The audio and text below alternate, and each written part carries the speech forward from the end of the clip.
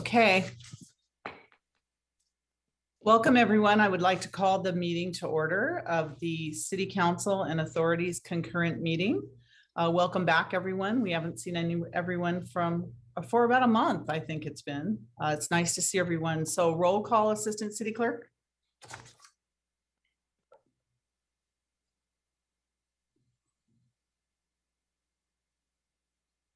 Bear with me, it's been a month.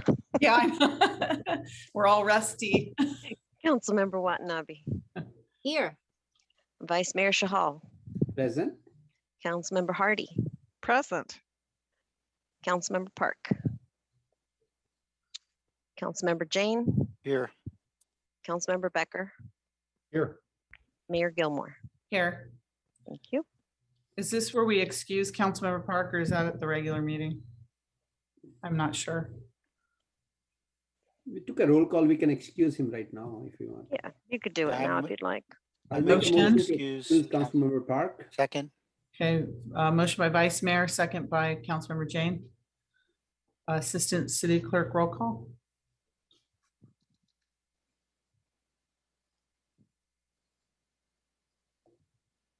Councilmember Watanabe. Yes. Vice Mayor Shahal. Yes. Councilmember Hardy. Yes. Councilmember Jane. Yes. Councilmember Becker. Yes. Mayor Gilmore. Yes. Thank you. Okay, we have, no, I don't think you read anything now, Nora, correct? It'll be at the regular council meeting. Yes, I can do it at that time if you'd like. Okay. So now we're going to go to public comment. Any public comment regarding the closed session items? We have 2 closed session items on the agenda. Do we have any member of the public that would like to speak on either of the closed session items? I don't see any hands up and I have no emails or e-comments. Okay, thank you. We will now adjourn to closed session and we will be back here for open session at 4 p.m. Thank you.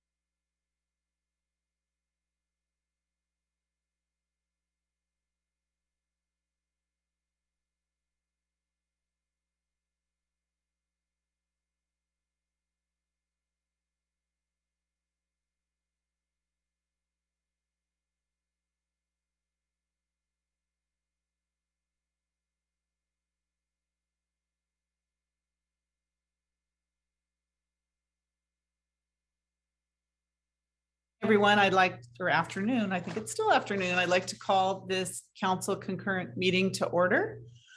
Could you please stand for the Pledge of Allegiance and remain standing for our statement of values?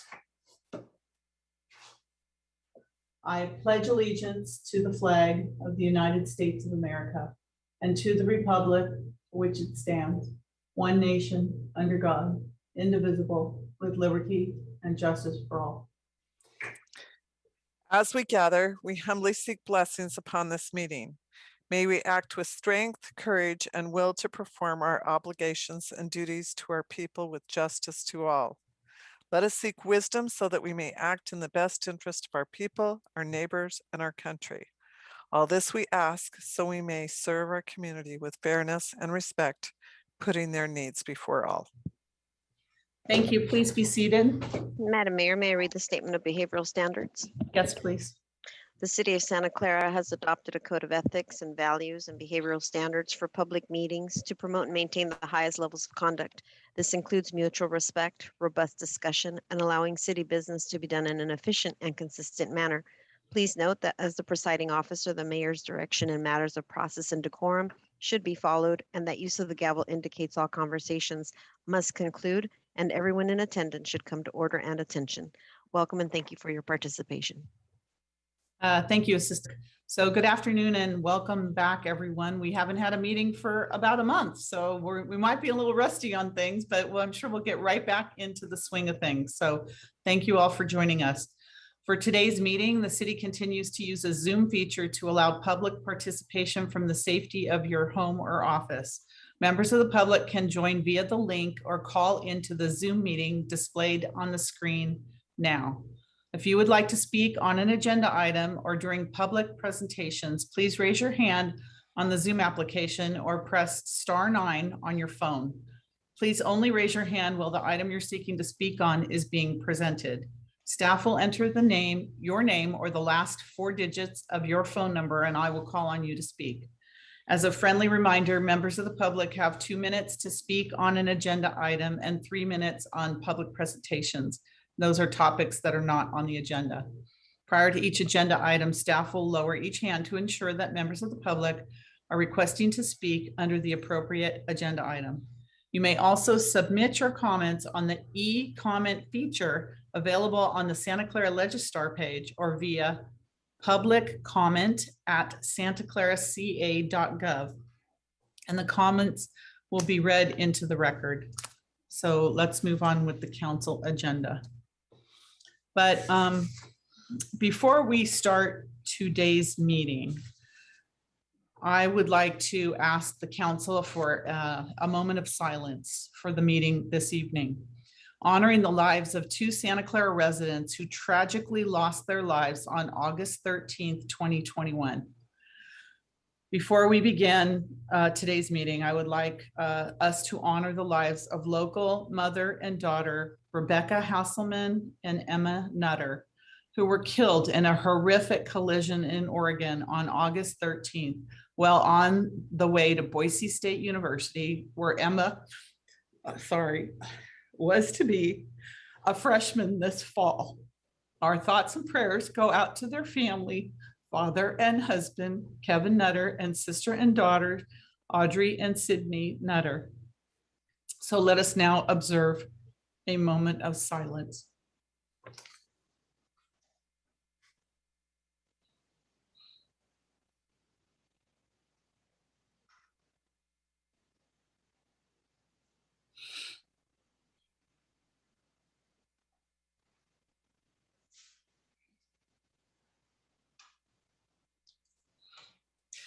Our thoughts and prayers go out to this family. I'm sure so many people can relate. Now's the time that I know many of us, including myself, are driving their kids to college, some for the first time, and to have something that horrific to happen to our Santa Clara residents is just awful. But our love and prayers go out to this family. Thank you. Okay. Reports of action taken in closed session, City Attorney. Thank you, Mayor. Council took no reportable action in closed session. Thank you.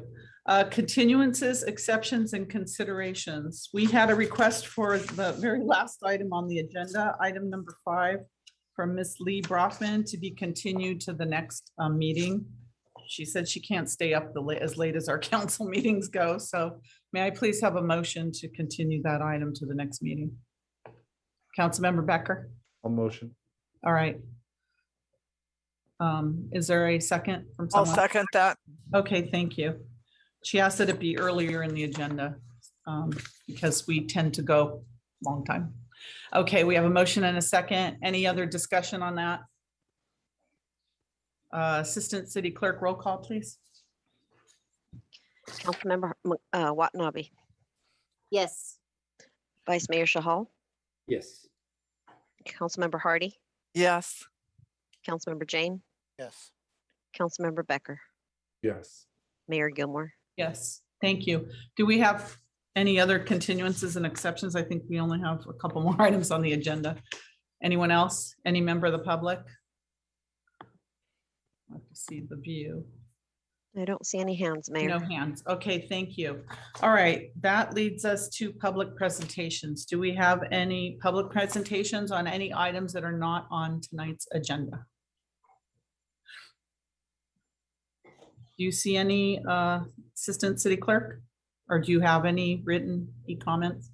I don't have any, and there are no hands. All right, thank you. So we're moving on to our public hearing general business. And that's the purpose of today's meeting, which is a check-in on our 2021 City Council priorities. So I'm going to turn this over to our City Manager, Deanna Santana. Good afternoon, City Council, and welcome back, everyone.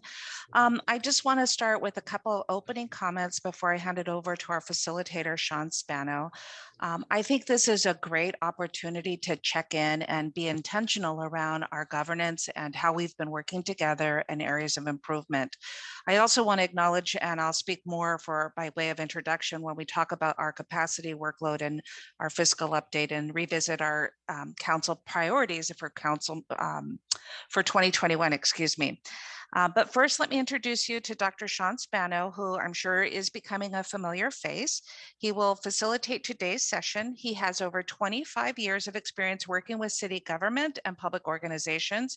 He is a specialist in designing and facilitating public forums, meetings, training workshops, and offsite retreats.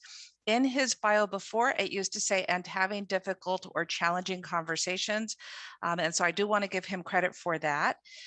He will facilitate our session, and he also helped us with our February 2021 session, which is good for continuity.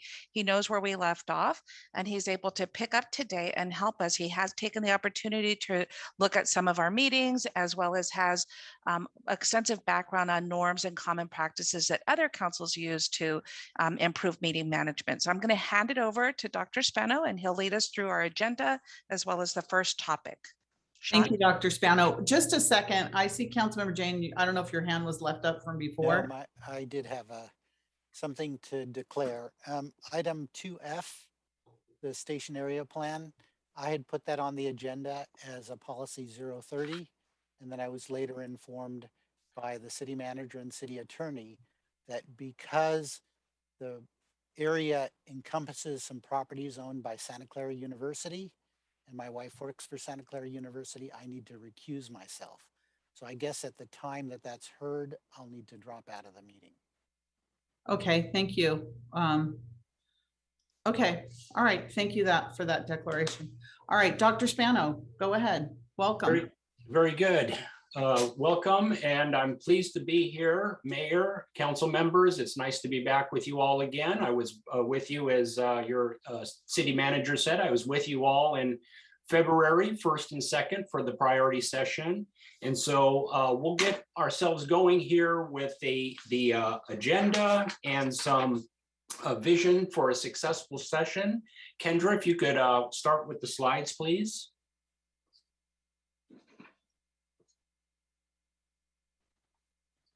And we are ready to go to the, yeah, perfect, excellent. Okay, so welcome and check-in and overview. And so as City Manager Santana said, this is a check-in from the February full priority session. So as a check-in, the focus here is about providing an update for you council members, providing an opportunity to assess progress on the priorities that you identified in February, and affirm for staff moving in the right direction, and for your fellow council members moving in the right direction. Are there some course corrections that need to be made? And then getting ready for the full next full priority session in January or February of 2022. This is really an opportunity to see where you are, assess progress, and it's not an opportunity to be changing your priorities or adding a lot of new priorities that will come in the session in 2022. We did talk a bit in February about city council norms, and I'll want to provide an update when we come to that point in the meeting. Also want to include in, and this is from your Ethics and Governance Committee, some items around meeting management procedures. And so we're going to separate out meeting management procedures, and we'll talk about those a little bit, and then norms for civility and collegiality. And then we will review the priorities that you all identified in February. There's different categories, and there'll be updates from staff on how progress is being made in those areas. And then we'll hear a couple different staff presentations, one fiscal update, streamlining measures, and then one on organizational capacity. At that point, we will circle back to the council priorities and hopefully get affirmation from council that the priorities that are currently being worked on are the right priorities. We will then wrap up in any council questions or comments we have at the end, and then again, get ready for the next full priority session in 2022. Next slide, please. When we did the February priority session, I had the opportunity to conduct one-on-one interviews with all 7 of you in January of 2021. And we talked a little bit about the priorities. I was asking questions about how council dynamics are working, how council staff dynamics are working. And the last question I asked was, what is your vision for a successful priority session? And this is a summary of what you told me, and we're going to carry that over from February to our August check-in session. Elicit the range of views from council, hear from all council members. Encourage listening and understanding. Clearly, you all very competent and passionate in terms of speaking, bringing in the other side of communication. Encourage listening and understanding. Generating solutions, promoting civility, and working towards agreement and consensus as possible. A really great list. Call those ground rules, some principles for priority sessions. Excellent list of principles, excellent list of ground rules. If we could go on to the next slide, please. Okay, let's move on to our very first major topic. And as I mentioned, meeting management procedures and norms. And I'll set that up with the next slide. 2 areas. 1, structural and procedural practices to improve meeting efficiency. So I have, and I'll share with you in just a moment, I have a list of best practices that I've derived from research that I've done, working with other councils. These are some practices that some councils have adopted and some councils have considered adopting. So it's a list to really help improve meeting efficiency. And we'll take those up and then hear from council on whether there are some of those ideas that you would want to pursue and adopt. The second area are norms to facilitate meeting civility and collegiality. And there's really a difference between these two.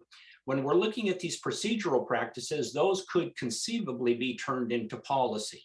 For example, one of the items that you all were thinking about was meeting times, start times and end times for meetings. That could be codified into a policy.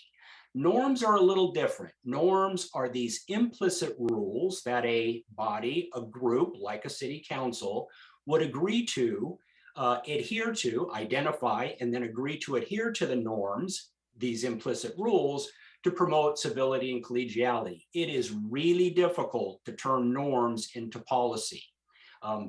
Classic norm, respect, show respect for your colleagues. That looks different to different people, and it's very hard to pin that down into a policy.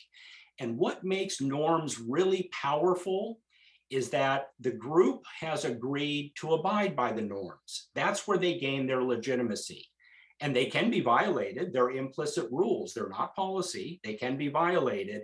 And to the extent that the body, the group, the council agrees to adhere to the norms, that gives them the power and the legitimacy. So it's really up to you all to decide what norms you want to adopt, and then to monitor yourself to ensure that you are in fact adhering to those norms. So I'm going to stop right there before I get into those best practices that I'm really looking forward to sharing with you all, and ask these two questions here. Where has council been successful and what needs improvement? And just to set the context for this, I had mentioned in February, we talked a little bit about council norms, and going back to the interviews that I did, one of the items that you talked about from the summary was now this is going back to February, and actually the interviews were conducted in January. The political climate is challenging, coming out of a difficult election, potentially creating obstacles for council to work productively together. So that was back in January. I've observed some of your council meetings, several of your council meetings since then. And I would say that that assessment that the political climate is challenging has held true. And you've done some great work. Santa Clara has, as a city, has moved forward in COVID, and really a lot of success in a very difficult health climate, budget climate, social climate. And at the same time, I see some opportunities for improvement on council, having observed some of your meetings, both in terms of meeting efficiency and norms around civility and collegiality. That's my outside assessment. That's my 2 cents. Let me open it up to council and ask, where's council been successful in terms of meeting efficiency, civility, and collegiality over the last 6-7 months? And what needs improvement? And we'll just do a quick snapshot here before we get into the best practices. You can just jump in with your comments. If you want to raise your hand, we can do that. I'm happy to call on you as well. Mayor Gilmore. I'll just start. I think we've been successful in dealing with the pandemic as a council. I think we've all, for the most part, agree on pandemic related issues and how we best need to serve the community. I think that that's where we have worked very well together in terms of that. What needs improvement is the rate at which we need to get business done is just really slow. And I think maybe the learning curve was just so high. I don't know, but the fact that we can't finish a meeting, I think that's where we need improvement. We have to have improvement, because the city of our size, with as much business as we need to get done for the public, we cannot keep deferring things over and over. I think we may have only completed one meeting on schedule in these last several months. So I think that we really need improvement on meeting management, and I'm a part of that too.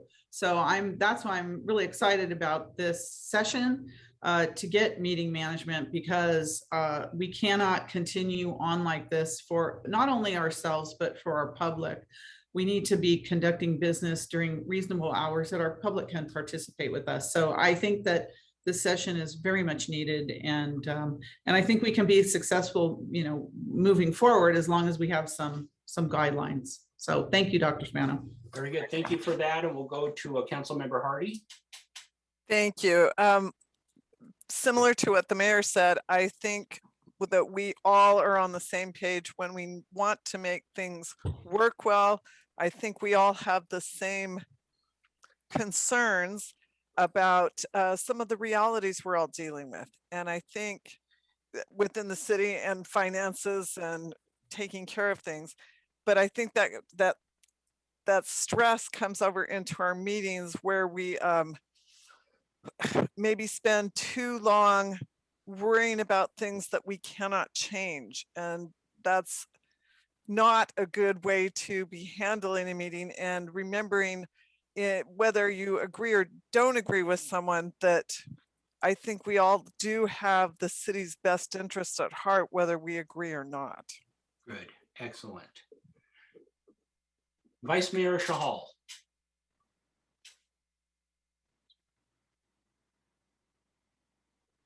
Sorry, I was on mute. Thank you, Sean. Yeah, welcome back. Yes, we did, I think, fairly tremendously well taking care of the COVID-19 situation in the city. And council were almost unanimous in making all those fiscal as well as other decisions we had to make. So that was a good part of it. And I do agree, there were instances when the council meetings were going long, but I know we already discussed this thing in the governance and meeting, that if we get the agenda at least a week before, and some of the basic questions of different council members, especially when you are new on the council, you have more questions. And if we can have those questions answered during that period of 1 week before the council date, it will definitely improve the time management of a particular meeting. So, and I know there have been some very energetic discussions about some of the topics, and even our code and ethics demands that we have to have energetic discussion. And I wish we can be more positive in accepting others' point of view, and that I would suggest, like, even if we have a discussion, let's take it in a stride, that there can be a difference of opinion and we all have to listen to each other discussions. But if we can have an agenda released sooner, that can help us to a large extent for our time management. For the time being, I'll keep it to that. Thank you. Very good, thank you for that. Other reactions to the questions from other council members? Yes, Councilmember Becker. Well, I think the council has been successful in, I think, getting together at community events, even though we've been through a lot of what COVID has been going through lately. I think we've been successful at being transparent and being open with our public. I think we've been very successful in communicating with our public. I know that every council member here, including the mayor, is very open in dialogue with their residents. And I think that's a great thing to have for here as being part of direct democracy. What I think needs improvement is the stop of the finger pointing, the grandstanding of long-winded conversations, delaying items just because we're afraid to even talk about it. Things like that, I think, are where we need to improve. And I think also to the point of where we have to get political, I think that's something that we need to start cutting out more too. But as for meeting management, I think, going back to, I was at least 25 years old. That was over 10 years ago. I was watching meetings that went until 2 o'clock in the morning. I know council members that told me back in the 80s, meetings went till 2 o'clock in the morning. So there's meetings that went a long time. And I know at the time there was a lot about stadium issues too. During the mid 2000s, also the 2010s. So when we go late meetings like this, it's not, I don't think it's not meeting manager. I think we're in a learning curve. We're trying to find our flow. Yes, meetings haven't finished, but I think the meeting management is going to come down to, we got to find the right pace, got to stop, grandstanding, or we start repeating questions over and over again. But then again, we are only 8 months into our term. Most of us, 3 of us, are into our term. So I think it's been a pretty good learning curve. But overall, long meetings are nothing new. This is something of the past, but I think we could do a lot better in this. Excellent, very good. And if it helps, Santa Clara isn't the only council that has long meetings. Many other cities do as well. Any other opportunities from other council members? No expectation, but if you have any comment, we'll just leave the door open here. Okay, yes, Councilmember Watanabe. Thank you, Dr. Spano. I will agree that where the council has been successful is definitely during the pandemic. We have had a lot of good successes that have actually been models to other cities, and for them to learn from. And so I think that's a real feather in our cap for the city of Santa Clara in that respect. What needs improvement, and there has been some discussion about this, definitely meeting management, and the length. And it's not just how long the meetings are lasting, but the impact that it has on the city staff. And I've addressed this in the past as well. I mean, there is a lot of work that goes into putting our agenda packets together and making sure that all of the documents are available. So frankly, asking for the documents and the meeting packets a week in advance, I would have to defer to the probably the city manager, but I think there have been comments made about what exactly goes into putting that package together, and it is very time consuming on the part of the staff.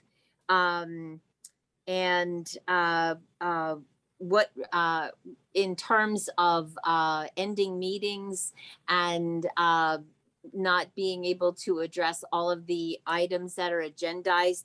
I mean, tonight's meeting is actually a perfect example, because we have 3 items that have been carried over from May 25th.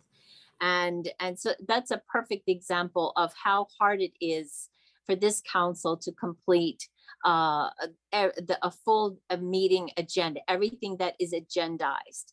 And now here we are looking at something that's May, June, July, August, 3 months later, that we're trying to now look at and hopefully resolve tonight. So I mean, that's definitely an area that needs improvement, and it's going to take some I think it's really going to take some work. But again, we have to take into consideration our staff and the impact that all of this has on them as well.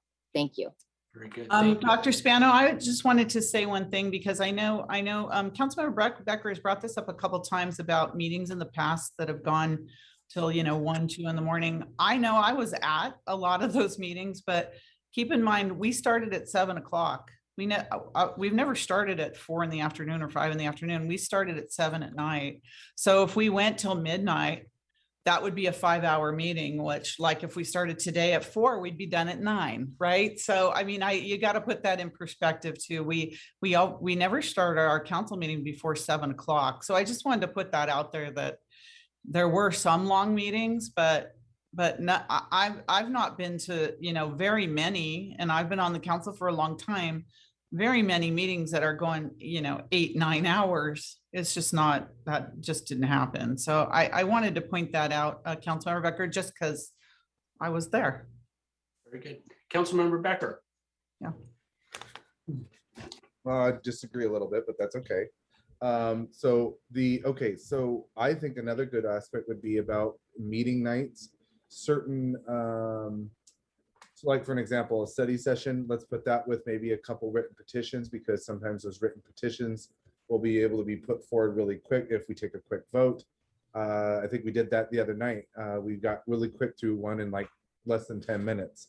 Well, 2 petitions. So I guess it's gonna come down to, let's start also arranging our meetings with certain loads based on study sessions, written petitions, and then the heavy hitting stuff that a lot of residents that want to really be there for can be there at the very beginning of a meeting.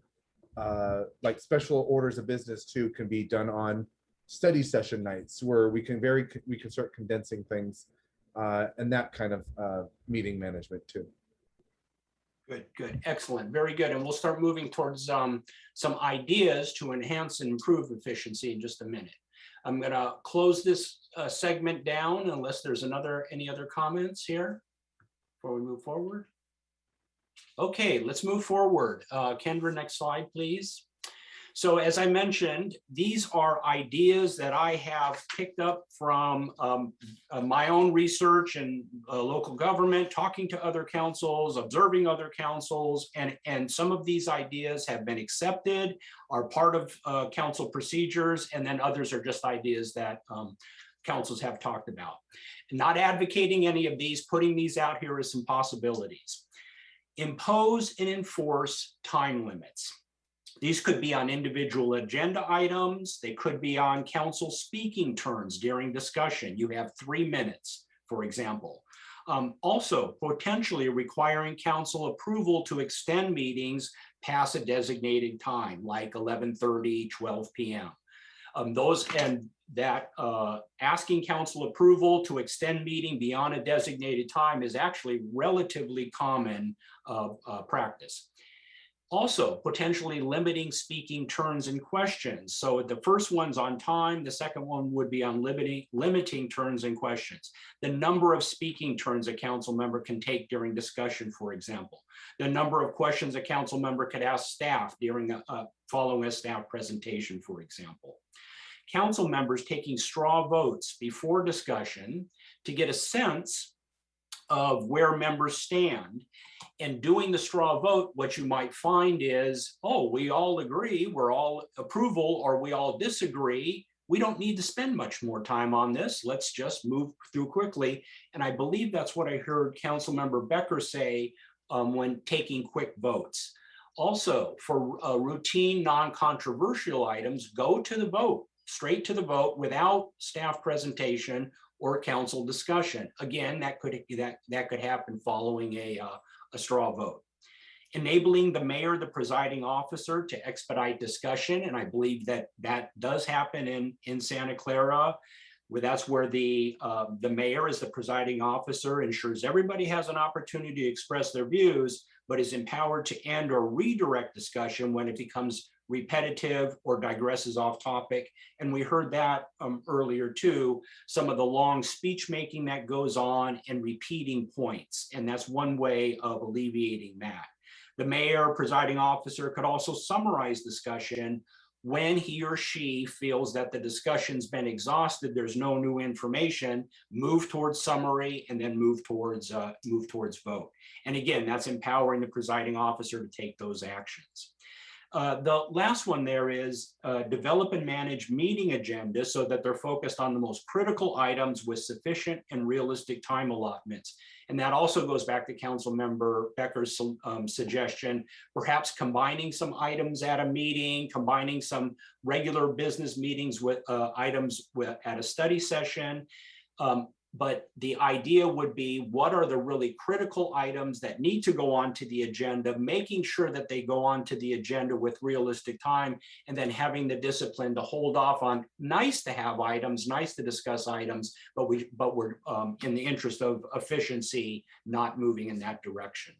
So I do know that the June 7th Council Ethics and Governance Committee had suggestions about meeting start and end times. There's some information about that in your packet for this meeting. Not sure if you want to pursue that.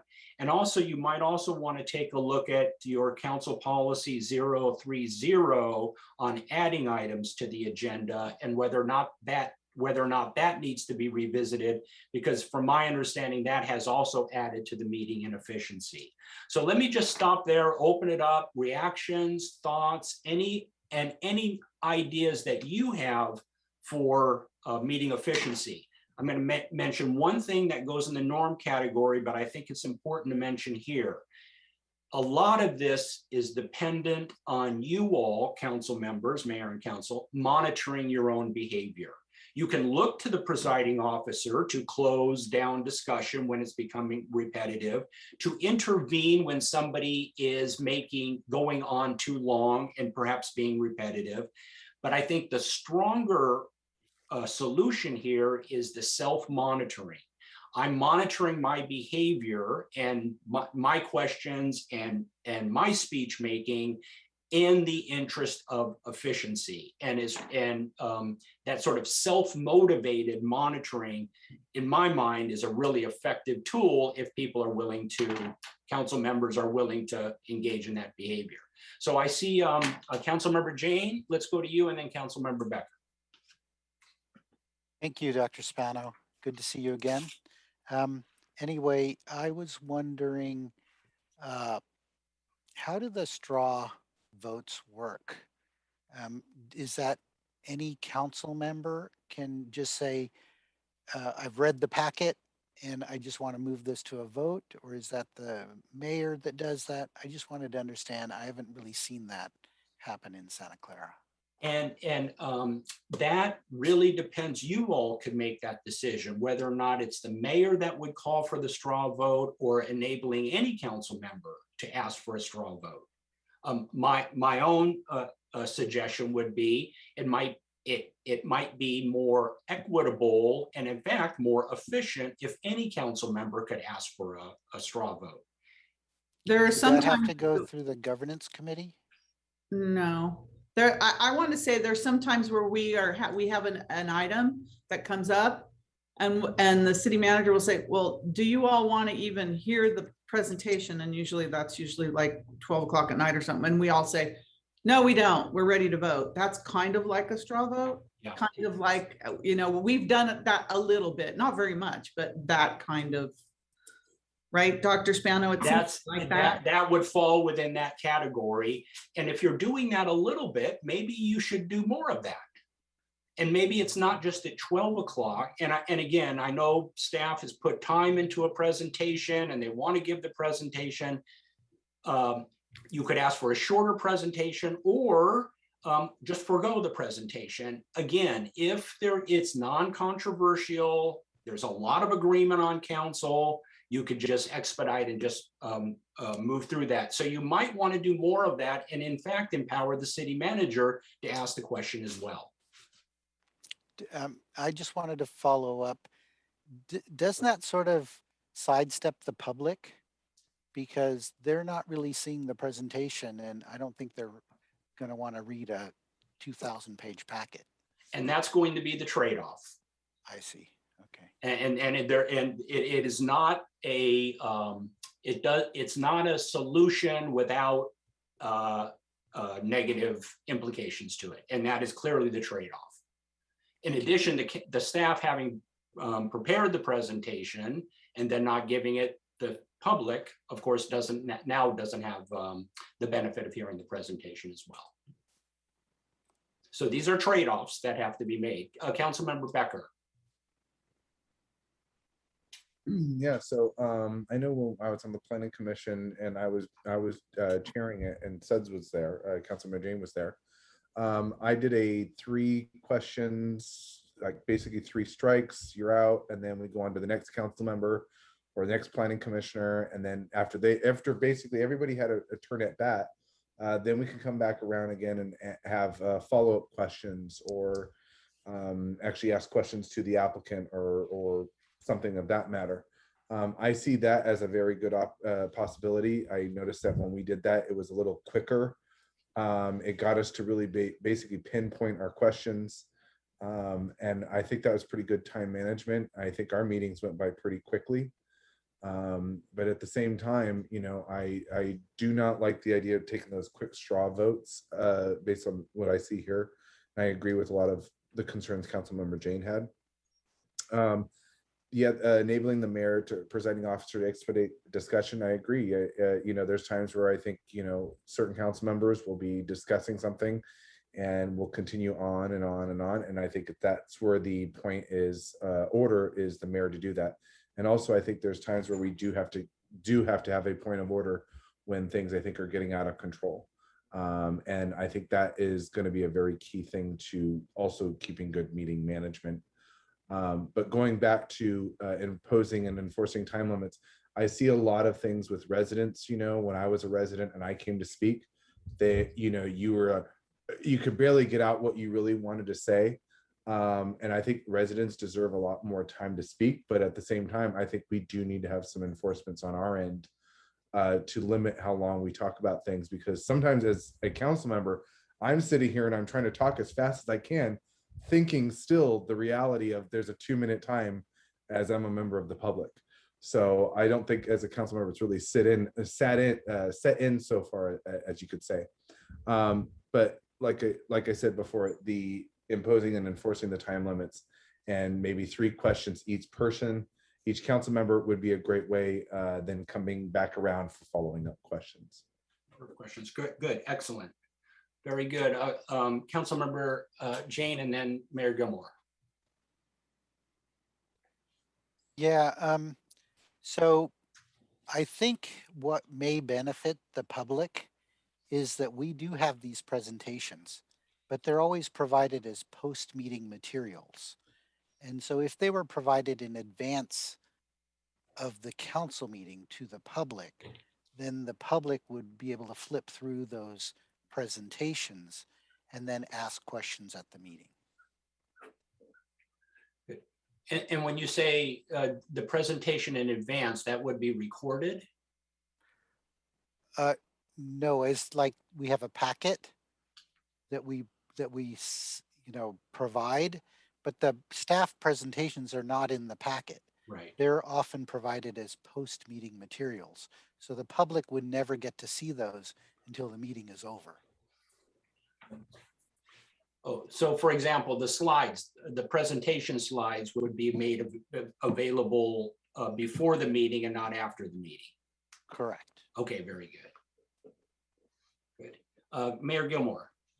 Thank you. I think some things that I've noticed in the last few months is that, number one, council members do not need to speak on every item. We don't. I think that's sort of obvious because our audience and the people that we're talking to are our public. And the more we talk, the more we turn them off, I believe, that they don't even have, they want us to listen to them as well. And when we spend so much time on items and getting down into the nitty gritty, down to typing typos, we lose them. And so I think that we have to be more efficient with ourselves, myself included, more efficient with ourselves to get our questions out and points across to allow our public time to give us testimony on these issues. And I don't think we do a very good job of that. So, and I think maybe people think they need to speak on every item, but they don't, or multiple times on an item. And I think that's another issue that we have to deal with, and we need to put limits, not on our public. I think that what we have there are on items, but we need to put limits on ourselves. I think that will help tremendously, because we have items where we have council members that will speak 5, 6, 7 times on the same item, and they'll speak after each person speaks. I know sometimes I speak and then there'll be, 5 people that have to speak every time I speak. So I don't think it's necessary. I think I'm interested in what Councilmember Becker said about Planning Commission, because I always thought if an item comes up, we should each be able to have, a chance to ask questions of staff on the staff report. So I think that's, one time, get your questions, do your homework, read your packet. A lot of times the questions are on things that are already in the packet. So, do your homework, get as much out ahead of time as you can with staff so that it's efficient for our public. And then, we have the public testimony, and then we should have another crack to say why we are voting the way we're voting. If you want to, you don't have to, but just to say, why we are voting the way we're voting.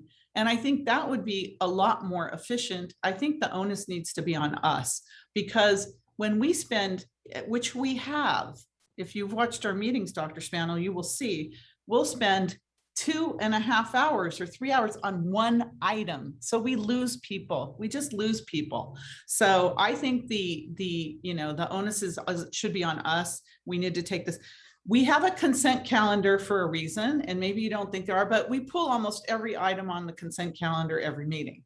So therefore, we're getting into so many details of things. you know, and which is okay. But again, there's a lot of questions on things that are not in the packets, and that's fine. Try to get them, you know, done ahead of time. Maybe the staff can give us a report on the questions that were asked and answered for our public's benefit. But if you're pulling every consent calendar item, we can't get through meetings and we lose people. And I think that's what I'm trying to say. I'm repeating my own self. We're losing people. People are talking about our meetings. We're losing all kinds of people, and they can't stay up late. For most people, we have jobs. I have a job. Other people on this council have jobs. They have families. You know, they'll watch us for, you know, maybe a couple hours, a few hours, but they can't start at 4 and finish at midnight or 1 o'clock in the morning. They just can't. So I don't think we're serving our public well if we can't move efficiently, get our comments, say our comments efficiently. So I like the idea of, you know, maybe twice of each council member. That's 14 times, right? 14 shots if everybody wants to speak on an item, you know, and maybe we'll be able to get through something, but at least allow enough time. And I'll tell you, that's why I can't wait to go back in person. I'll tell you, our public wants to make sure we're paying attention and listening to them. So I'm excited to go back in public so they can see us paying attention to them, because I think it's important that, you know, we're present when all these things happen. But I think I like the ideas of limiting ourselves with turns and questions similar to what they did on the Planning Commission. I think that's a great idea. Thank you for giving me the time. Jump in. Other comment? Go ahead, Councilmember Watanabe. Thank you, Dr. Spano. Now, I just want to add that I think a lot of the issue comes down to trusting our staff. Again, just going back to the staff. I mean, our staff is always prepared when they come to meetings. They have the documents for whatever presentation they're going to put forward. But I think that a lot of times when you hear our staff being second guessed, obviously that you know, the questions are repeated over and over again to the point of ad nauseum, that it just shows just a disrespect to the staff. And we need to, as a council, understand and respect our staff and know that they are the experts, and that I mean, they work for the city for a reason. And I think a lot of more credibility needs to be given to our staff to, again, because they're prepared in a way to make our meetings efficient and to be able to answer the questions so that we can get through things quickly and move ahead. Good. Excellent. And I'm jotting down notes here, and I'll summarize these when we come to the end of this segment. Councilmember Hardy. Thank you. I was just thinking, self-control is the best way. And I found with the BPAC that when we went around and each member had their say, and before we engaged with the staff member, whoever that was, so that they weren't answering the same question over and over again, that everyone had their first turn, and then staff had the ability to explain or follow up after that rotation, and then really limiting ourselves unless something very important has come up within that discussion, being real clear that, okay, we can go on.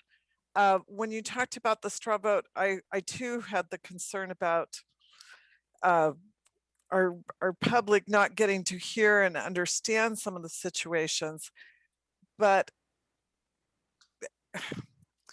with the straw vote, this is what I understood as the mayor said, this is what I understood the consent calendar was for. And that would be non-controversial routine items, and only pulling those when it is really important to discuss something instead of just getting a question answered would be my concern. Thank you. Good. And just so I'm clear on this, council member, that following the staff presentation, you'd hear from each council member and before the questions to the staff member.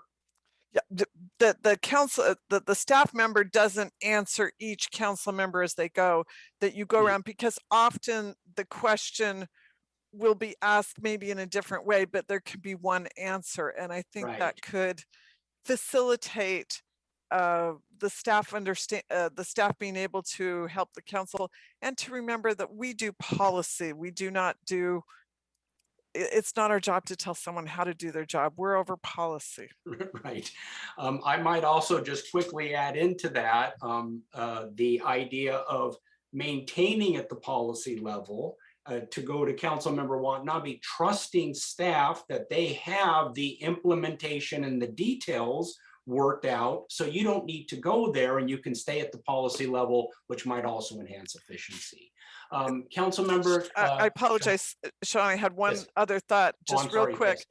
because I've heard this, we need the information sooner, and with the staff, the reality is that's not possible. I just wonder if there's very long reports that have been not done by our staff, but that are part of our understanding and need to be read. Getting those on Thursday or Friday are very difficult when there's hundreds of pages. It's just those reports that are done from outside situations, maybe being able to get those ahead of time. That was Okay. just one thought. Thank Okay. you. I apologize. No, that's all good. Council Member Shahal. Yeah, thank you, Sean. So I agree, like some discussion on policy matters is required, and that's why we are elected to be in the council. And that's a healthy discussion to make a better judgment on the part of policy making from the council. That's the first point. And second point, I do agree with the straw vote scenario. If we can have those presentations part of the agenda, it gives us more transparency, because a resident can see, okay, this presentation is here. And if they have a question, they can speak about it. And if all council members have gone through that, it gives them an idea, okay, this was a staff presentation and we can make a vote on that. But adding that presentation to an agenda item would help. Very good. Excellent. Mayor Gilmore, and then we'll go to City Manager Santana. Thank you. I just, I wanted to, as I'm listening to everyone here, there's just sort of a sequence that I think might be great. This is kind of what I was thinking based upon what I just heard. So when an item comes up, this is hypothetical, we have the staff report. Then we go to each council member. Because what I've noticed too is a lot of times our staff is answering the same question like multiple times, right? So I like that idea, what Councilmember Hardy has talked about with BPAC, right? And I'm thinking, and I was always thinking in my head, were you not paying attention? They just answered that question. And then I see they're answering multiple times. So that would get rid of that, right? So if we go the staff report, then each council member, and again, you don't have to speak if you don't want to, only, this is your time for all the 7 council members, to speak and ask questions.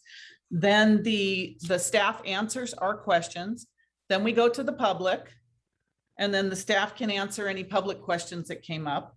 And then we can go back to each council member and they can explain their vote like one time. We go through if they want to. And again, you don't have to speak if you don't want to. We have council members in the past that never spoke, that just would say, read my light, right? We know who those are, but then if we have sort of a sequence like that, then it would save time. It would save the repetitiveness, and we could have some, a sequence to follow that would make us really,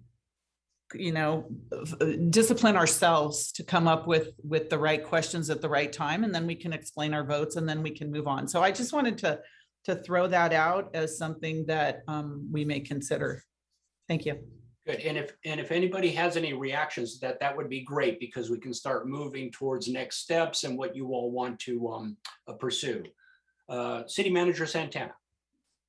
I just wanted to pick up where Councilmember Hardy was commenting on, and that this is a policy-making body. It is not an administrative body or an operational body. And in other cities where I've worked in, the council is very disciplined with each other about when there's questions that go into the administration or operations, they hold each other accountable, recognize that the council member themselves needs to pull themselves back up to the policy level and keep the council working at the level that it was elected to do. I think that would be a good discipline and a time saver, and still allow for us during our one-on-ones to talk about operational or administrative issues that the council may have. The other is the PowerPoint presentations are a restatement of the council report. So I just want to mention that the value add is very low in terms of the measure against what it would take to move the organization to put the PowerPoint in the packet beforehand, and that we just take from the report and make it into big font on PowerPoint slides. And so there is no new information. And I would just ask for the council to consider whether that's a true value add when it's already in the staff report itself. Okay, Councilmember Shahal.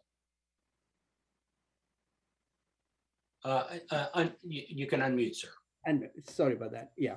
So I thank you, Deanna, for your comments. And I would say, because of transparency from the resident point of view, because that's a summary of the whole text of maybe 100 pages or 200 pages. So it does, to me, maybe I'm in a minority, to me, it makes sense that a resident can go through that 20 pages slide or 10 pages slide and have a much better idea of the whole item. So that's why I wanted to be making a part of the agenda item. Thank you. I get it, like a Cliff Notes version. Yeah. Yes. Okay, that's clear. Thank you. And do your staff reports have an executive summary? They do when they're long reports. Yeah. I believe the rule of thumb is after 5 pages, we do provide an executive summary. Very good. Excellent. Councilmember Becker. That was the perfect word, was Cliff Notes, because there's times where when I was a resident or even just regular residents I used to talk to would be like, there's just too much going on. There's just too much to understand. Can it just be simpler? And if it was possible to have some kind of slideshow available for residents, even before the item or even after the item, to be on the website somewhere so that they can research that, that really helps people, because it's, what's the term, user-friendly is what I'm thinking a lot of. Okay, any other comments here? I'm gonna summarize what I've heard. Okay, the straw poll does not seem to have a lot of traction here with council. What is a possibility is imposing time limits on comments or questions, or the number of questions or comments. Similar, using the Planning Commission as a model there. The mayor had mentioned a protocol that took into account hearing from council members, initial comments before individual questions, hearing from all the council members, and that sequence of staff report, hearing from each council member, staff questions, public comment, and then vote, and you can say why. That's worth pursuing. It sounds like it has some possibility. The staying at the policy level and out of not getting deep into the operational administrative details. Another monitoring question, I think that can be very helpful. Not needing to speak on every item and feeling free, taking permission to pass on those items, and not polling all the consent items. The expectation would be you will not pull a consent item unless there's a really good reason for doing that. And then the last one was staff presentation slides made available with the agenda, with the packet before the meeting. So those are the ideas that I heard that sounds like are worthy of further exploration. Let me get some responses to that, and we'll go to Councilmember Jane. Yeah, in the past, city manager had asked us to provide questions by Monday morning to the staff on the packet. So we were kind of forced to read the packet from sometimes Friday night to Monday morning. And I would provide a number of questions and they would get answered in writing, and then I wouldn't pull the item. But we've changed our policy now such that though we don't get those written reports in advance. And so now, even for the Loyalton project this afternoon, I had 5 questions which will be answered live. So there's been a policy change. Very good. Mayor Gilmore? Yes, I just wanted to say, I don't know if we're going to decide tonight, what these things are and support them, or I'm hoping we can do something so we can start this next half of the year with, with some new policies for us to follow ourselves. But I also want to say, because there's a lot of experience on this council from different, areas of life, in terms of people, having experience. Like, I think I'm experienced in real estate, and, other people have their own specialties. But I want to remind people too, that we have I think Councilmember Watanabe said it, but we have a professional staff that is here, that's who I listen to. And I know we have council members, and I don't want to call anybody out, but that do PowerPoints and everything for us, but that's not who I'm looking at or who the public should be looking at. It's our professional staff, and you can agree or not agree. You can vote yes or no on whether you support the professional staff. But I think that keeping ourselves at the policy level up here has been difficult for this council, to keep it up here, because we're supposed to have the grander vision of everything, and our professional staff brings us, the information that we need, that we can rely on or not rely on. I guess that's up to the individual council member. But I think those lines are blurred. They're blurred too much, and some of people think that they know more than our professional professional staff, and maybe they do in some point. But I'm just saying that I don't rely on anybody's PowerPoints or anything when I'm getting information from the professional staff. So I and you talked about, holding ourselves accountable or calling someone out when they're going into that's difficult, because then the council member gets mad if I say, oh, well, that's operations, that's not us. Then they'll jump on me and say, oh, no, we have a right to say what we want to say. So that's not been an easy thing, because I see those lines so blurred with this council. So I don't know how to effectively, and being, collegial in the situation, when I see that we're going into operations and we're not governing. So maybe you can provide some insight into helping what the difference there, because I think we're down a slippery slope in terms of the blurred lines. And I'll just interject here. When I go into a city government and I'm assessing the quality of the organization, I look for 2 things. I look for how does council engage with each other? What's the dynamic on council? And then what's the dynamic between council and staff? And in my mind, the cities that are efficient and effective have a partnership with staff. And it's a partnership that respects the roles of both entities. And problems, in my mind, problems happen when staff starts getting political. Staff starts being, assuming they are the policymakers, or getting into the policymaking, decision-making.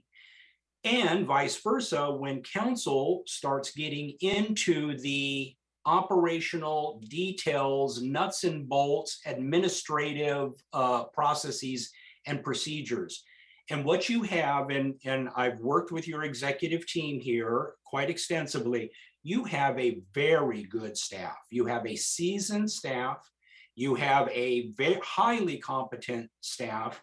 And I would encourage you to, in Councilmember Watanabe, to trust staff that they've done their disciplinary work, and ask questions that enable you as council members to make those policy decisions without questioning or having to do the work that staff has done, because the staff has done the work And my estimation is 95% of the time they've done it well and they've done it right. So let me just put that out there as a way of engaging. I see City Manager Santana jump in. Vice Mayor Shahal had his hand up. I would defer obviously to the Vice Mayor first. Go ahead, Vice Mayor. You can go ahead anyway. Yeah, I do agree with the comments from Councilmember Jane. Like when we had that policy of getting answers in advance, that saves us the time, meeting time, versus if all the answers, let's say some council members submit 2 questions, 3 questions, 4 questions, and if all the answers are to be answered in the meeting, it will prolong. And some of these questions are related to policy making. Like, it's not that we are challenging the staff. No, not at all. Because as a policymaker, you have to look at the both sides of the situation. What if this? What if that? So those questions can be very relevant in our decision-making process. So I will again come back. If we can get those questions answered before the meeting, then we may not even raise these questions during the meeting. Yes, Thank yes, you. exactly. And I think that's also very good practice, is asking the questions in advance. And I'm hearing the tension here between wanting to be able to have the information, to be able to ask the questions with sufficient time, and then not having the information, the packet in advance. And so then you're not able to ask the questions. So then of course you're forced to ask them at the public meeting. So there's a clearly a tension here. And that's the reason I did request during the governance committee meeting, we can postpone one meeting to 1 week after this time schedule, but let's post the agenda around a week before so that we can eliminate all our questions. And going forward, like we can have a lag of 1 meeting, but going forward, if the agenda can be released 1 week before, that will really help us in planning this thing. Yep, very good. Thank you. Thank you. Yes, City Manager Santana. Thank you. I want to get back to the discipline around holding ourselves accountable at the policy level while in a legislative board meeting or council meeting. I think that's important. I also want to get towards the comments of the trusting our staff. I agree that we have a very committed and very professional and skilled staff. In fact, I've joked often about, other cities reference where we have the A team, and I truly believe that we do. I don't want to leave unsaid, though, that we oftentimes walk away from a meeting being criticized. And I personally have had to call out when my intelligence or my skill set has been attacked or criticized. That changes how staff feels when it comes and testifies and presents in front of the council. They see, when they see their city manager or when they see their colleagues being criticized, it does impact how the next person comes and whether they feel safe in providing a presentation and whether the same will happen to them. It's just human nature in terms of people being in their profession and experiencing that. I do think that a conversation needs to touch on that because frankly, the organization at many levels is bogged down from that. When it happens at their director level and you have analysts and other people watching what's happened to their director, it impacts how we feel about mobility within the organization, employment with the organization, and frankly, around the council dynamics. I want to touch also about the questions. The questions were developed during a time when we were trying to shorten our meetings even more. And it never really worked as a tool. In fact, what we found ourselves is, as it never worked, we found ourselves consumed on Mondays with trying to track down the responses to the questions, publish the questions before the end of the workday, and still prepare for the Tuesday presentations and the Tuesday council meeting. It hit its head when we had, I think it was 13 meetings back to back weekly.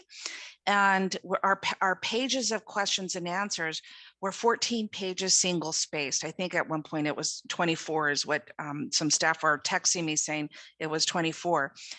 but that was counterproductive for us in that a tool that we had created to shorten our meetings and answer questions in advance became almost another council packet with attachments that we were putting together early Monday morning and canceling our meetings on council directed items or advancing council directed work. And so I would caution that re-implementing that, we would have to take an assessment and say, is this really doing what it was intended? And what we found is it wasn't. We were still getting questions. We were still going for 9-hour meetings. The questions were and the responses were getting longer, and staff was changing their whole Monday workday and orders of priorities to accommodate those questions, which in the end did not accomplish the goals. Other comments, questions? Go ahead, Councilmember Jane. When I was getting answers in advance, I was not pulling as many consent items.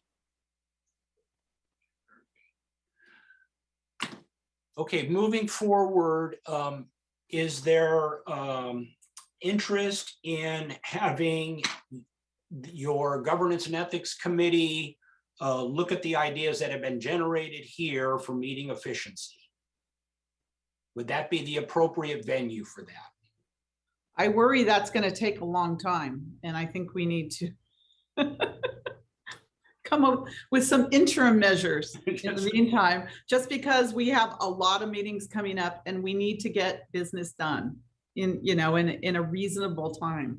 So I'm okay with that, but if we can at least adopt some interim, and maybe we try something out and see if it works. In the meantime, when's our next governance meeting? Isn't for a while. I feel like we just had one. I don't know. Okay, let me go to Councilmember Hardy, and then I have a suggestion here. Well, I'm wondering, it may be the same suggestion you're going to have, but it sounds to me like the mayor would like to make some kind of decision, and I would like to try the protocol that she talked about and see. I don't know if we need a motion or just ask for consensus. I would like to try that because I know for BPAC it has helped. Would you like, I could go over it again, just the protocol? That's fine. I just didn't know if you wanted a motion. I would like that, because I really, and we can see if it works, and we can also put it on our governance meeting. Then if it doesn't work, we can maybe, come up with something else. But staff gives a report. Council questions. Everybody gets a turn if they want to ask the question, and then staff answers the questions, because there'll probably be a lot of repeat questions. Then we go to the public, and then the staff answers to the best they can the public's questions. And then the council, we go to a vote, and council members, if they like, can explain why they're voting the way they're voting. And that's the protocol. Well, I would just, when you say council decides how they're going to vote, I mean, that's where the deliberation would be. Yeah. And you can say, I'm either going to vote this way, or I'm still waiting, I want to hear from everybody else before I vote. But you get another turnaround. Everybody gets a turn. And you don't have to comment if you don't want to. Yeah, you don't have to. Exactly. So I would make a motion to try out that protocol that was just delineated by the mayor. I'll second that for a trial. Thank you. Thank you.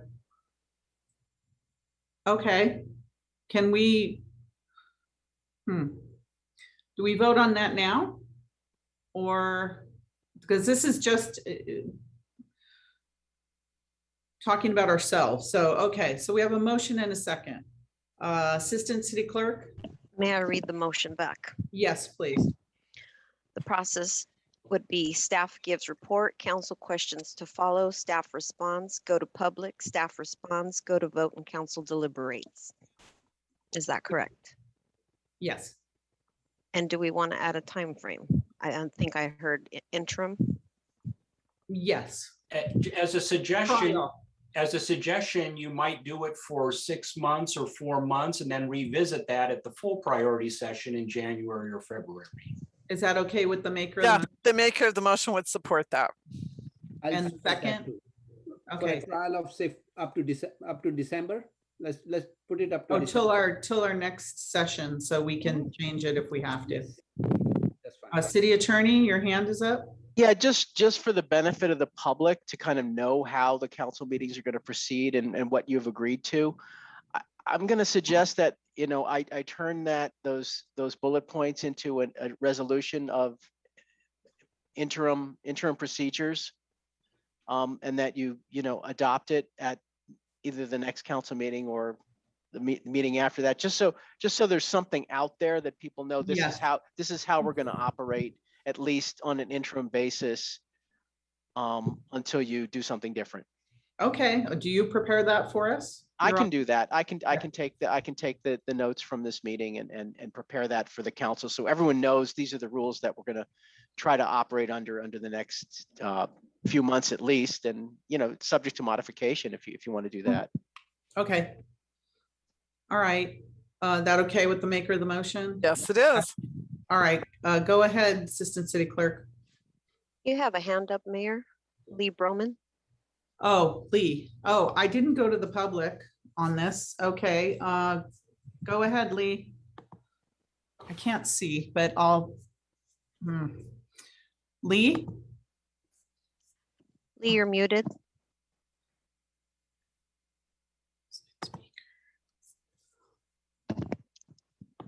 Lee, you're muted. Oh, I see now.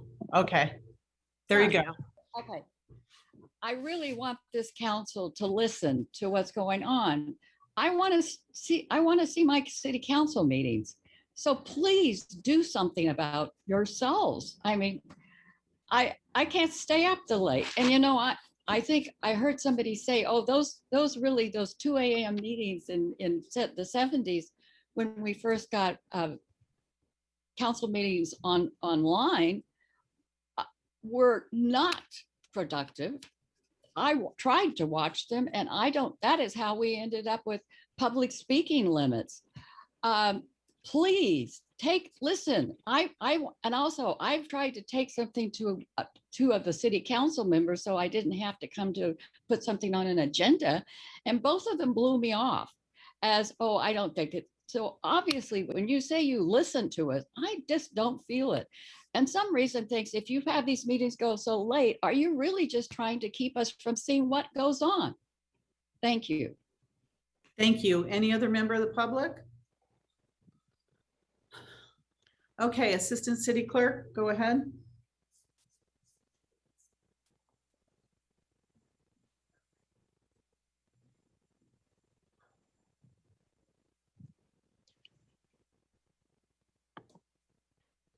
Councilmember Watanabe, Yes. Vice Mayor Shahal, Yes. Councilmember Hardy, Yes. Councilmember Jane, Yes. Councilmember Becker, Yes. Mayor Gilmore. Yes. Thank you, council. That passes unanimously of those attending. Dr. Spano, do we have more on this issue, or are we going on to B? Because I know there's at some point we have to take a break so that our professional staff can join us. But do we have still more items on this? I'm going to do one more item on this, and then we're going. Okay. Then we'll move forward. And this doesn't need a lot of discussion, but I do want to get these norms out and just to share those with you. And just real quick, Councilmember Hardy, my suggestion was exactly your suggestion. So we are aligned with one another here. If we could go, Kendra, to the next slide on council norms. Perfect. So I'm just going to walk through these very quickly, and these are norms that I summarized from the February, your council members, your February priority session. So remember, we did talk about council norms and how you all can work productively. We had a wide-ranging discussion, and I pulled out these norms. These are going to be friendly reminders to you all, and these are not the kind of, as I mentioned, not the kind of norms that are easily translated in the policy, but as friendly reminders to council, demonstrating respect for council, for your colleagues, for staff, for the community, and for the political process itself. This the negative behavior here is avoid chastising, scolding, embarrassing, or undermining your council colleagues or staff or the public, something that your city manager had just alluded to. Build collegial and professional relationships. Engage with your council colleagues and staff in a professional capacity, asking comments about the merits and nature of the issues under discussion, avoiding personal attributions or attacks. That leads into number 3, do not assume negative motives or make it personal. Separate the person from the problem, the issue, or the topic. I find it very helpful not to speculate or get too deep into deciphering the motivations of others. Manage differences productively. And we heard that from Vice Mayor Shahal at the very beginning. That's an area to improve. You're going to have differences. It's built into the political process. You should have differences. You have different constituencies. You're different people with different interests and values. How you manage those differences is absolutely critical. Avoiding polarization, divisiveness, and us versus them orientation. Vote and move on. Support the outcome of the decision-making process, even if your outcome wasn't selected, and supporting the decision-making process means affirming and validating the political process. It works, even if your outcome, your preferred outcome was not selected. Do what's best for the city, so important as cities move towards districts. Be accountable for what you believe is in the good for the city. And as you all mentioned at the beginning, you can assume that your council members are also doing what's in the best interest of the city. It may not be what you think is in the best interest, but from their perspective, it is. We've talked about this extensively on the meeting efficiency. Be prepared for meetings. And I know there's the question about the meeting packet and when you get that, but that ability to ask staff questions in advance and that using the meeting time to gather information that was available prior to the meeting is inefficient. And then the last one, which may be the most important one, monitor and adjust your behaviors for meeting efficiency. And this all comes into how you police yourself. Be mindful of time, be concise, direct, to the point in your questions and comments, focusing on the policy considerations and not getting into the operational issues. Avoid the long speech making, excessive talking, over participating, repeating questions or comments, or feeling like you have to comment on every single item. It's okay to pass has been mentioned several times. So I put that out there as friendly reminders. And what I just did there was summarize back to you what I heard you say were your norms going forward. So if there are any questions or comments or just reactions to that, we'll take those. And then when we're done with that, we're ready for a break.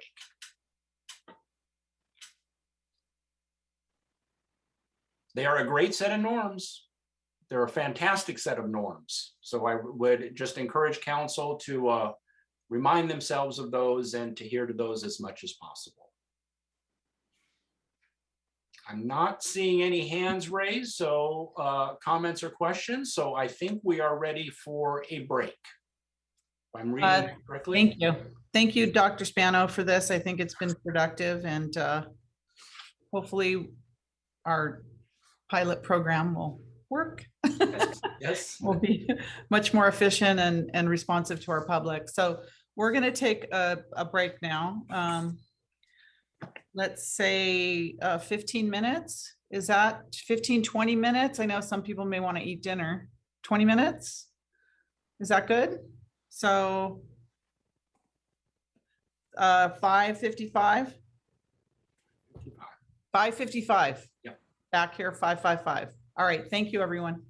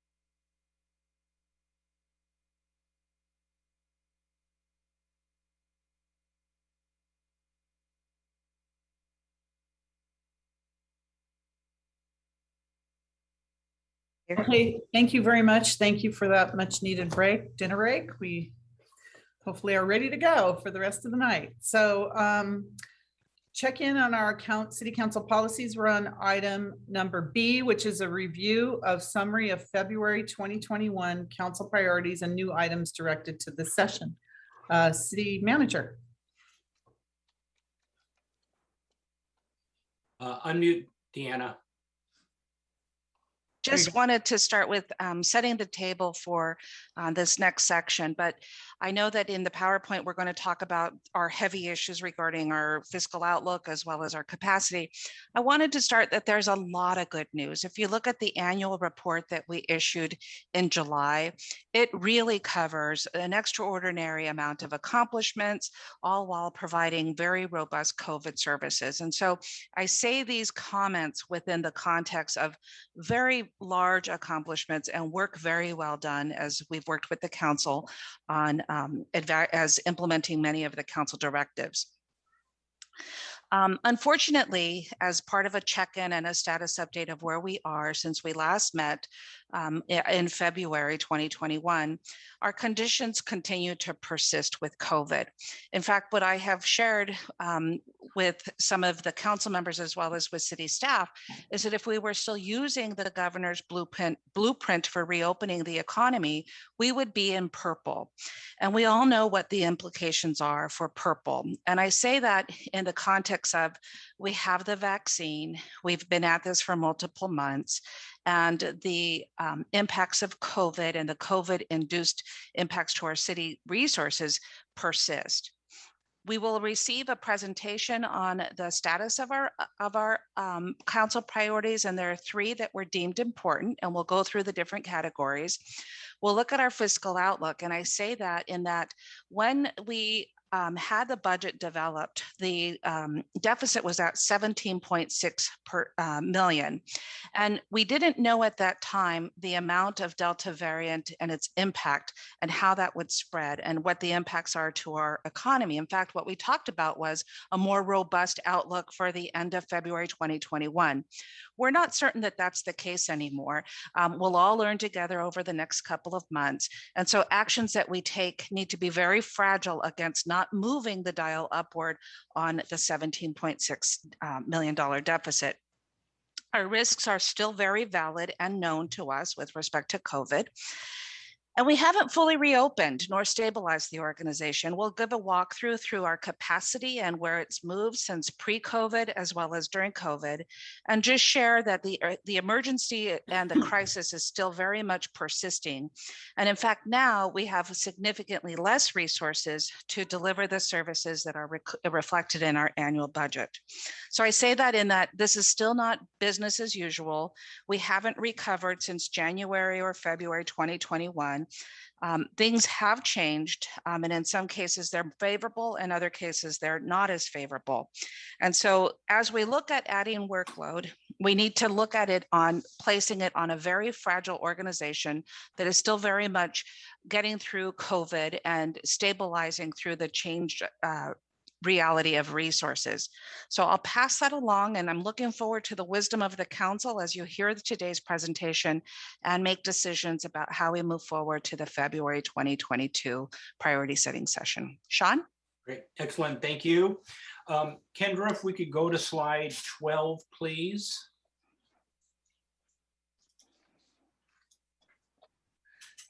So there are your city council pillars, your 7 pillars, your big strategic goals, no surprise there. And then as we move forward, we're working within one of those 7 categories, obviously. So just to refresh your memory, we go back to February to the priority session.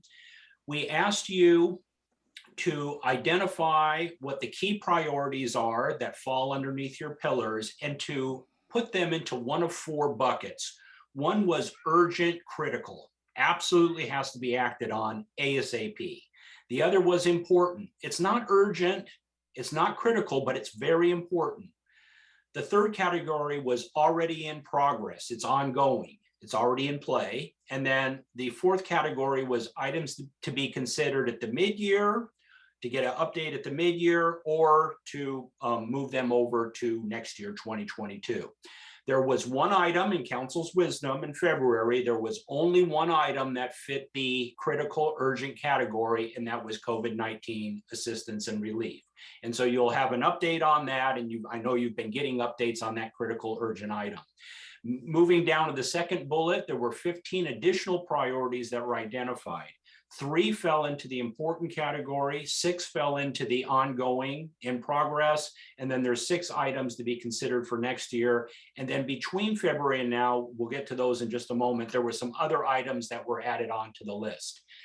As we move forward, and the review here, this is an update here, and a review with council question and discussion. Here are the 3 important items.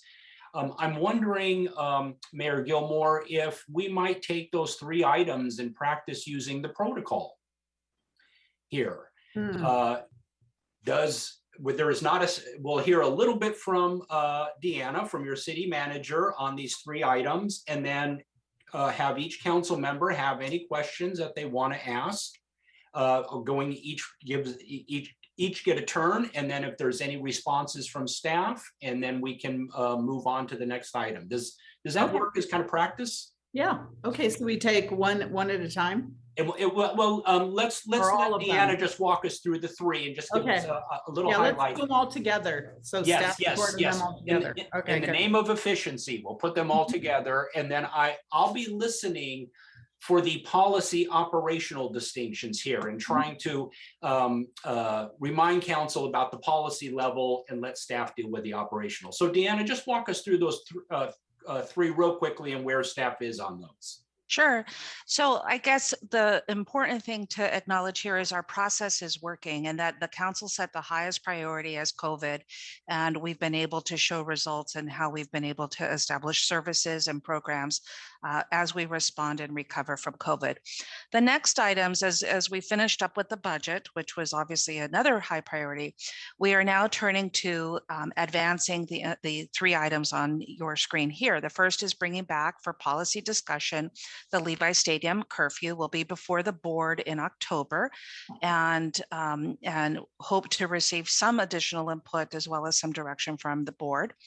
The second is modernization of business employee tax. We spent some time during the budget process talking and beginning to brainstorm and receiving input. We'll come back for another study session in the September, early October timeframe.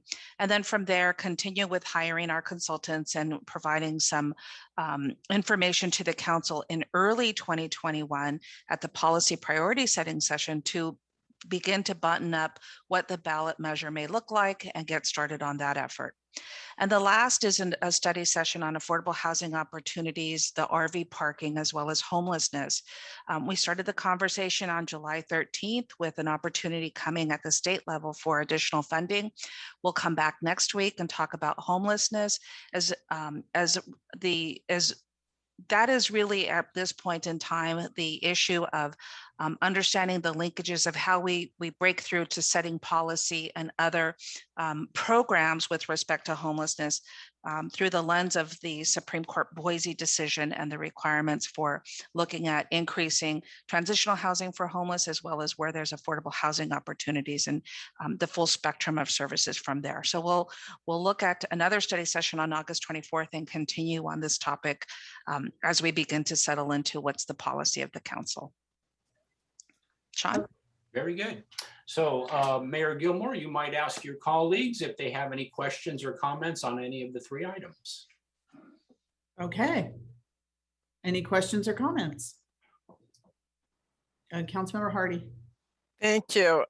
Maybe I'm not remembering, I see the Levi Stadium curfew, but I'm not remembering a violation fee. Was that the fee for breaking the curfew? Is that what we were talking about? It just wasn't clear the way it was written. I wanted to make certain I was clear. Okay, that's your question. We're gonna go on to any other questions from council. Very good. Did you have more questions, Councilmember Hardy? We're gonna try this. Okay. Yes. Anyone else with questions or comments? Going once, going twice. Okay, I'm not gonna say that any more times. All right. One question, city manager. So the curfew and the violation fee has been set very low so that it doesn't create an incentive to not violate the curfew. In the past, there has been discussion around whether the violation fee is set at the right level to achieve the goal of the council with having time restrictions, whether it's changed or not, to make sure that there is it is sufficient so that it achieves the goal that it was intended to have. So we'll bring back that policy discussion for the council as well. Okay, so these three items are in progress that the council, majority of the council decided on. So I don't see us discussing them any further where they're all in progress. Okay. All right. Okay, next slide, Kendra. So Deanna, if you want to just real quickly overview of the 6, and these were identified in February as in progress, ongoing. So the first is facilitate economic recovery. We've been at that. We're working on with the county on the economic recovery task force. That's well underway as part of the region.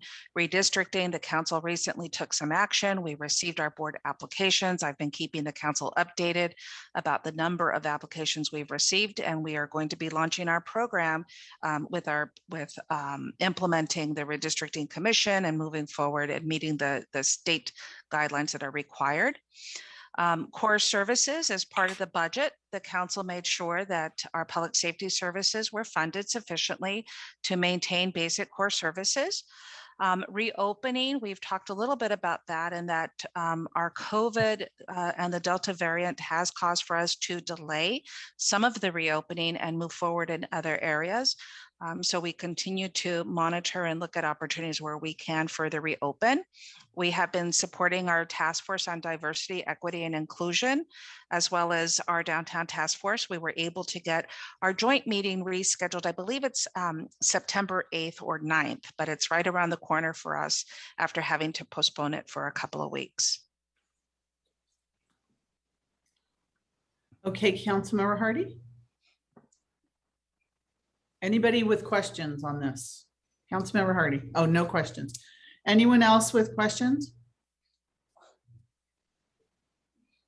Okay. Let's move on, Kendra. Next slide. These were the 6 that were considered for this period or to be considered taken up in 2022. So the elected police chief and city clerk, it's one potential ballot measure that's been out there, I suppose, for quite a while. I know during my tenure. And so I believe it's on the governance committee work plan and is scheduled to come back before February 2022. Our homelessness, including RV, we talked about the study session coming forward next week. Economic support from large businesses, voluntary. We haven't made movement on that with respect to the discussion revolved around whether there was large business contributions that could be made to the city to support some budget balancing activities or other types of services. We haven't really had a component within our city organization that can advance that goal. Transportation quiet zone, that was an item that was referred. I believe that Councilmember Jana is ready to speak to his request. There is from the governance committee, as well as through the priority setting, the discussion of campaign contribution caps and some election reform that could be scheduled for the governance committee. Internet equity and Wi-Fi, that's just been put on in the parking lot, for lack of a better term, because we don't really have a work plan as we're working on other IT implementation and advancements. So Sean, I'll hand it over to you. We'll ask the mayor to. Okay, so comments, questions on this one? Councilmember Hardy. Thank you. I did go down to the city clerk's office and asked to look at our agreements with AT&T or Comcast, I guess it would have been, over Wi-Fi and what our realities are. And what was interesting is all I could find, and they helped me look, were a few things about putting out our council meetings and things like that, but there wasn't anything about an agreement as to, my understanding is they have an exclusive contract with the city to provide Wi-Fi and to provide cable, and we couldn't find anything.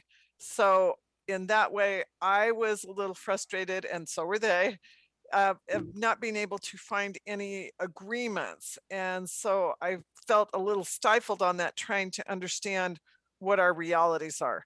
I'm wondering if I should go more to the city attorney's office on this. I thought the city clerk's office was the first place to start.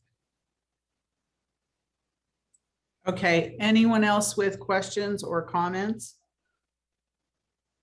about this? We'll hold Councilmember Hardy's questions. Is there anybody, no comments from anyone?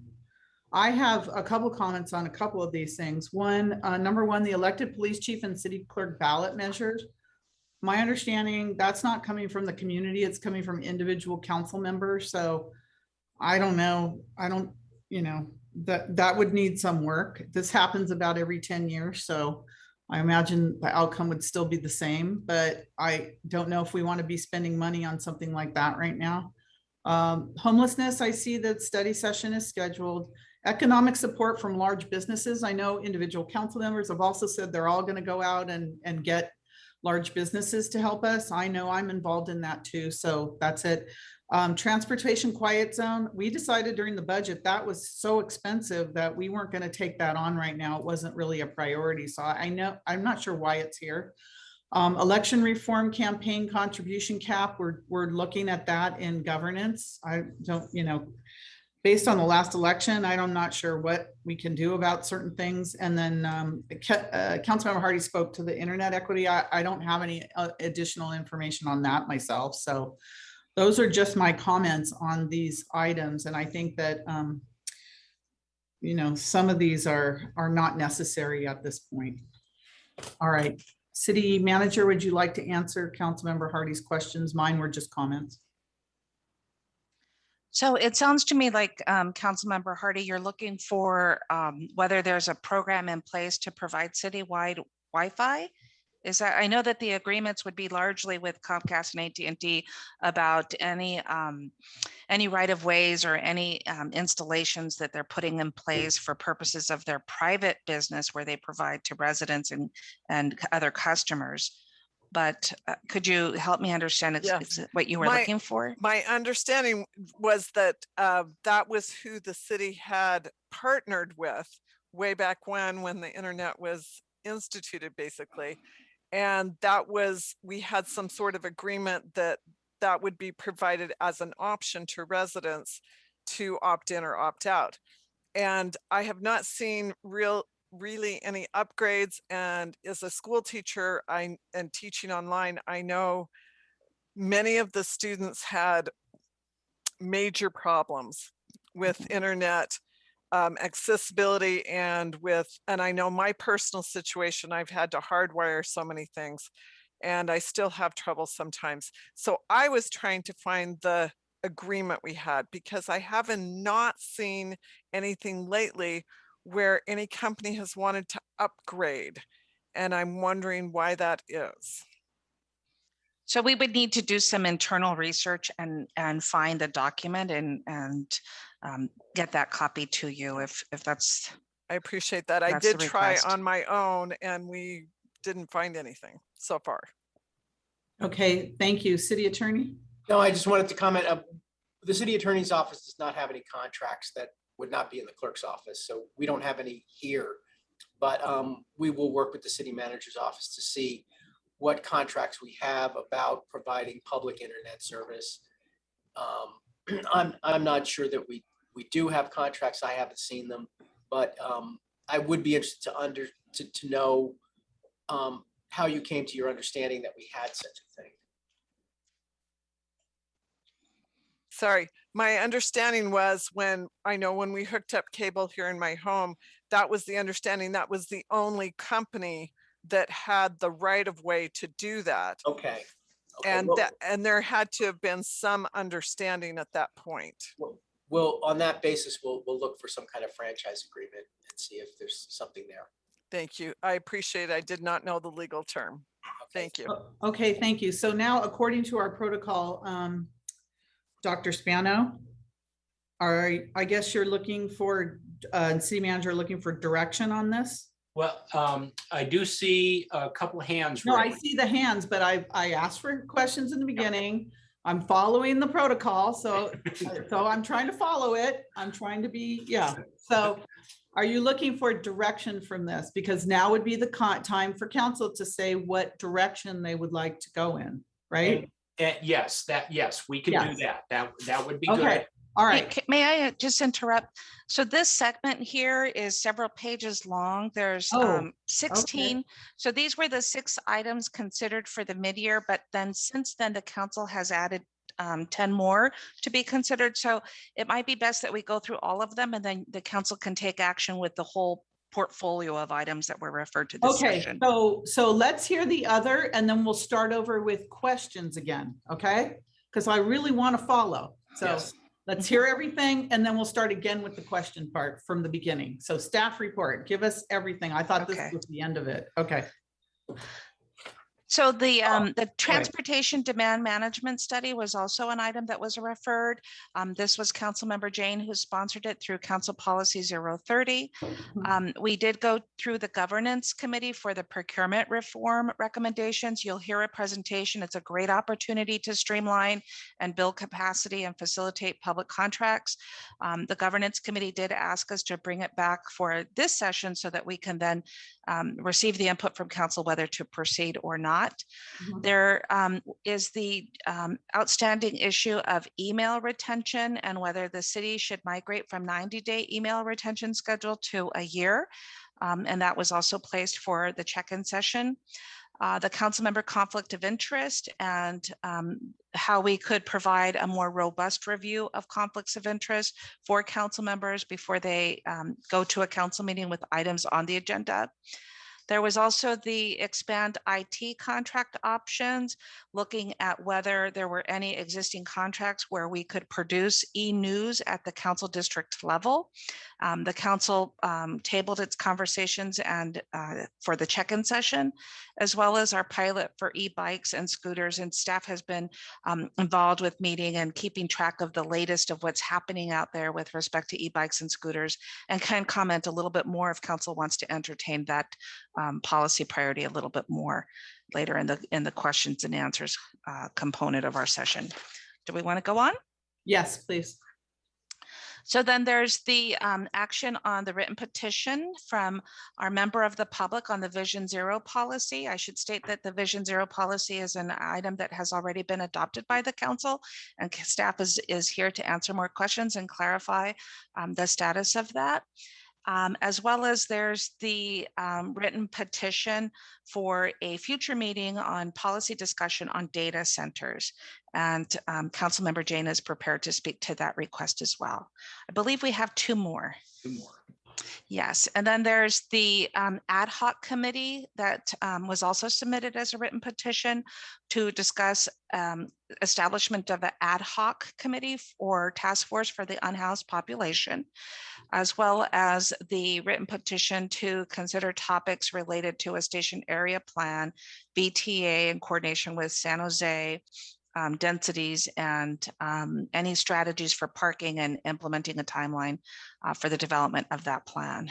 And Councilmember Jane has already established for the record that there would be a conflict of interest, but staff is prepared to answer questions and has some brief slides, 3 slides to frame the conversation if that's the direction that council would like to proceed. That's the body of items that were referred to this So check-in session to see if there's new items to refer. Okay, so let's go down the list then. Questions on all the 16 items. Councilmember Jane. Yeah, so I had a question about process here, because if you look at the agenda, it says that these items D, C, D, E, and F would be part of the item B discussion. And I have presentations that I've prepared, similar to presentations that Vice Mayor Chahal has done in the past. And so I would like to present those, and I'm trying to figure out when a good time to do that would be.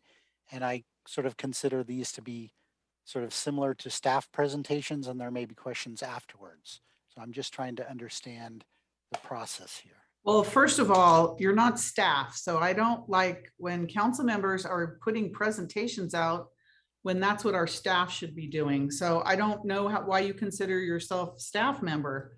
I didn't Because say that. Councilmember you said I Chahal has consider done my presentation to be like a staff presentation.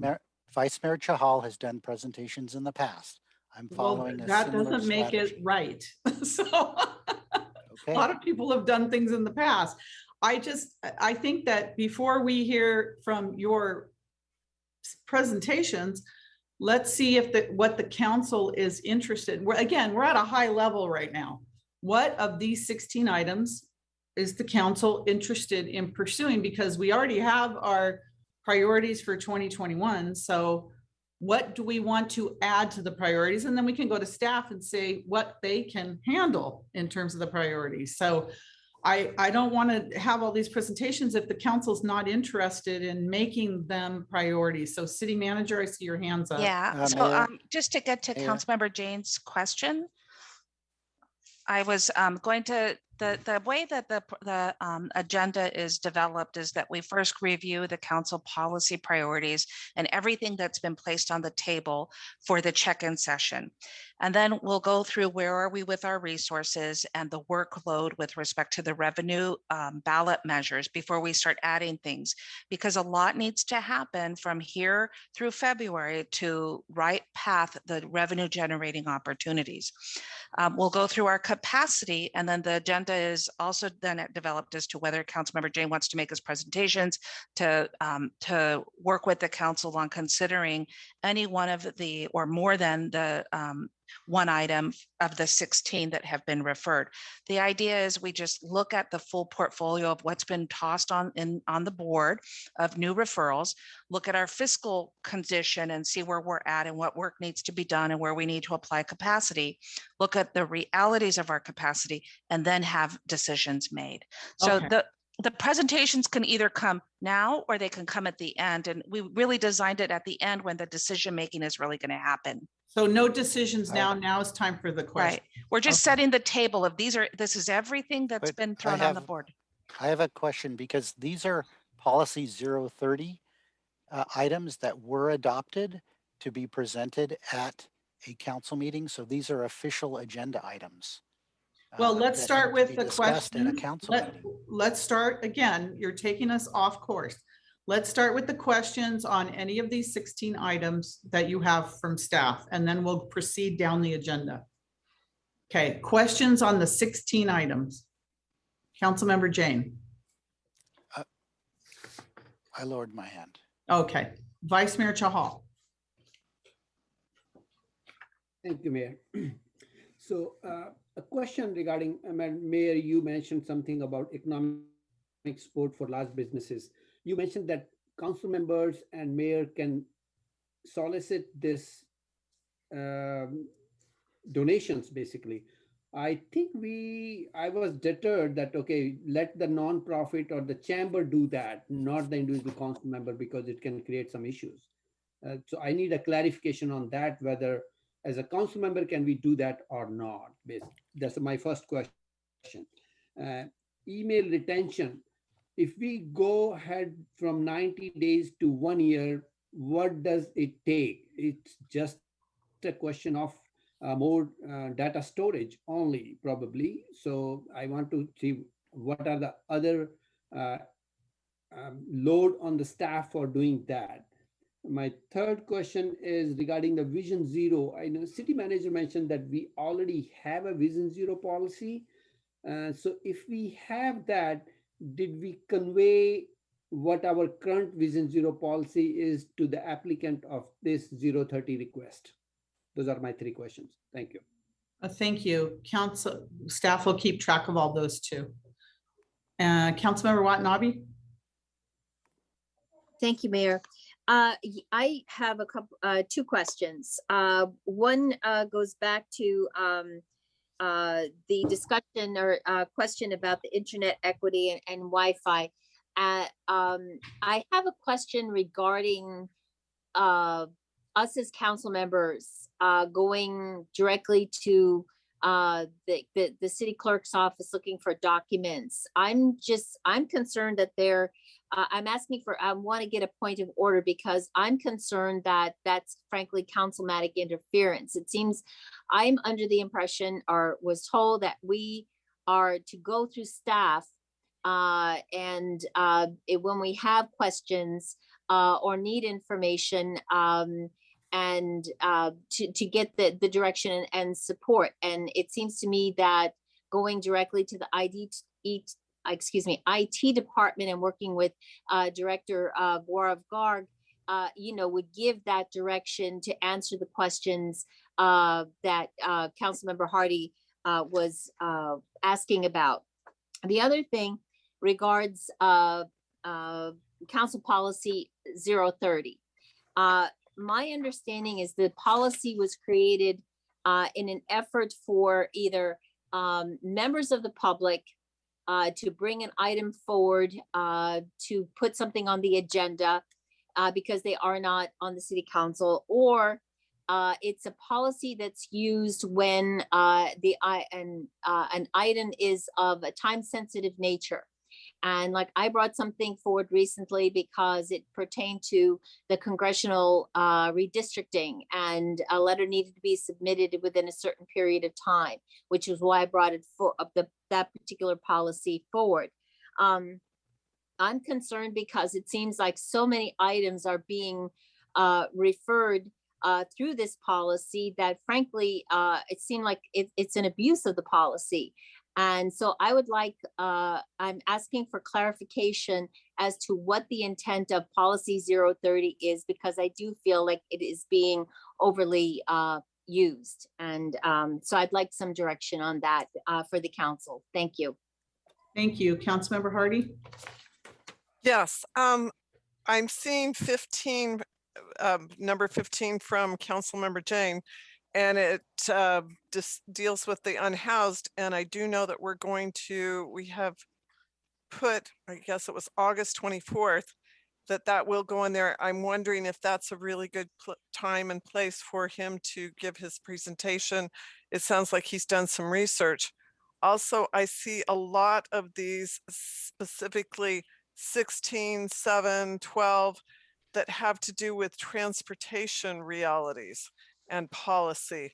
And I'm wondering if there's a way to roll that together in some sort of a possible study session, or to look at this, to look at transportation and our realities and our options in a more cohesive form instead of just piecemealing. Thank you. Thank you. Anyone else for questions that hasn't spoken? Okay.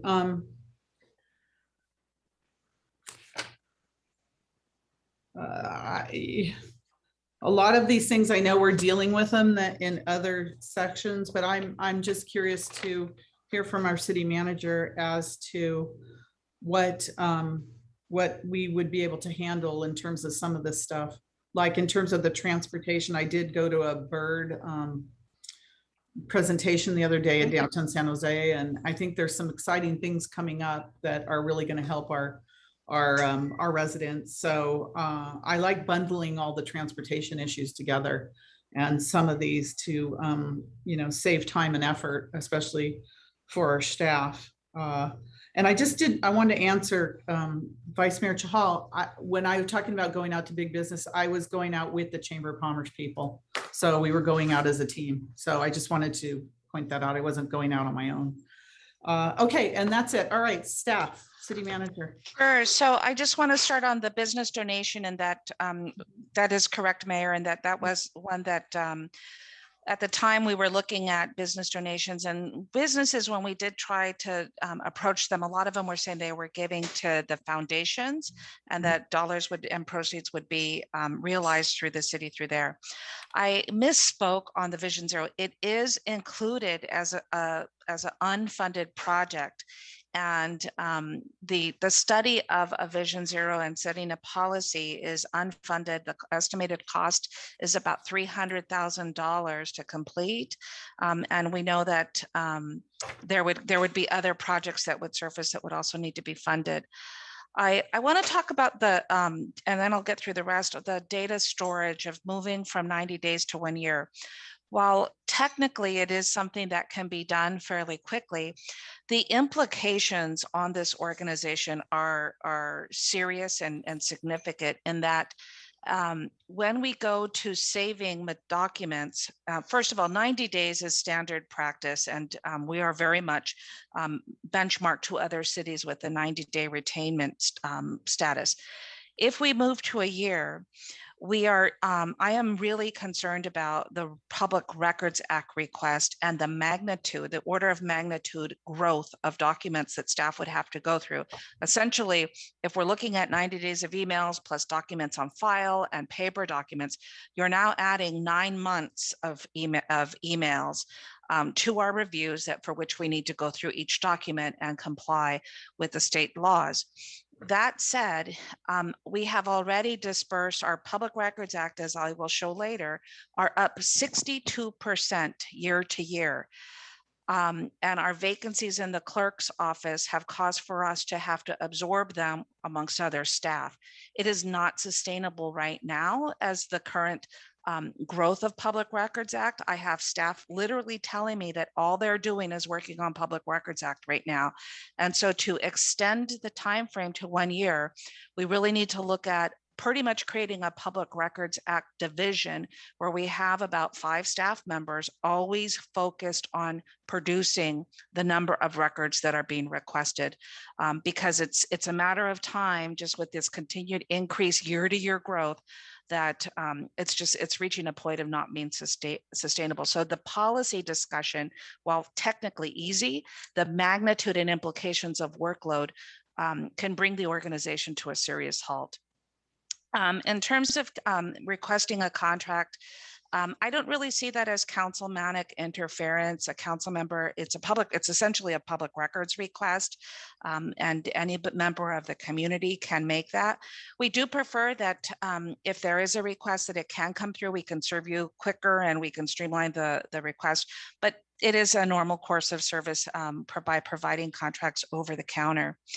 The Council Policy 030 at the Governance Committee, I believe, and I know that the council has put out there as to whether Council Policy 030 is working the way it was intended to.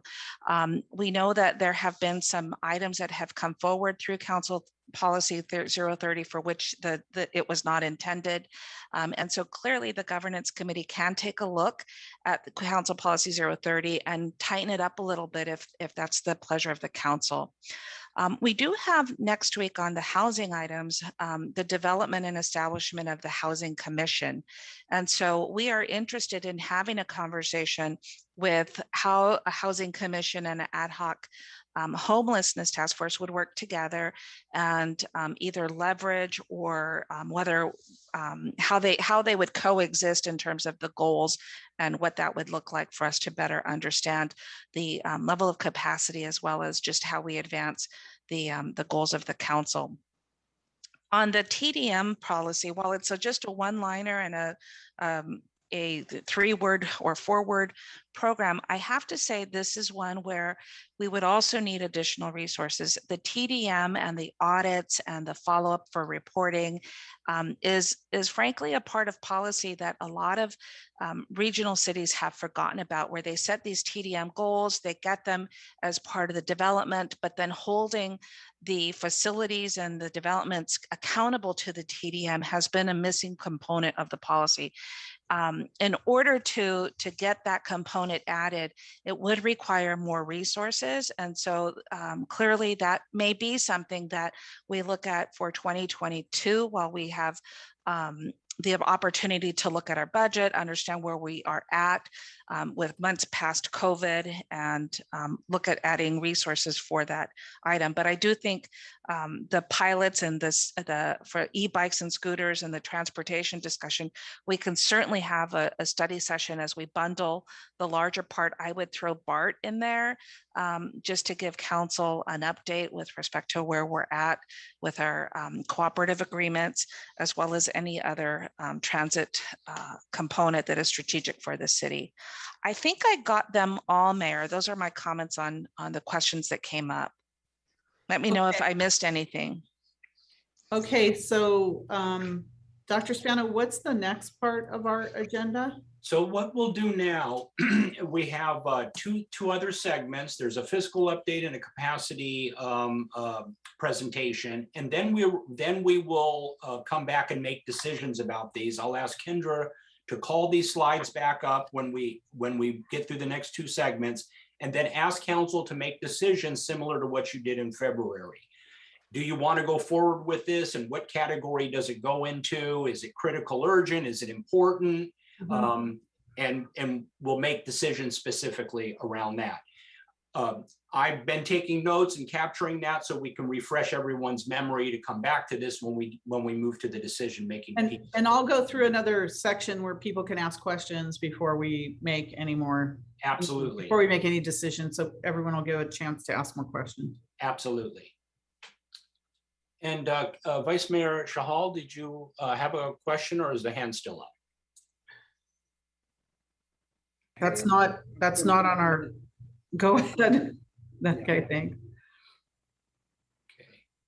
Okay. I think we are ready to move forward. Okay, great.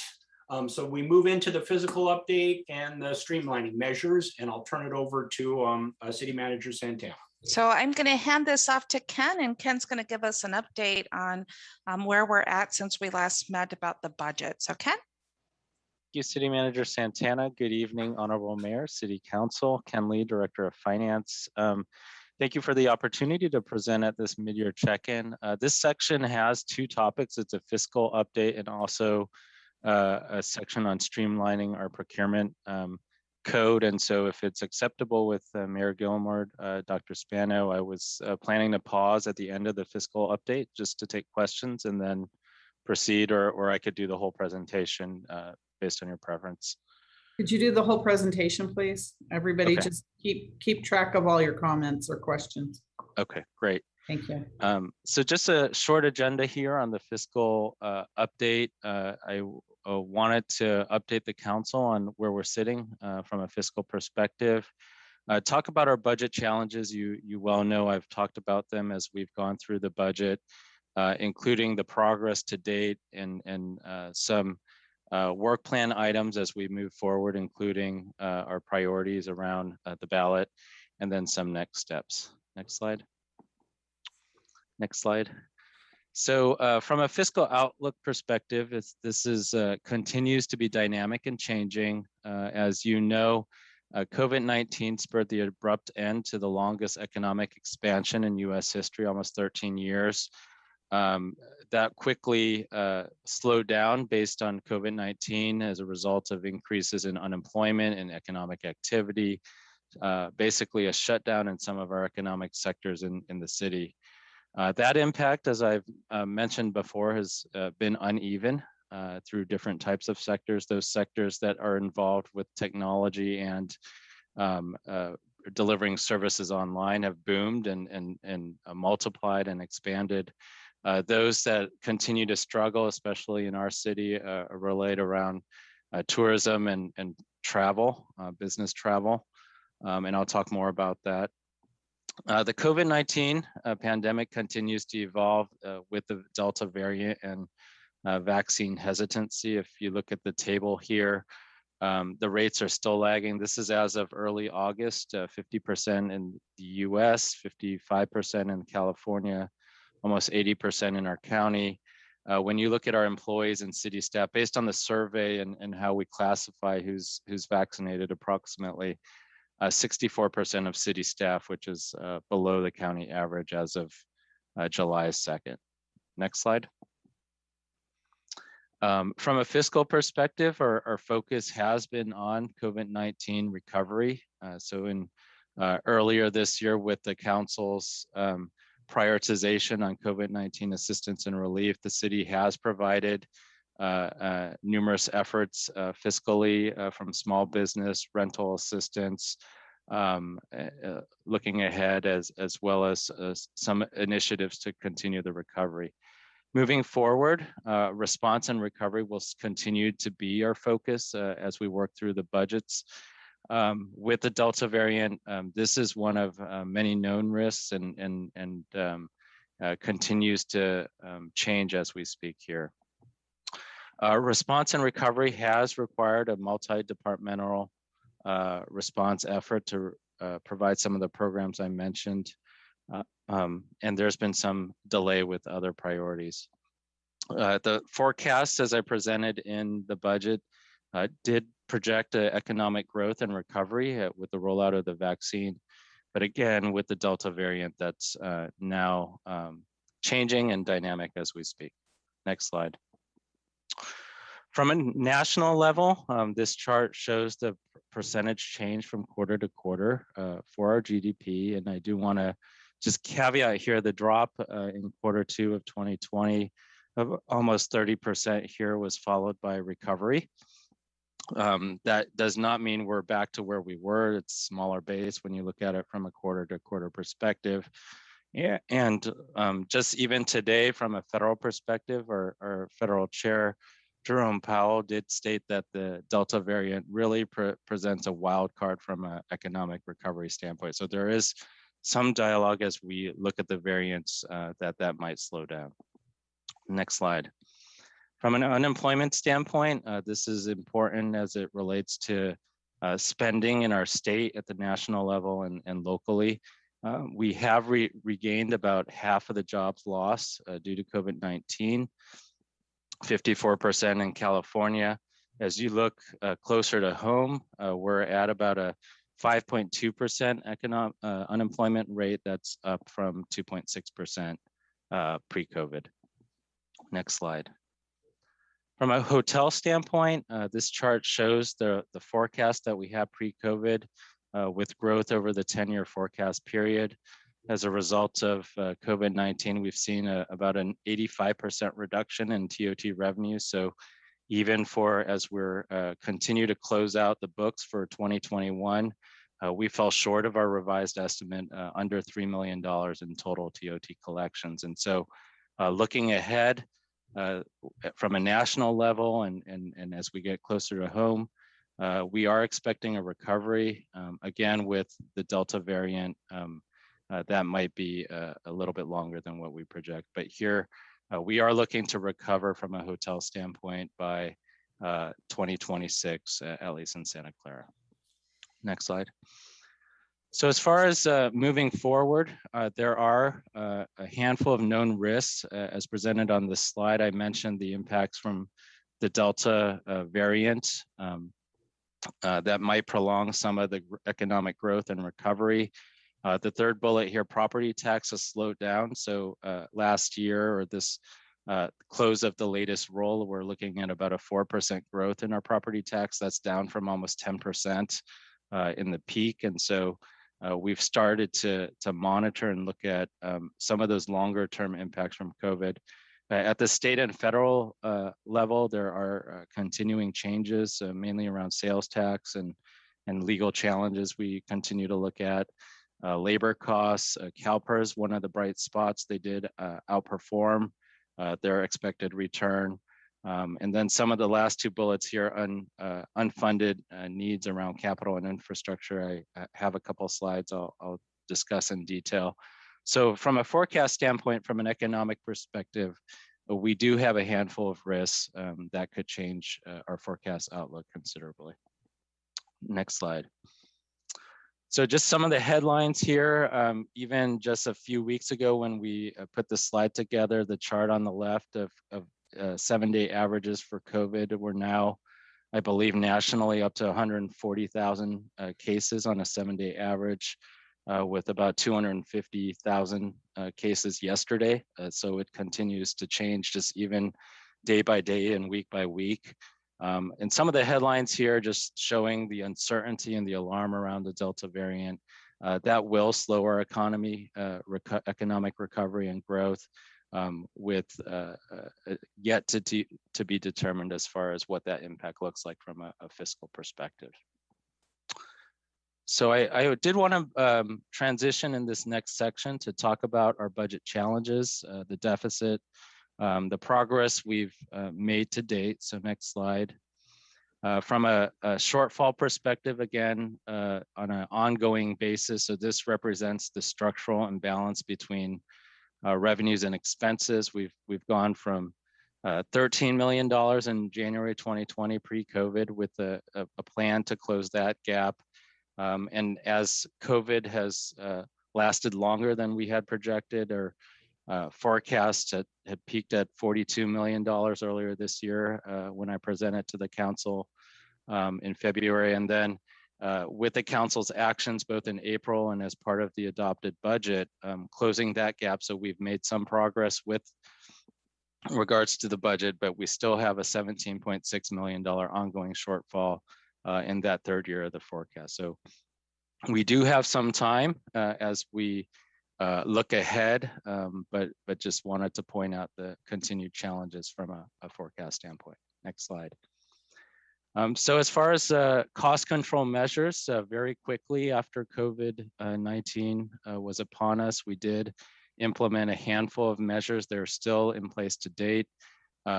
This included the hiring freeze with a limited exception that's reviewed through a hiring committee, stricter expenditure controls across the city, decreases in our temporary staffing, about 450 staff or 450,000 productivity hours, so a significant capacity from a resource standpoint that our city has reduced. Limits to travel, training, IT, and fleet purchases, so all those go through a review process and approval process.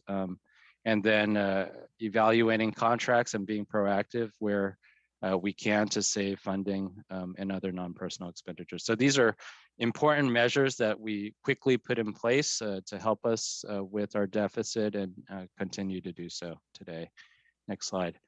So on this slide, just a different presentation of the forecast over the 10-year time horizon. So that first bar chart going down there, representative of the $42 million deficit that was upon us in 21-22 with the work of the city council's action, that is a 17.6, and then with recovery forecasted going ahead, some of the small surpluses, but again, we do have to resolve that $17.6 million shortfall. Next slide. With the budget, two-year budget, the council did approve a balanced two-year budget using a combination of expenditure changes, new revenue assumptions, one-time reserves, and with the help of federal stimulus, almost $26 million, we were able to get to a balanced budget here. So this shows the strategy among different options over the two-year balanced budget with the 17.6 million starting in year 3. Next slide.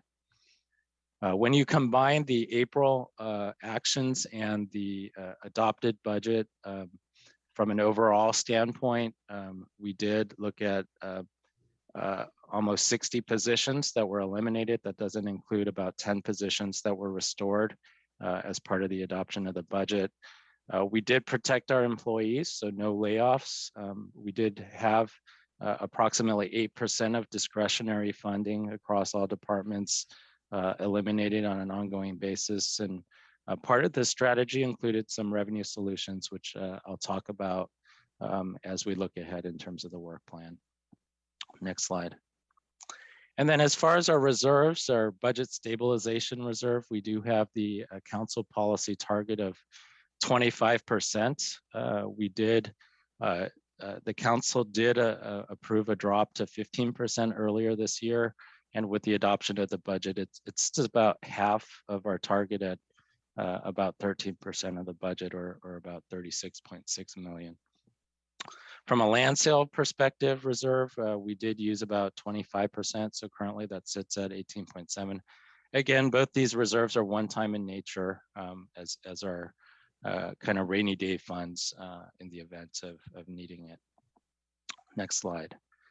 So I wanted to look ahead as far as some of the items that are on our work plan that's been directed by the City Council, and also present as options as we look forward. Next slide.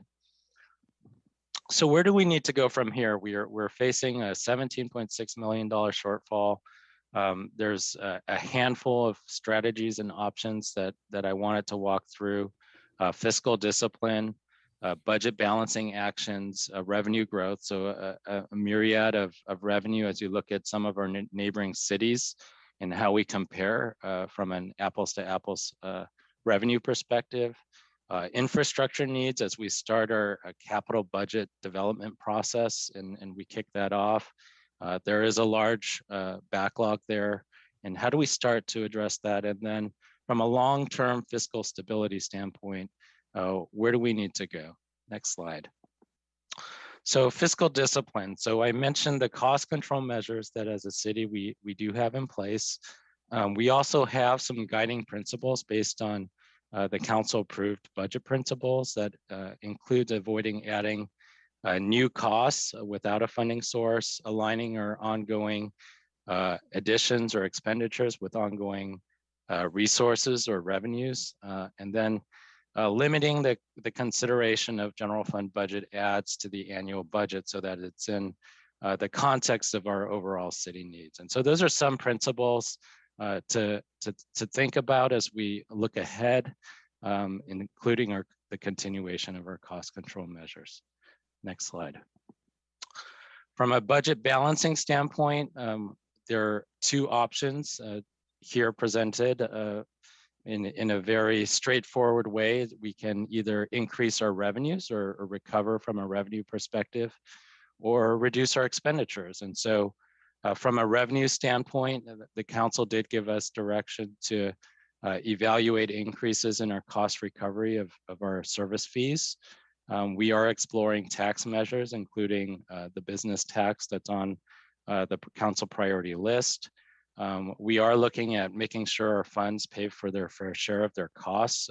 So where cost recovery, either fees or rates are available, to making sure that those enterprises are fully cost recovery. On the expense side, a continuation of looking under every rock in terms of efficiencies from a cost perspective. And then at the labor table, achieving consistency across the bargaining units. Next slide. So on this slide, from a cost recovery of fees perspective, our focus really is on the parks and recreation programs. We did have a consultant in the last study evaluate these fees, and they came back with a $12 million subsidy, and we've engaged a consultant today. Actually, we had a kickoff meeting in terms of this engagement. Every 2 years, we review our cost recovery fees and then make recommendations to the City Council as far as reducing that subsidy if the council chose to. Here, the plan is to bring forward later in this fiscal year a policy that considers parks and recreation programs with some engagement with committees, community, and as well as the City Council. So that's one of the plans with regards to balancing our budget, reducing that gap, and we'll bring forward additional information and policies, decisions later this year. Next slide. From a TOT standpoint, our hotel tax with the voters passing at approximately a 74% rate with regards to an increase up to 4%, the council provided direction as part of the budget to bring forward a resolution to increase the rate by 2% effective January 1st, 2022. So within the next 2 months, we are planning to bring that forward. So we are in progress with that direction and as part of our budget balancing plan. Next slide. And then from a business tax standpoint, staff was directed to bring a potential measure back, excuse me, for the November 22 ballot. That measure will need to include an evaluation of the structure of the tax basis, the type of use that tax could be used for, and then any kind of considerations with regards to the impacts to our business community, and looking at some of our other jurisdictions that have brought forward a similar type tax. So we are planning to bring back a study session on this specifically, as well as other revenue measures either later next month or early in October.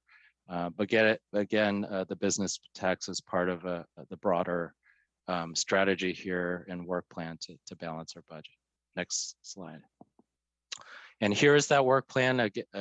We are going out to retain consultants for financial analysis to help support us with that work effort, and bring forward a study session. If the council chooses to continue along the process for a business tax, we would come back with additional details, procure some outreach and polling assistance, include as part of the priority setting in February a check-in with regards to polling and outreach in terms of community interests and priorities. That would be done in early 2022, and bring back that final determination, including the results of the surveys and outreach in June for the ballot consideration in November 2022. Next slide. There are other revenue options that the council, through the conversation around the budget, has given feedback on. Specifically, at least the first two here are areas where we are behind compared to other cities. I do want to mention the first bullet. There will be a separate closed session discussion that will bring forward some information around the first item here. And then the third bullet, the general obligation bond or parcel tax. This is a topic that's been presented before the board over the last 2 years around our infrastructure backlog. And so those are some other items that the council could consider. Obviously, there's limited bandwidth at the ballot, potentially with regards to tax measures. And so the council will need to prioritize what some of those measures are. And so over the next few slides, I do have just some comparative information for the council's consideration with regards to these revenue measures. Next slide. So around a utility users tax, this is typically imposed on the consumption of utility services. And so those are taxes applied to customers. The city currently does not have a formal utility users tax, so voter approval would be required.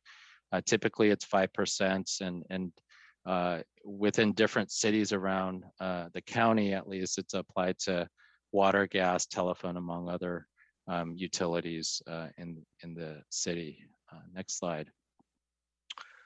From a documentary transfer tax, this is imposed on the transfer of real estate property at closing. And so it's typically a fee or tax based on sale or transaction type.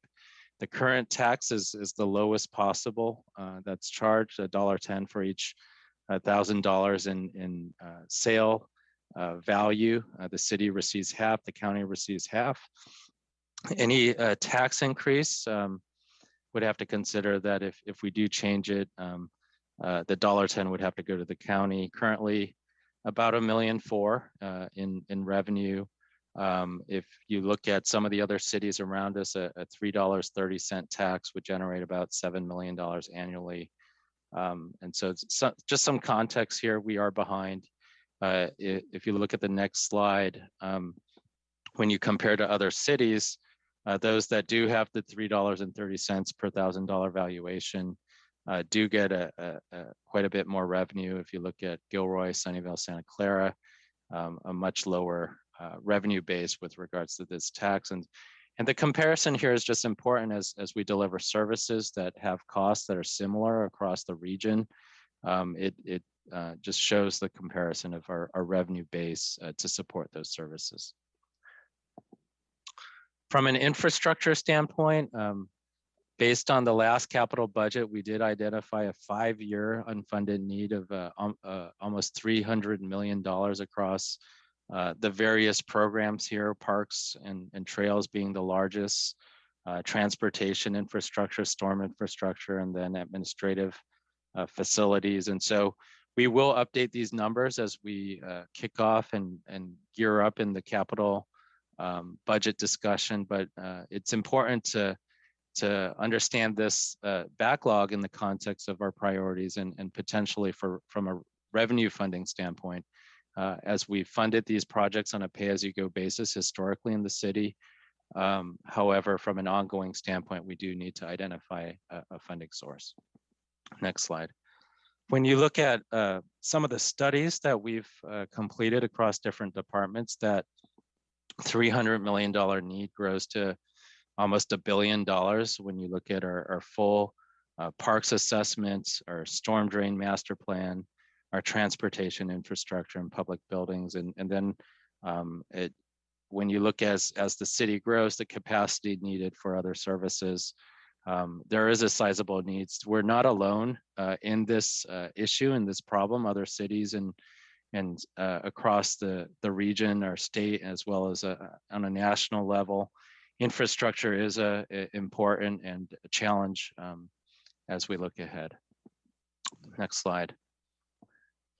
So we did talk about a potential GEO bond the last at least couple years, and when we've gone out to pull it, it did not meet the 2/3 requirement required for a dedicated funding source. But again, just some of the pictures here with regards to the needs. From a GEO bond perspective, that would be used for a long-term capital project financing. Typically, there's many options on how you apply that. It's a tax on the property tax. Many of the either school district and or county for specific purposes have brought forward and passed GEO bonds as a funding mechanism. Next slide. From a long-term fiscal stability standpoint, this is kind of the summary slide for where we need to go. We do need to align our ongoing expenditures with ongoing revenues. We do have plans in place to chip away at that deficit. At some point, we do need to replenish our reserves to the council policy levels. We've halted or paused our contributions to our pension trust fund or to help us fund our unfunded liability. Typically, those contributions are approved as part of the year-end process if there are leftover funds. Charter clarification language, that's one of the items that we'll bring forward as part of a separate closed session discussion. The last 3 bullets here, just in general and from a fiscal perspective, we need to look at this to position our city for future economic recovery. We need to look at our cost of service, our fees, and be strategic when it comes to recovering those costs and looking at our infrastructure. Next slide. So what are some of the next steps we're focused on? I wanted to summarize that for the City Council. Next slide. So we do have a TOT ordinance we are bringing forward to the City Council for the January 22 implementation based on council direction as part of the budget. You will see that over the next month and a half. We are in process of a fee study focused around parks and recreation to be brought forward to the City Council. There is a work plan around ballot measures, and so a study session late September, early October to get formal direction on a check-in and that we're heading in the right direction. As we kick off the capital budget, looking at a funding strategy for the council to consider as well to get at the backlog. Next slide. With regards to the fee study, just some specifics around that that analysis will include comparisons with other jurisdictions. It will be focused on developing a framework and options to set goals based on the types of fees. It will include outreach to the committees and community engagement, as well as education on the fee changes. As far as ballot measures, our next steps here are determine which measures the council would like us to pursue. Business tax was prioritized as a council priority. So assuming that continues to be a priority, we will check in with specifics on how to structure that tax, including additional information. Consultants around specific measures will need to kind of procure and get some guidance and advice from the experts. We'll have to test those and engage the community as well as educate them. So with that does conclude at least the fiscal update portion of the section, and I can continue with the procurement portion as the mayor provided input. Or I think I'm going to stop for a minute because I have a couple of public members. I'd like to check in with the public for now. And I will check in with the public again later, but I know they've been waiting a long time. So I'm going to go ahead and go to the public director before you continue on. So the first I have is Lee Brofman. Lee, go ahead, Lee. I'm sorry, I hope you gave notice. Okay. Yes, okay. Thank you so much. I just want to say, it's daylight and I got to listen to something pretty important, I think, on the city council. And I want to applaud Council Member Hardy. Oh my God, you did something really important by saying, let's combine all these transportation issues into one item. But that is the most positive motion I've heard in a long time. And I got to hear it real time and not go and watch it the next day. I want to thank you. Okay, Gabby, go ahead, Gabby.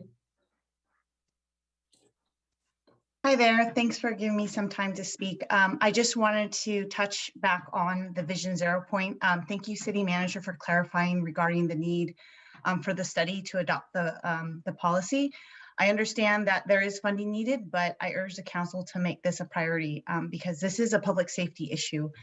Santa Clara residents and visitors of all ages and abilities need to feel safe and be safe when using our roads, regardless of whatever transportation means they use. As you guys know, school is back in session. Many parents don't feel safe letting their kids walk or bike to school because of driver speeding and other dangerous driving behaviors. So, and as I'm sure you know as well, car traffic around schools during drop off and pickup times is pretty bad. So, you know, I know that the bike plan has it that there's going to be a study done in 2024. I think this is an urgent issue that needs to be addressed now. San Jose and Sunnyvale have already adopted this Vision Zero policy. So I just urge this council to make that a priority and help everyone feel safe when using our roads. Thank you. Thank you, Gabby. Ari, go ahead, Ari. Hello, I want to echo Gabby's, what she said. Vision Zero is very important. According to the Santa Clara's bicycle plan, there were 40 bike collisions per year from 2013 to 2018, which equate up to 161 injuries. Every year that we delay adopting and implementing Vision Zero will result in more preventable injuries and potential deaths.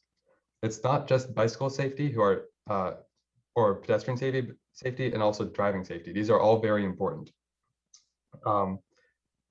So please make this an urgent priority. This needs to be funded and implemented. Our lives are in your hands. Thank you. Thank you. Silicon Valley Central Chamber. I'm not sure who that is. That is Christian Malesic, the president and CEO. How are you, Mayor? Very good, Christian. Welcome. Nice to see you again. I wanted to take this opportunity to thank the council, as well as many on your city staff, to help us work together on behalf of the business community. As you all know, on city council, the Chamber of Commerce and the city have not had the best relationship in the past, but a new day has dawned. Someone else has talked a few moments ago about how the great things that are happening during the daylight, and that made me think that, you know, a new day has really dawned. The chamber has new leadership. We have a new mission. You have a lot before you on your plate. just the last briefing alone was mammoth and overwhelming. And this is the job of our elected officials. We certainly appreciate the hard work you're doing for us as citizens. But we do want to let you know that our members consist of mom and pop operations, Fortune 500 companies, the companies that we work for and that we drive past and that we service. And we're all united to help you. So think of this as, a lifeline, if you will. The chamber is here to work with you and to help you figure out some of these issues in the long haul. Thank you very much. Thank you. Thank you, Christian. Another Christian P, go ahead. Christian Palekia. You're muted. There you go. Sorry about that. Hello, okay. Mayor Gilmore, City Council and staff. My name is Christian Palekia. I am currently the chair of the board for the Silicon Valley Central Chamber of Commerce and the immediate past chair of the Santa Clara Business Council. Today, I'm here to express our opinion regarding the business tax study that you'll be working on for the next 12 months or so. I would like to start by asserting how excited we are for the future of Santa Clara. No other city in the Silicon Valley area has the ideal balance of housing, job creation, and tourism like our city does. On top of that, in the next 10 years, we are slated to have approximately $30 to $40 billion of very smart, community-minded developments, enhancing that balance of housing, job creation, and tourism. However, with so many businesses and residents leaving the state of California, I strongly urge the City Council to be cautious when considering tax hikes on businesses. When we consider some of the development projects coming to our city, such as Related, Tasman East, Patrick Henry, El Camino, Gateway Crossings, we will be receiving a tremendous amount of community benefits, somewhere into the tens to hundreds of millions of dollars. We will also be receiving an enormous increase in revenues from property tax, sales tax, and hotel tax, as well as developer fees, entitlement fees, and permitting fees. In turn, we are asking the City Council to be considerate of the tremendous amount of revenue that is coming to our city in the next decade, and to not deter these future projects by creating a tax burden that will make Santa Clara unfeasible. Lastly, the Business Council and the Chamber of Commerce will be working closely with you on this process, and we look forward to making Santa Clara the envy of all of the cities in the Bay Area. Thank you for your time. Thank you, Christian. Diana, go ahead, Diana.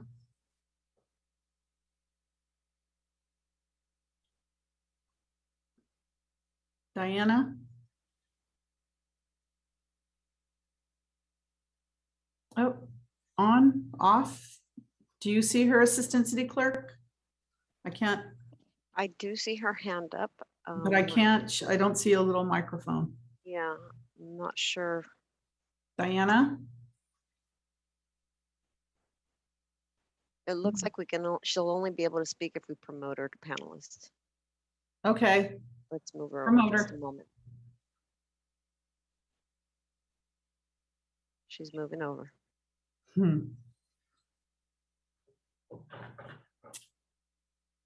Hello, can you hear me? Welcome to the City Council, Diana. You're now a panelist. Can we have your vote, please? It's an honor. It's wonderful to be here. I wanted to speak in favor of Vision Zero. We started off the meeting today acknowledging the unnecessary and untimely death of 2 Santa Clara residents. Vision Zero, its goal is to prevent any more unnecessary deaths.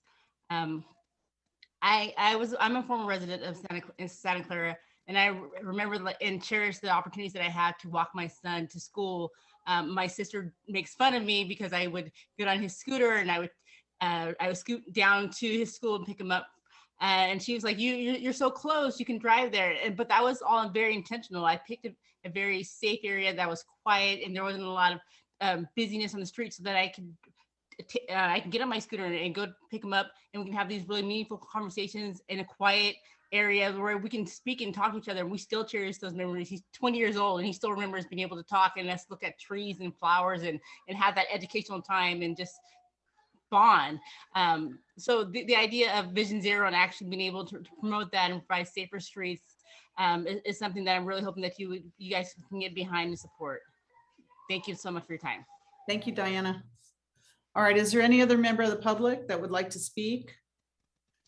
I don't see any more hands, Mayor, but I have an e-comment on Vision Zero. Would you like me to? read Go this ahead. now?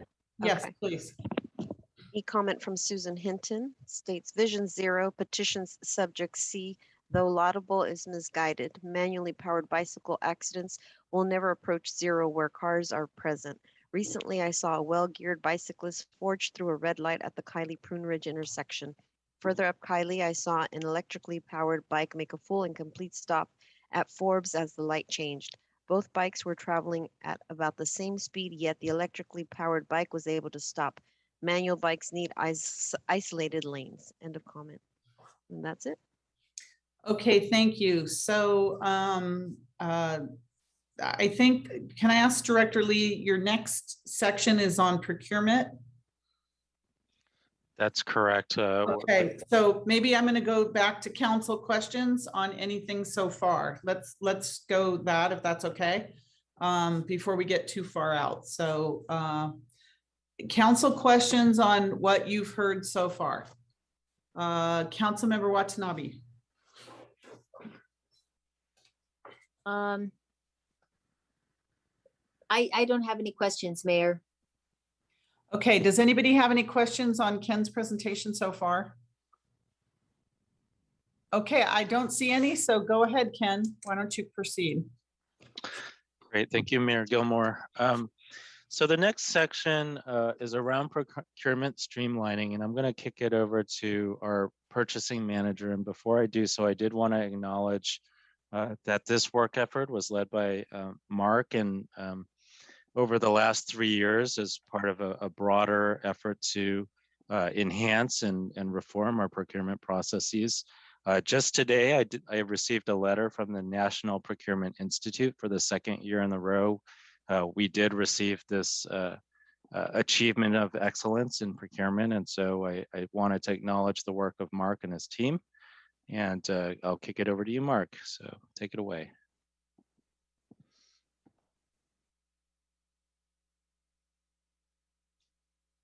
Thanks, Kendra. You can move forward to the first slide. Good evening. A little bit of background. Over the past several years, 3.5 years since I've been here, I presented to council in various meetings and forums the need to strengthen our centralized purchasing organization, to establish uniform procurement processes that incorporate best practices as well as controls to make sure that the processes are being followed. I also shared that once we accomplish this, we would be able to move forward to the next set of reforms, and that is to amend the code to streamline these processes without sacrificing the program itself or the quality of the program, and that controls were in place and being followed. Most recently in June, I presented to the governance committee these concepts, and they approved moving forward to the full council with the reforms. And that's what brings us to this evening. So next slide, Kendra. A little bit about governance. The government code essentially says that local agencies can establish their own set of purchasing rules for general services, general product and services. The city's charter says that the city will establish a centralized purchasing program. The code, I call it the purchasing code, the city code establishes what the framework for that centralized purchasing program looks like. And then the procurement guide was recently introduced, and that's an administrative how-to boots on the ground guide on how to implement the framework in the code. So the proposed changes, and these are the major ones, are to increase contract thresholds that are delegated to the city manager to sign agreements, increase the formal and informal procurement bid thresholds, eliminate the local business preference, and then just a general slide on cleaning up language to reduce ambiguity and again, further streamline processes. So currently the city manager has up to $150,000 to execute agreements for utilities and $100,000 to execute agreements for all the other departments. council approves all agreements greater than those values. What is proposed is the city manager having the authority to execute agreements up to $250,000. And then city council would approve all agreements greater than $250,000. So if, overarching kind of reason for this is that these values have eroded over the 5 or 6 years that they were implemented. They're not indexed, so clearly the value of an agreement 5 or 6 years ago is going to be greater today. So by definition, council is going to see more and more items that they wouldn't have seen 5 or 6 years ago. I also benchmarked with other cities. You can see the box at the lower right-hand corner. Sunnyvale, they recently increased their limits to what I'm proposing, $250,000. They did that earlier this year. The city of San Jose, of course, that's a larger city. Their values are indexed. So I think right now they're at about $300,000 for services and over $1 million for product purchases. The city of Mountain View, they have kind of a hybrid program. They don't want to see general services contracts of any value. They do want to see professional services agreements greater than $100,000. So Mountain View is more interested about what it is as opposed to the value of what's being purchased. Next slide. So this slide depicts what council would not have seen last fiscal year had this $250,000 threshold been in place at the beginning of the year. So essentially, it's all agreements that fall between $100,000 and $250,000. So if you go to the bottom of the matrix there, or the table, you can see that there were 21 agreements that fell into this category, totaling $3.9 million.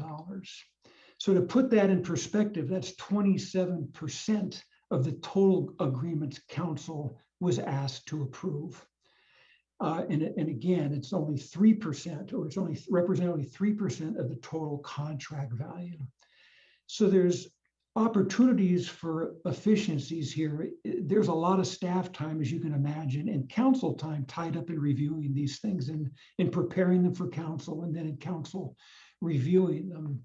It takes probably as much time to put forward a $200,000 contract for council to review as a $2 million contract. So there's some opportunities there. So the bidding thresholds, there's informal bidding and formal bidding, and I won't get into the nuances.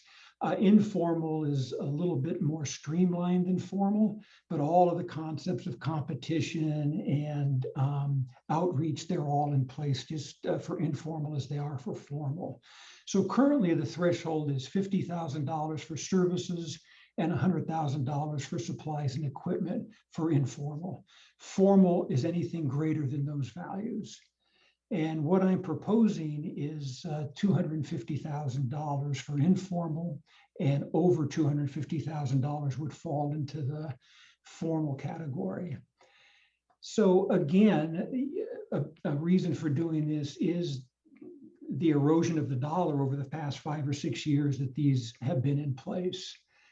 And then on top of that, about 2 years ago, we benchmarked it against the feds. And 2 years ago, they increased their limits to these values.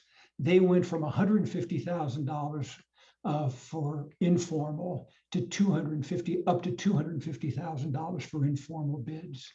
And then anything greater than $250,000 would be formal. Whereas before for the feds, anything greater than $150,000 was formal. So the local business preference, currently there's a 1% consideration for businesses that are located in Santa Clara. And what that means is that a local business that submits a bid for $100, that bid will be considered as a $99 bid. So we'll take 1% off. And then we'll compare that with all the other bids. So the only time it's going to have an impact is when the low bidder is within 1% of the local bid. Then it'll influence the outcome and the local bidder will get the award. But that's never happened. There really is no impact by eliminating the preference, which is what I'm proposing. Since I've been here, it hasn't had any influence. I was at San Jose for 16 years and their consideration was 5%. And I think it influenced one bid over the 16 years, or the outcome of one bid over the 16 years that I was there. So I'm proposing, again, removing the preference and instead just increasing our vendor outreach. About a year ago, we published the How to Do Business Guide for vendors, how to do business with the city. It's on our website. We were going to go ahead and make little booklets, little flyers, and put them around the city for vendors when they come in to take, but that got put on hold because right about that time, City Hall closed. But we're going to do that when things get back to normal. And I also want to start having on-site forums for local businesses, for all businesses, but for local, on how to do business with the city. I want to make sure they're informed about bid sync, so on and so forth. Next slide. So this is just a list of not all, but many of the additional code revisions and cleanup actions that we're recommending. The one at the top, we are recommending merging the code for the Stadium Authority, which is an entirely different set of standards, with the city code that I'll be proposing. Dollar thresholds for signing contracts, those can be addressed separately in another section of the code. And then you can see the rest of them there, but again, they're intended to reduce ambiguity, which will just free up a lot of time with questions and things like that, because there's a lot of time staff trying to interpret what the code means. And again, we just want to clean that up. So the impact of the reforms, it's going to free up staff time. We'll be able to go from procurement to contract. The cycle will be shorter. That'll help our client departments put the contractor to start work faster than they otherwise would be able to start work. And again, that's faster. And then just reduce staff time, as I mentioned before, to administer the code. So the next step is to bring to council a draft of the new code with all the changes for their review and approval. And that would probably be in the fourth quarter or first quarter of next calendar year.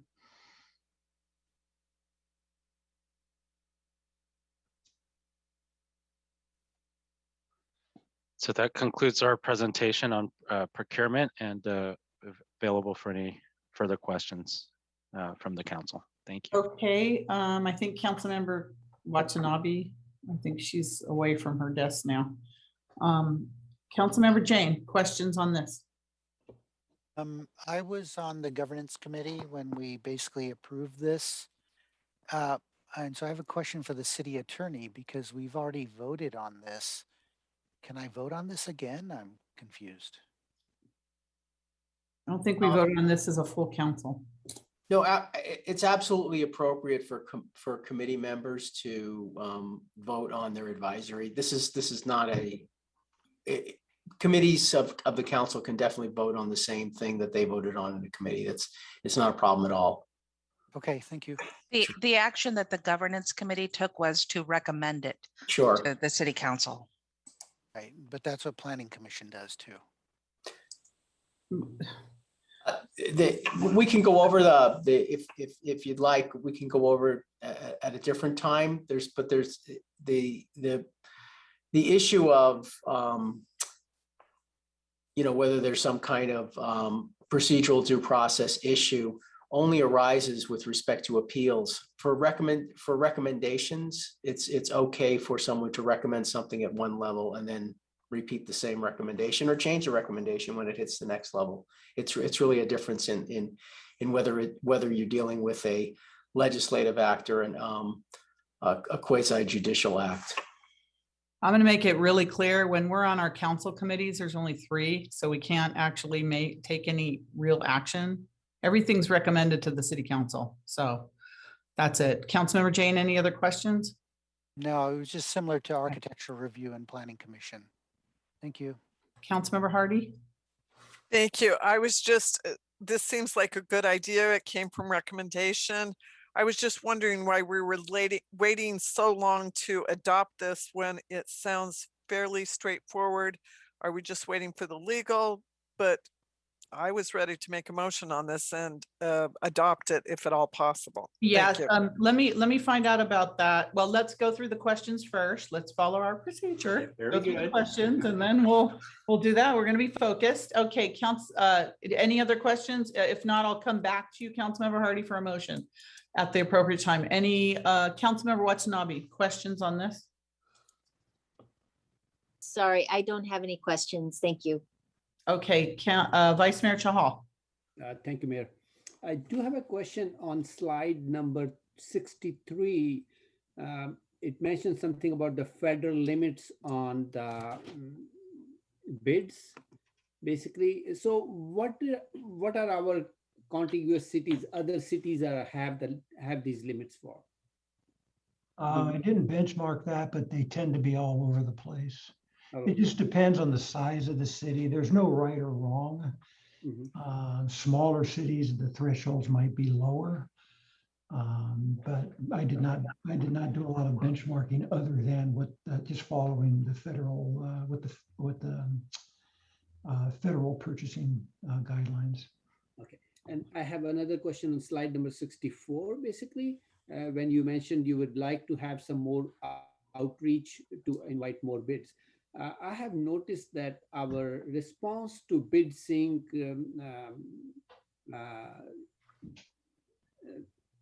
launches, what we put on the BidSync, is very few, like we get 2 or 3. Is that normal, or does our city is getting less responses on these online bids responses, basically? I think those are my questions. Thank you. Oh, I have to wait. Yeah, sure. Sorry. Okay, are there any other questions before we answer? Staff answers these questions? Okay, no more questions. So Mark Giovanetti, would you like to answer that last question? So about a BidSync. BidSync. I understand. I think a lot of it, council member, has to do with the economy. If it's a seller's market, you're going to get fewer bids because contractors and vendors are that busy. If it's more of a buyer, that if it's a seller's market, if it's a buyer's market, we'll probably get more bids because maybe the economy is not firing on all cylinders and they don't have as many opportunities to bid on. So that's one reason. A lot depends on what it is. If it's product, you tend to get more bids because product, you can find vendors all over the country. Services, especially general services like landscaping, they tend to be from the local area. So that limits the vendor pool and you're going to get fewer bids there. That's all I can really think of. It doesn't seem inconsistent with what I've seen over the years. But I know at San Jose, Public Works, when the economy tanked 10 years ago, they were getting like 20 bids for projects where before the economy got in trouble, they were getting maybe 2 or 3 bids. So there's lots of variables. I would only suggest that we should look at some other options where we can post our bids, basically, to get more responses. BidSync is pretty well represented. There's a lot of vendors registered on BidSync. It's been around for a long time, and you have vendors registered from all over the country. We do get a report every time we release a bid on how many vendors were sent the bid notification. And it's substantial. So then we get a report on how many vendors viewed the bid. And then, of course, we find out when the bid closes, how many actually presented a bid or submitted a bid. If we don't get as many bids as we thought, we will call, especially if we get 1 bid or no bids, we will call the other bidders that we thought were going to submit and ask them why they didn't. And sometimes that helps us. We just want to make sure too that we don't have something that worked its way into the requirement, to the specification, that's proprietary or something like that. Okay. All right, thank you. I'm going to go to the public. Is there any member of the public that would like to speak on this procurement issue? I don't see any hands, Mayor. Okay, so now I'm going to go back to Councilmember Hardy for a motion. Thank you. In fact, I was going to tease them just slightly from a point of view for the proposal. It says city manager less than 250, city council greater than 250,000. In somewhere in there, you have to include the number 250,000. No, I understand it's up to and including 250. Right. It just didn't say that. I wanted to make certain in my motion. So I wanted to understand in the proposal, you were saying up to anything up to 250,000, or the council should handle 250,000 and above. What was your proposal? Greater than 250,000. Greater than 200. Okay, thank you.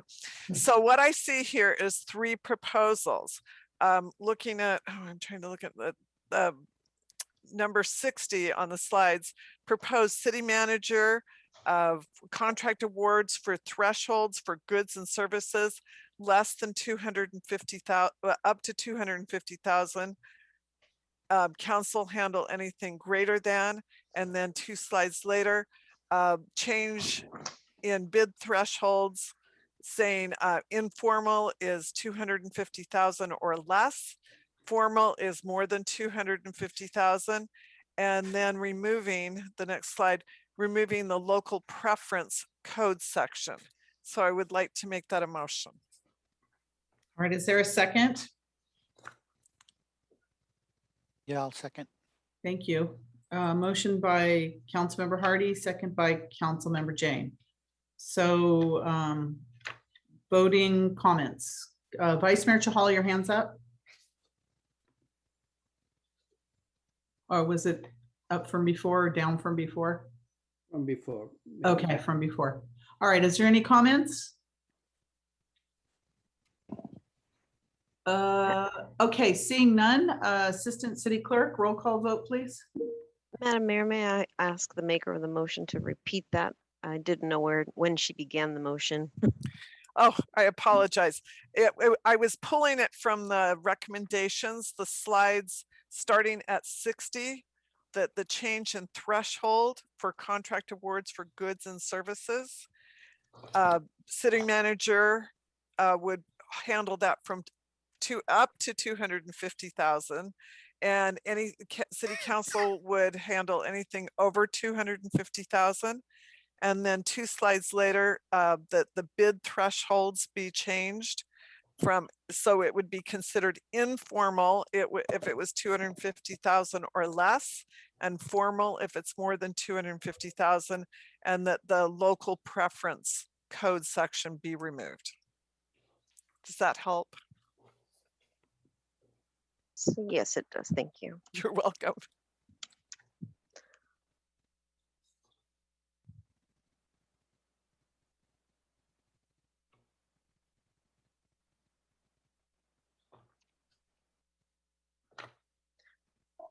Would you like me to do roll call vote now, Mayor? Oh yeah, sorry, I was waiting. Oh, sorry. I have a quick clarification question. I raised my hand. So it mentioned that next steps, provide direction on proposed reform and direct staff to return to a future council meeting with the draft code amendments for approval. So are we doing that, or what are we doing? We will be doing something more in the future? What is the difference between future direction, next steps, and what we are doing today? Because we don't have an ordinance. I'm sorry, you don't have what, Councilmember? An ordinance. Oh. Amendments, whatever we want to make, code amendments for approval. No, this is, thank you for the question. I think you're clarifying exactly what we're doing. You're just voting to direct us to come back with an ordinance amendment. You can't make these changes without proper noticing under the Brown Act and bringing forward a formal ordinance to amend the code. So you are correct that that's what we're doing right now, is just simply directing staff to bring back the ordinance amendment do all the things that Mr. Giovanetti just discussed. Got it. Thank you. Okay, Assistant City Clerk, roll call vote. Councilmember Watanabe, Yes. Vice Mayor Shahal, Yes. Councilmember Hardy, Yes. Councilmember Jane, Yes. Councilmember Becker, No. Mayor Gilmore. Yes. Nora, for clarification, I think it was seconded by Councilmember Jain. Yeah, I think so. Yeah, Oh, sorry about that. that's okay. So that passes 5-1 with one absent. Thank you for that. Okay, City Manager next, or is it? Yes. Yes, you. Okay. So would you like to keep going on the organizational capacity? Yes, All please. right. So that summarizes the fiscal update. And as you see, the conditions are very much still the same with some additional known risks, the Delta variant on our economic forecast. We wanted to do the same here under the organizational capacity, provide an update and a status report, as well as provide some reforms and streamlining activities so that we can obviously look at opportunities to build capacity. Next slide, please. So this chart is just understanding the major drivers of workload. And we've shown this occasionally as a reminder that it's not only at council meetings that we receive additional workload. There's a lot of outside impacts, either the city as a regulator, the city as an employer, as well as other items and bubbles on the screen that cause for workload within the organization. I did put COVID in bright red because it's something that we have been living with for an extended period of time, as well as PRAs. I want to go to the next slide. So COVID continues to be our reality with response and recovery. We are looking at how we look at reopening, as I talked about earlier, with respect to increasing our vaccination rates, as well as what more we can do in a safe workplace. Budget sustainability and fiscal solutions require more work going forward. As Ken outlined, there's lots of work to do to prepare for a study session and bring about ballot measures that we can put in front of voters next year. In terms of ongoing service delivery, it has been within the context of increase in workload. We have a reduced staffing overall of 26%. I'll show you how we get to that number, as well as a vacancy rate at about 17%, and that equals about 200 vacancies. We have had the loss of about 450 as needed staff, which represents about 50% of our as needed as of July 2021. The pandemic is obviously still evolving. We know that Delta variant is a key risk factor as we move forward. And we need to focus on our city staff's vaccination rate, as well as frequent testing to keep our staff healthy so that we can in turn provide services to the community. Next slide. So we showed this slide in the governance committee in that pre-COVID, when we looked at our full-time equivalents, working on a normalized annual number of hours of 1,792 hours per year, discounting for sick leave, vacations, and holiday, as well as we had 927 as needed, which can work up to 1,000 hours a year, and many times we did use them for those hours. In total, we had just under 3 million capacity or productivity hours, we call them. Now where we're at is we have 950.25 filled FTEs and 525 as needed. We have hired a couple more as needed as we began to further reopen Parks and Rec programs. In total, we're estimating about 2.2 million productivity hours. And so you'll see the change there of over 700,000 capacity hours or productivity hours lost from the organization. So the impacts with respect to resources available to provide operational day-to-day services has been truly realized, and in fact equals above 0.25%. Next slide. So wanted to delve in a little bit deeper as we look at where we're at with respect to resources and particularly vacancy rate.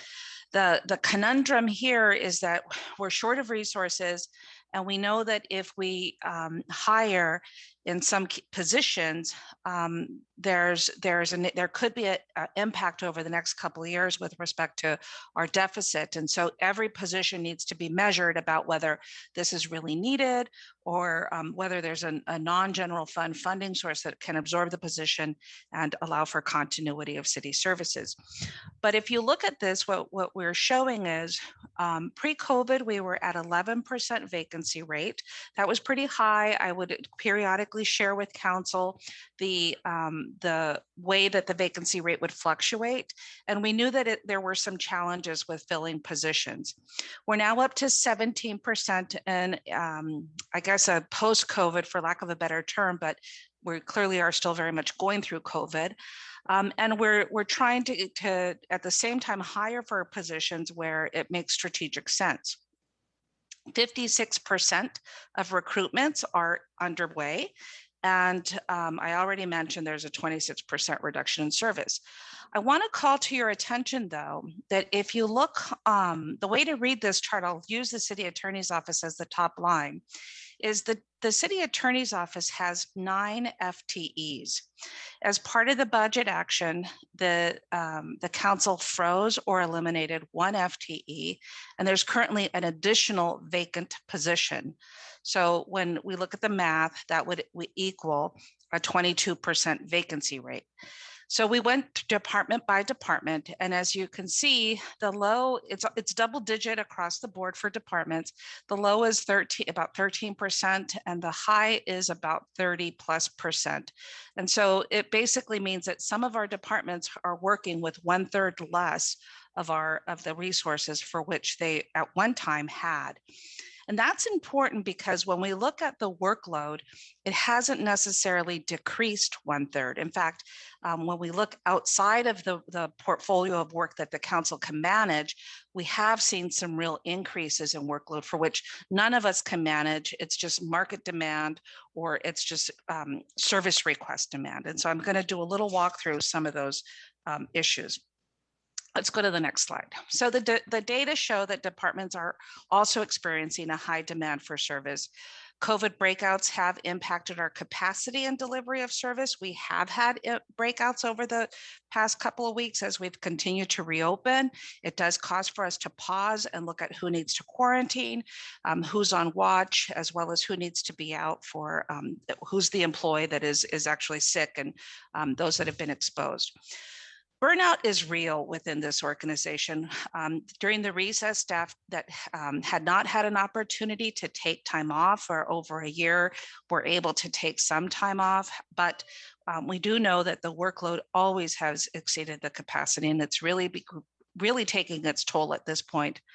And we are limited in terms of how we're able to schedule time off for staff, as well as the realities of having to work excessive hours week after week. The city also, as I mentioned in the governance committee, we do run a high risk of being in violation of some of the employee laws. And we've been really careful in working with employees mandated breaks and lunch. However, it's a known fact that sometimes employees, if you do feel pressure, and they will skip, and that's something that the employer does not encourage. There's workload, as I mentioned, that the council controls, and there's workload outside of the city's ability to manage, for which we have significant increases. And so let's go to the next slide. These are some examples of some new workload that we've absorbed or are about to absorb over the next couple of months that they're just mandated, and or the council has already acted, and we absorb them without additional resources. One is the redistricting committee and the whole public process. The council is entertaining potential new committees for which we would have to support, do agendas, do minutes, do research projects, as well as staff. And so I've just numbered them out there by bullets. We've absorbed the Downtown Community Task Force, the Diversity, Equity, Inclusion Task Force, the recovery and reopening plans that are constantly a day-to-day check-in on where we're at. We are expecting the related development phase 1 project to begin to begin receiving submittals in October 2021. We're actively trying to hire for those positions. And I would be remiss if I didn't say this is probably the nation's largest development project. And I am concerned in that we are starting with an organization that is very different pre-COVID, where at that time we were already expressing the reduced amount of resources and the need for more resources. We're not better off from a capacity standpoint, and we know that in October we will be presented with phase 1 packages. There's other outside work that impacts our workload, and one is BART. We have several cooperative agreements with BTA for bringing BART to at its end here in the city of Santa Clara. North San Jose development status projects. And I'll just mention one that hit us over the last couple of weeks, and that's Valley Water. There's a purified water line that's strategic for them to build out during the drought. And clearly it will take a lot of our resources as they are proposing to run pipe through the city of Santa Clara. Next slide. So here's some additional data sets that are important for the council to consider, because it has changed how we work internally as we are up against reduced resources. I mentioned earlier, we've had a 63% increase in Public Records Act requests year to year. The data, the great thing about PRAs now is we're tracking them with our software system, but we also know the year-to-year increase and the amount of workload that it's impacting. We literally have about 5 staff members supporting this effort, and it's still insufficient. They just continue to come in. The problem that we face, though, is in our clerk's office, we have 2.5 vacancies. And so it's cause for the city manager's office to have to absorb that work and reprioritize staff from the other council directed work that they were once doing. We've also had unprecedented permits processed. We put in our annual report that we've had a record-breaking plan check and plan permit fees during COVID for fiscal year 2021 of over 15.5 million. And that's in the context of over a 30% vacancy rate. So it really demonstrates the workload that staff has been able to absorb when faced up against a very significant vacancy rate. We've also had a record-breaking building permits for fiscal year 2021. When compared to the year before at 6,000, it's a 30% increase. And in terms of ongoing planning projects, we're tracking 84 ongoing projects that collectively represent over 20,000 units and over 21 million square feet of non-residential development. This is important because these projects require citywide staff at every stage from entitlement to construction and require resources. And these are also projects for which the demand is coming from the market. And so as people submit, we have to respond and absorb the workload as we continue with our day-to-day operations. Let's go to the next slide. I want to mention that as part of the budget proposal, we did not include resources for large events such as the 4th of July or the Art and Wine Festival. The council did take an action to support financially as well as from a logistics support, the Parade of Champions. And so we are absorbing it within our current workload. But I did want to mention that that's another example of an entity planning a large scale event for which we didn't have plans in our budget as we proposed. Recruitment, retention, and personnel management has also become its own separate workload as there is a shortage of labor in the South Bay. It's exacerbated more than ever before. It was hard pre-COVID, and now what we've seen is similar to private sector patterns in that we've started to say, where are the applicants? In fact, in some of the reviews of applications, the numbers are significantly low. I mentioned our vacancy rate. We are looking at maintaining the hiring freeze, but there are some positions that we just need to keep filling, such as library building official, code enforcement officer, and SVP positions. I just have to mention that what we're finding is that it's significantly difficult right now to find staff in our community development. We continue to do recruitments. We've done multiple recruitments. We will be back before the council in September with a proposal for the council to consider that will benchmark us better against the market. And we are also continuing to look for filling the city clerk's office vacancies. We made 2 offers already, and I would share that both of them were declined either because of the workload, the results of the duration of public meetings, and how it just wasn't going to be a good fit for the successful candidate. And so that's what we're seeing out there in the market, is that there's extreme regional competition. We do have a very different pay structure, which we've shared with the council before, as well as the region knows our known workload, and it has resulted in some unsuccessful recruitments. Let's go to the next slide. So other growing workloads outside of council direction that the council should be aware of is, you might remember a couple years ago, we really made a robust effort to launch our customer service response system. And that was the good news, in that we put our messaging campaign out, and residents and the community did begin to use it. We have seen over the past year a 40% increase year to year in the context of a 26% drop of resources. And climate change has also required our immediate attention. With the statewide drought, as well as our own local drought, we have had urgent requests for infrastructure improvements, as well as for further collaborative partnerships. Valley Water is one that I've already mentioned, completely drought related, and there is urgency for them to begin their project, for which we'll have to enter into some form of discussions with them, as well as collaborate on the work. Statewide power issues impact our electric utility. We have received word from PG&E that the governor took an action for a 30-day order. We are working through that.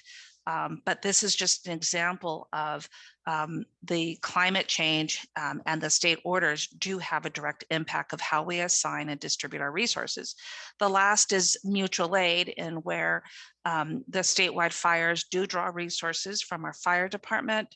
SVP has been called out for mutual aid to help support the establishment of power in cities, as well as we've even had to send our water truck out, and our water truck staff, so that they can respond to the fires and help out with mutual aid efforts throughout the state. Next slide. Should I continue, Mayor, or would you like to pause here before we get into the next section? You're on mute. Continue? Okay. Yeah, so one continue. of the, sorry, go ahead. Okay. So one of the efficiencies that we want to bring forward, and we've kind of gone throughout the whole spectrum of ways to approach this. My practice in the past has been that that council members should be able to communicate with the city manager, as well as the department directors. I do want to change that practice to better keep directors focused on the work that is directed by the full council, as well as the day-to-day operations. As you can see, capacity is extremely limited. So let's go to the next slide. This is the year-to-year service request increases. And as you can see, there's been a 40% increase. And we're showing the work that has been completed, as well as what's been submitted and what's in progress. We have opened up new lines of work through My Santa Clara, and we think that this is the most efficient system that we should use going forward to track constituent issues, as well as it allows for council members to go in and see how we're doing as we continue to make the system more robust. Let's go to the next slide. So to expedite day-to-day request, we know that often the community likes to submit through My Santa Clara. For those that continue to go through mayor and council office, we are going to begin to forward them to our part-time as needed executive assistant, so she can enter them into the My Santa Clara system. And that way we can begin to track them in the citywide, rather than on Deanna's notepad, or the last time we talked with Julie or Deanna. It's a better streamlined system, and we're using the systems in place that for which they were meant to be. It will allow for us to have a centralized process and a centralized repository of all of the council questions, inquiries, and resident issues, and for which we can assign to staff based on capacity and existing priorities. This means that when Martha receives the inquiry, she will input it, or if it's a council member inquiry specific to me, we will handle it through the database process. And that way, as we begin to respond, we can you can be able to track it in the My Santa Clara app. The idea here is what I have observed since the beginning of the year is that when our directors or our city staff get an email from council members, they immediately refocus their attention from either day-to-day operations or full-time or fully approved council directives to focus on that question at hand. It's part of the customer service ethic that we have. However, in the long term, it's not sustainable, and that it really does impair how we've planned our day, the meetings that have been scheduled, as well as it does create a false sense of what's urgent. And we want to make sure that staff are laser focused on what is truly urgent within the organization. Next slide. So for processing inquiries and concerns to the manager's office, we'll focus first on service delivery without staff being redirected. Council inquiries will be prioritized, and we'll make sure that they do not interfere with day-to-day operations, and that we first implement the full council directives. This has always been the order of priority that we've instructed. However, we do know that when emails and inquiries come to staff does get redirected. Our capacity, as you can see, is much too valuable to get distracted. We also want to make sure that I'm able to close with the council how your inquiry or how your constituent complaint or concern has been addressed by the city organization. And My Santa Clara does allow for us to generate the reports. It allows for you to go in and see how it's moving along. And so you can basically self-serve to see what's up in your district as well as on your constituent issues that you forwarded to us. It also preserves our limited capacity and resources. And as I mentioned, it takes us away from the manual process of tracking by staff and who's last talked with the council member, and puts it in a system for which we can streamline all of the different inquiries that we receive. Next slide. So that's the process that I've worked with staff to implement and socialize with them in terms of how we could create a more efficient use of our capacity.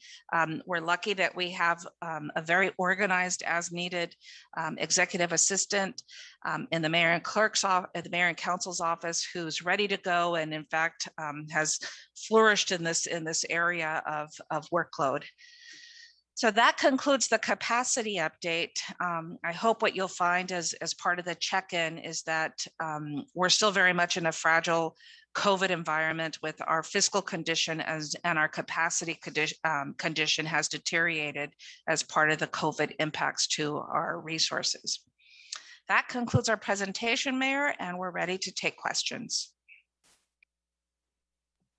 I can unmute myself. Okay, thank you very much for that. All right, let's go to council questions on this last bit here.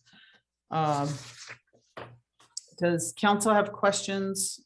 Go ahead, Vice Mayor Chahal. You can start. Thank you, Mayor. Thank you, Deanna, for the details you submitted. I have, so if I look at the vacancy rates versus the frozen positions, so look like our bigger problem is the vacancies, because I see in that, I think one of the slide number 72, almost 100, yeah, this one, almost 170 vacancies, which we are not able to recruit basically, or I know we are in a process of, but that's a bigger problem. And that's like, what can we do to solve that problem basically versus a frozen problem? That's my first question. Especially in utility, I see 39 short. My next questions are pertaining to the process of using My Santa Clara app. I saw some history, like how the statistics are being presented 18, 19, 19, 20, 20, 21. how many total requests we got, and how many are still pending in process. So on that question I have is, let's say a resident, I'm not going into details, stop me if you don't want me to go into those details so that we can discuss later on. But my question is, I ask a resident, oh, go to my Santa Clara app and submit this complaint. He or she submits the complaint. How will I be in a loop? Because I told him, how will a Santa council member be in loop whether his issue has been resolved or not? Or we will be getting all my Santa Clara app submissions for a month or something like that? That's my question basically on that. Thank you. Okay, Councilmember Hardy. Thank you. I just want to make certain, first off, I beg people to use the My Santa Clara app, and I used our opportunity of our neighborhood night out to every group I went to please use that. And I'm actually, the fact that those are up is good. My concern is, and I want to make certain, because I don't want to put any extra burden on staff at all, where we have a specific, so like I work with BPAC, I need to talk with different staff members over that specifically. You're talking about separate requests that should come through you, not the ones where we're specifically assigned to that. I want to make certain I'm clear on that. Thank you. All right, Councilmember Jane. Yeah, I was curious as to the breakdown of the request types, like how many of these are tree trimming or sidewalks or, dumped trash. Can we get a breakdown of the different types of service requests? And then I was unclear. Do you want, like, if I have any questions at all, I should only send them to you about anything? Is that what the city manager is asking? Okay, anyone else is with their questions? Councilmember Watanabe? Yes, thank you. Let me see. I think I've got two questions. Regarding the PRA requests, that's just incredible, the amount that the requests have gone up, and even in July 2021 compared to July 2020, we're not even in an election year. But I was wondering if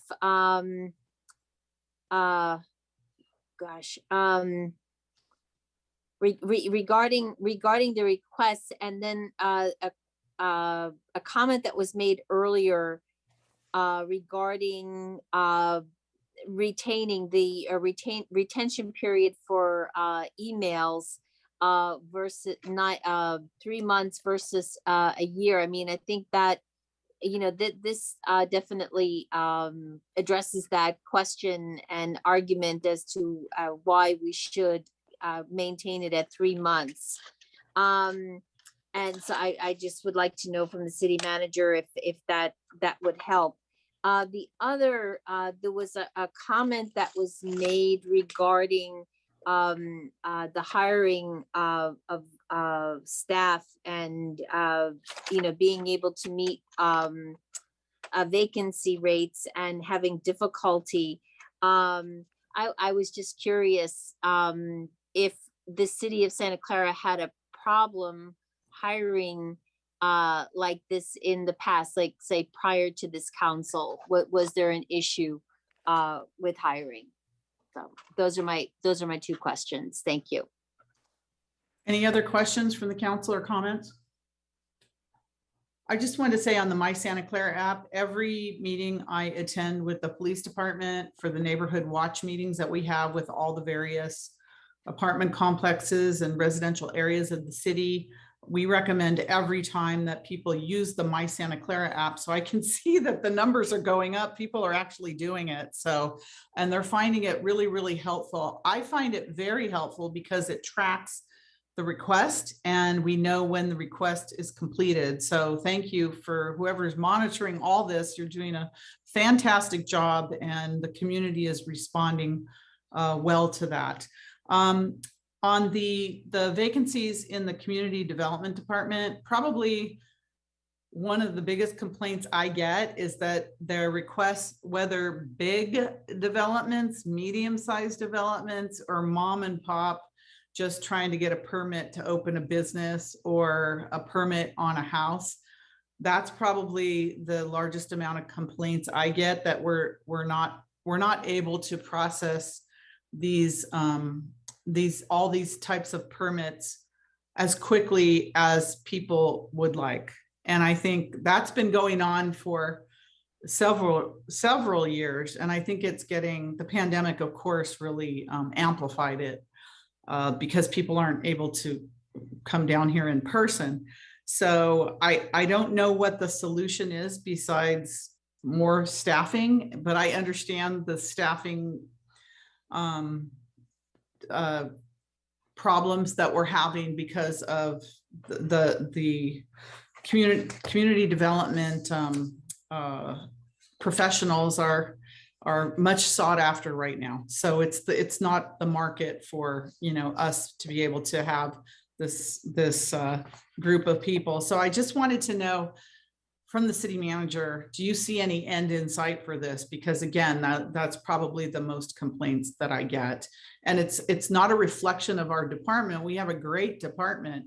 It's just we don't have enough people to be able to process all of these claims. And I think those are my only comments. Okay, city manager. I don't know if you've taken. I took a lot of notes. Back of all that. So what can we do to solve the vacancy problem? I do think that's a key issue here, as the data show. We are actively recruiting. There is a labor shortage that is established by both the public and private sector. We are seeing across the board less applications for the positions. We have done some salary studies. We will be before the council, particularly for CDD, which is our most fragile besides the clerk's office department right now, to bring our salary for certain positions up to market level. And we'll do a walkthrough of what our findings show to see if we can become more marketable to attract candidates. So that's part of the solution, is when we are experiencing hard to fill positions, ask ourselves, what about the position is hard to fill? And we also, for example, with the clerk's office, we know it's just workload. When we've talked with successful candidates that we are interested in making an offer, once they hear the full workload, they express to us, it's too much work, it's not going to be a good fit for me. And that has happened back to back twice now. And part of it was either the length of the council meetings, the workload of public records, and all the other demands. And so we do need to recognize that the pattern of doing more with less, and then trying to recruit people who work regionally. I'm making reference to a candidate from San Jose, which is a very busy organization, who knew that staying in San Jose was going to be less of a workload. I should also share that we did successfully, I think it was early last year, recruit someone. And after a week, the candidate from San Jose left and said, I'm going back to my old job. This is too much. So that really needs to be acknowledged in terms of how we retain staff and how we attract staff. My Santa Clara app, this is one where it's going to take us to be disciplined around what's policy and what's operational. This My Santa Clara app will provide reports if they're coming through to the mayor and council office. But for those that you continue to recommend to use My Santa Clara app, to the extent that you're able to recognize the problem, the resident will receive the day-to-day operations and service delivery through the city as it should be, and will resolve their issues through there. I think what you'll see through the data is where we're completing the large part of them. We know where we're in process. And so we'll have to ask the council for a leap of trust, and that once it goes through that process, we do close the loop and provide the customer service that we're here for. With respect to the BPAC and the commission, absolutely. When we're supporting staff through the boards and commissions, that is the norm of the city organization to provide the direct support to the city council. So that's not what we're trying to get at. I can share with you today alone. I'm not going to out anybody, but I have seen 2 emails that were directly sent to staff, not at the director level, and from council members. And so this is why we are doing this, in that the staff is trained to immediately elevate it to me, but I cannot have staff below directors receiving emails on inquiries or issues from your community that redirect the staff from their day-to-day operations that they're doing. So this is a very valid issue of council members, because you guys know them, you've been familiar with them. It feels very convenient to send them an email about what you've discovered or heard in your district. And unfortunately, both fortunately and unfortunately, the staff will get directed. I'm here to tell you it happens. I've seen it.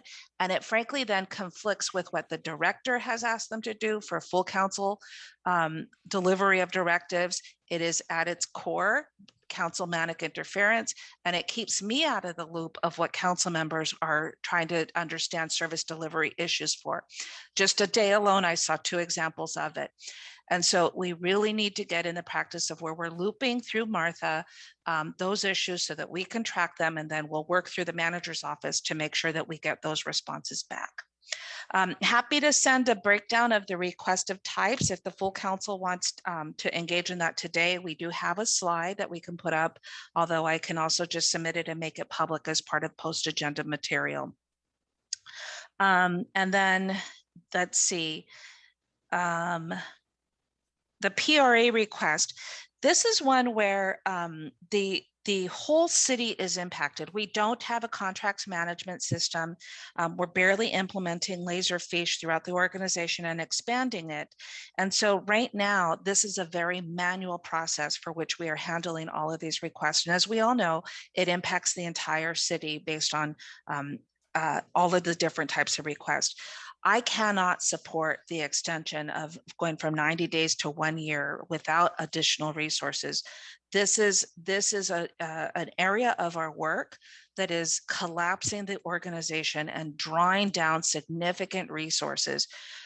We will lose staff over this if this continues to persist and we don't add additional resources, because staff did not take these jobs to look at public records requests all day.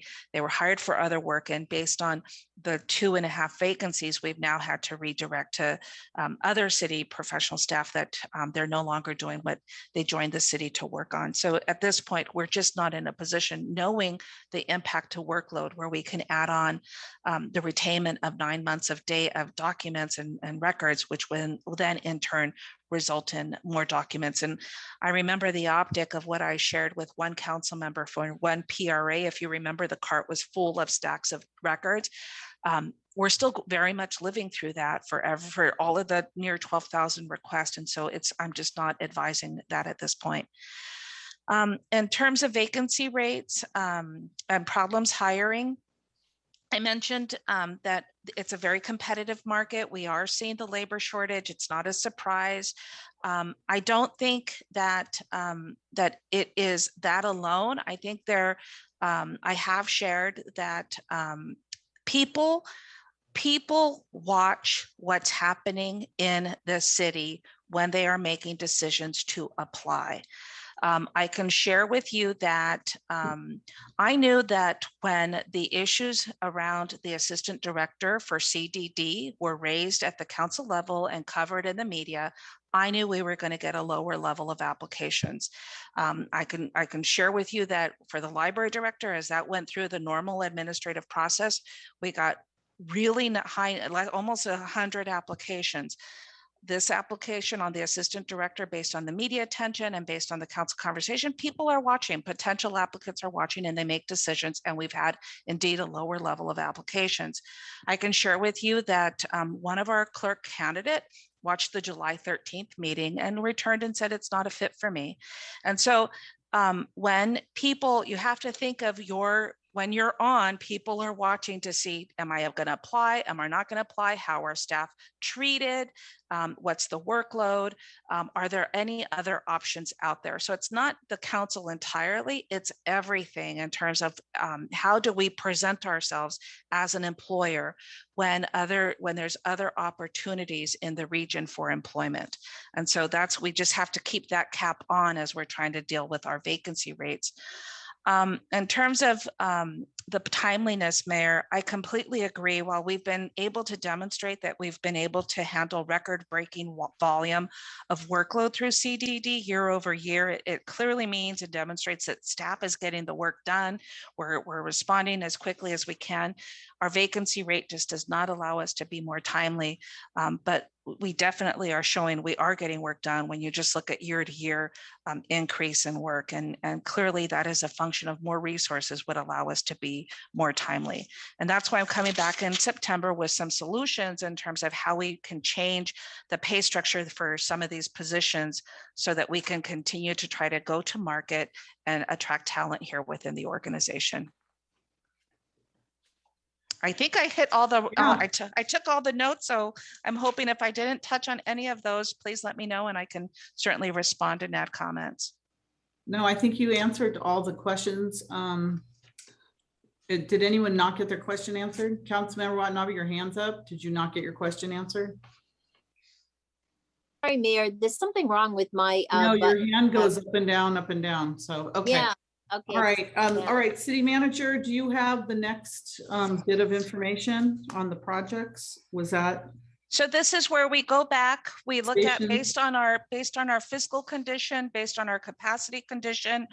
As a check-in, we have still 16 items that we need to entertain. I know Councilmember Jane has presentations. If the council wants to hear them and consider the recommendations. But I have to say, and I don't mean this in an insulting way, any new assignments right now are going to be subordinated against the revenue items that we've got to get over the goal line, as well as other mandates that we have to get over the goal line right now. And so it's not my style to say that, but we are in a position much like the unfunded capital projects list where we would be adding it to the list. And as capacity comes, we would be able to get to them. So that's just as you think about the conversation, I think we've demonstrated that we're in a very fragile state, and our other priorities from earlier this year certainly are still very significant for our sustainability. Okay. All right. I've got two hands up. Councilmember Becker. Okay, so sorry, this is where we start giving what we want for our priorities. Is this the section or? We're going to go to the 16 items.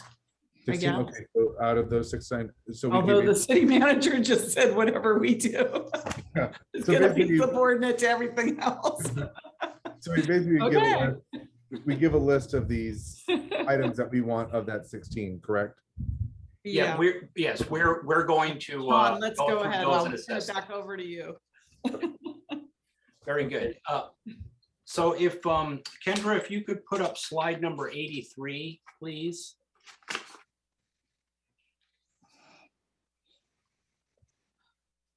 And so as we look at slide number 83, that is our discussion of check-in. We're used to evaluate COVID-induced conditions and workload against resulting capacity impacts. And now we will go back to those 16 items. And of those 16 items, what are currently urgent and important? These are the critical items that should be considered between now and the full priority session in 2022. You only have one critical urgent item, and that is COVID relief and recovery right now. We can look at the other items too. Do they fit into the less urgent but still important category? So not critical, but important, and they will be worked on, but at a lower level of priority. And then there are other items that you don't need to direct staff to work on. We will revisit those at the 2022 session. I'm going to add another item on here, another potential category on here. Is there anything that doesn't need to be on the list, that can come off the list? It doesn't need to be considered at all. So I'll put that out there as as one option. Let's move, Kendra, if we could go back to slide number 14, and we'll just walk through your priorities and then ask you to make decisions about the new priorities. So here are your 3 important items. And again, critical, urgent, COVID relief, and recovery. You've got 3 important items. They're all in process. Deanna walked through what that process is. Note the affordable housing opportunities. I'm going to have a suggestion there for what you might do with the petition and the ad hoc committee. Next slide, please. Slide number 15. Here are the ones that are already in progress, and I'm not sure that you want to do anything with these. These were identified in February 2022, and staff is working on some of them, but not all of them, given capacity. Are there any questions about any of these, and should any of these come off the list or move up in priority order? Any questions about any of these items? And again, I'd already identified ongoing, in progress. Good here? So we'll continue with those, and then we move on to, these were items that were considered in 2020, in February of this year. Let's look at them again in the mid-year check-in or push them off to 2022. Are there any items here that should change priority, or we will continue to staff will continue to work on those and we'll revisit those in 2022. I do note that the homelessness has moved into in progress, since you do have a study session on homelessness and affordable housing on August 24th.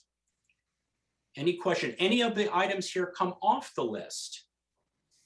I heard the mayor say something about transportation quiet zone potentially not being on the list. I thought all the transportation could go together as one. And they could. We could put that. Yes, we can put that together, because we will present that as an option as well.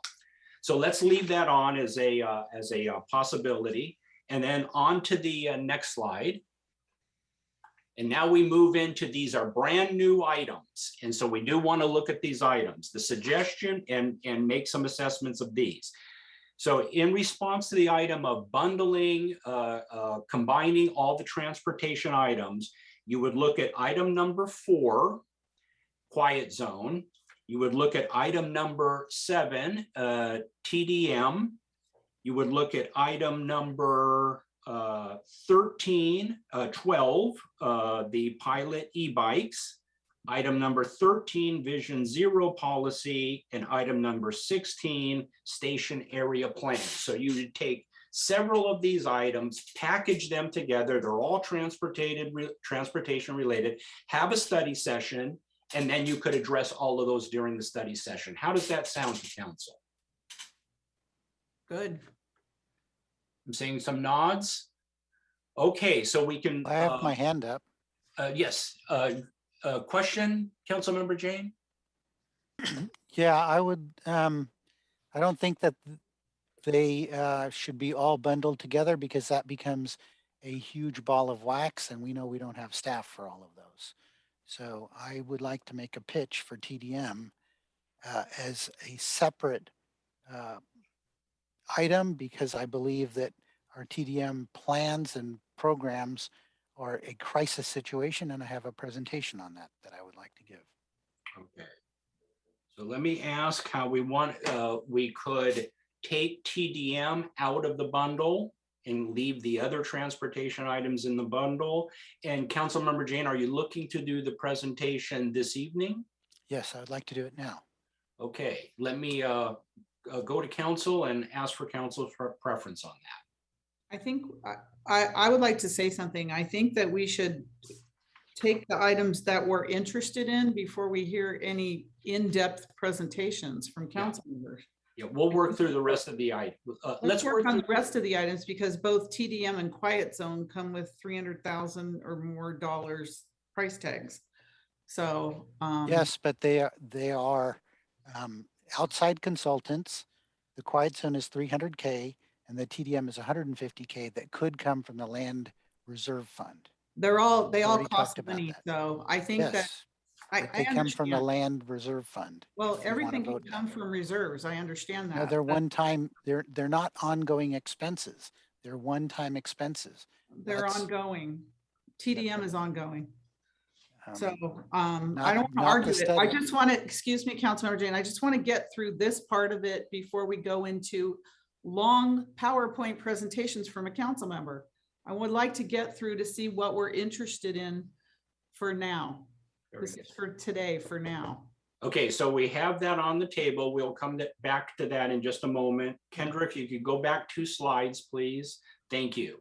On the procurement reform recommendations, it seems to me that that is in progress. Given what we just heard from Mark Giovanetti, it sounds to me like you are already working on that and it's in process and you actually have a plan going forward.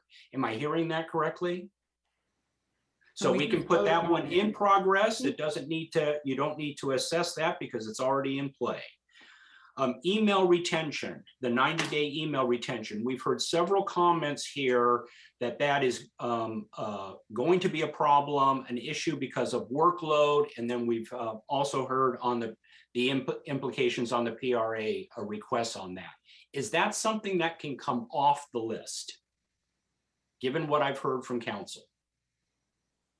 Yeah. We can do a straw vote if that's. I would say, Sean, that was why I had my hand up. I wanted to specifically pull that one off because of the realities. Okay. If you needed a motion for it or just a straw poll, that's fine. And I'll need a little direction, whether we need a formal motion or can move forward with a straw poll. Everybody who wants to pull it off, raise their hand in the picture so we can see your hand. Like real hand. Okay. Oh, okay, very good. Okay. 1, 2, 3, Thanks. 4. Okay, so we'll take email retention off the list. Council member conflict of interest. Where are we on that issue, on that item? Do we want to go forward with that item and consider that in 2022? Does it rise to the level of important? Are you asking staff to work on that now? It Which sort I of would suggest happens not. already. It happens already, and we should know our conflicts of interest, but I don't know what more we can do at this point about that. Could we say that it's done?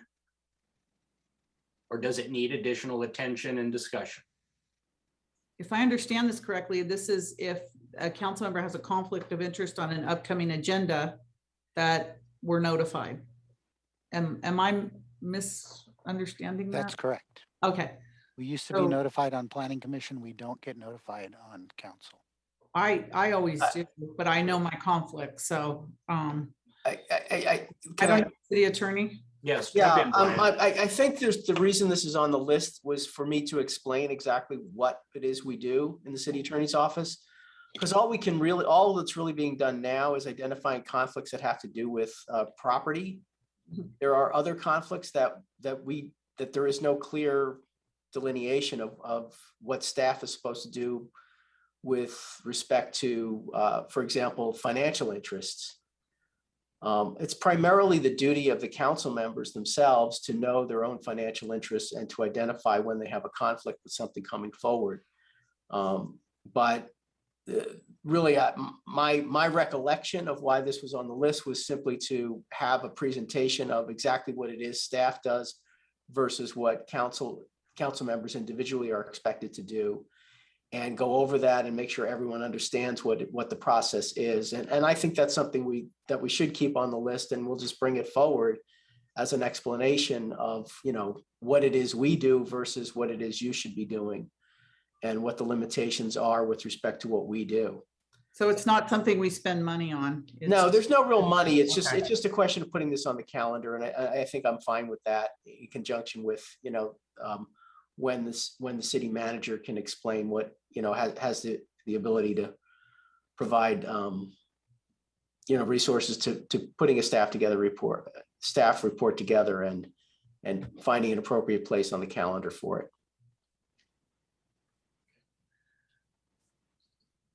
Very good. I think we can move forward with I that think, as, well, Councilmember Becker and Vice Mayor have their hands up. go ahead, Councilmember Becker. I was just gonna go over a list of things I had, but if you're gonna go one by one, then Yeah, we'll just go through these one by one. And I don't see any other hands up. Okay, so if we can leave it to the city attorney to work that into an agenda as information presentation on number 10, council member conflict of interest. Let's move on to number 11, expanded IT contract options or e-news for districts. Questions, Councilmember Becker. I think this is a really important one. And the reason why I say that is because I get a lot of emails of people, basically saying, I don't know how to get in contact with you. Recently, I had a town hall and I, posted on social media. I posted on everywhere I can to get people to know where it is, even sending emails to people to spread that word of mouth. It ends up being that the people get upset seeing that it's on my public calendar saying, I had no idea when that was. I go to many of resident meetings where they say that they really wish that they had some way that they know what's going on in their district, and not just what city related issues are, but what your council member is actually doing. I know bigger cities have done it, and I also know smaller cities have done it. And I think this is something really important to keep us in connection with our residents, because like I said, I do get a lot of emails and concerns of residents not being able to connect with me and feeling that I'm leaving them out when I'm not, because I really like them to have the ability to go to, let's say, my council member page, e-notify, they're added to a list, because frankly, what I'm doing right now is I'm doing it by a spreadsheet. And I mean, this is 1980s. And I think we have the technology to move forward on that. And I think this is a really important issue to be able to connect with those residents, Very good. especially with COVID. Councilmember Hardy. I'm just wondering if there is some way that council members could piggyback onto something we're already doing if they wanted to add that, because you start to have concerns with how information is disseminated, and a public figure has to be careful of that. So I would ask maybe the city attorney or city manager if there is a way, things that go out anyway, if a city council member wanted to add something in, is that possible? Thank you. Vice Mayor, go ahead. Thank you. I would second what Councilmember Becker is saying. Like there have been instances when there was some important agenda item, and I tried to go to the community directly 101, and I had the same feeling that we are not having an adequate feedback from our residents. So this is basically to expand the feedback process from the council member and council district point of view. So anything we can do electronically, like e-news, whatever we can do for a district perspective or citywide perspective from that perspective. But if we can down drill to district level, if the project is within the district or what's happening in a particular district, that way it will be helpful.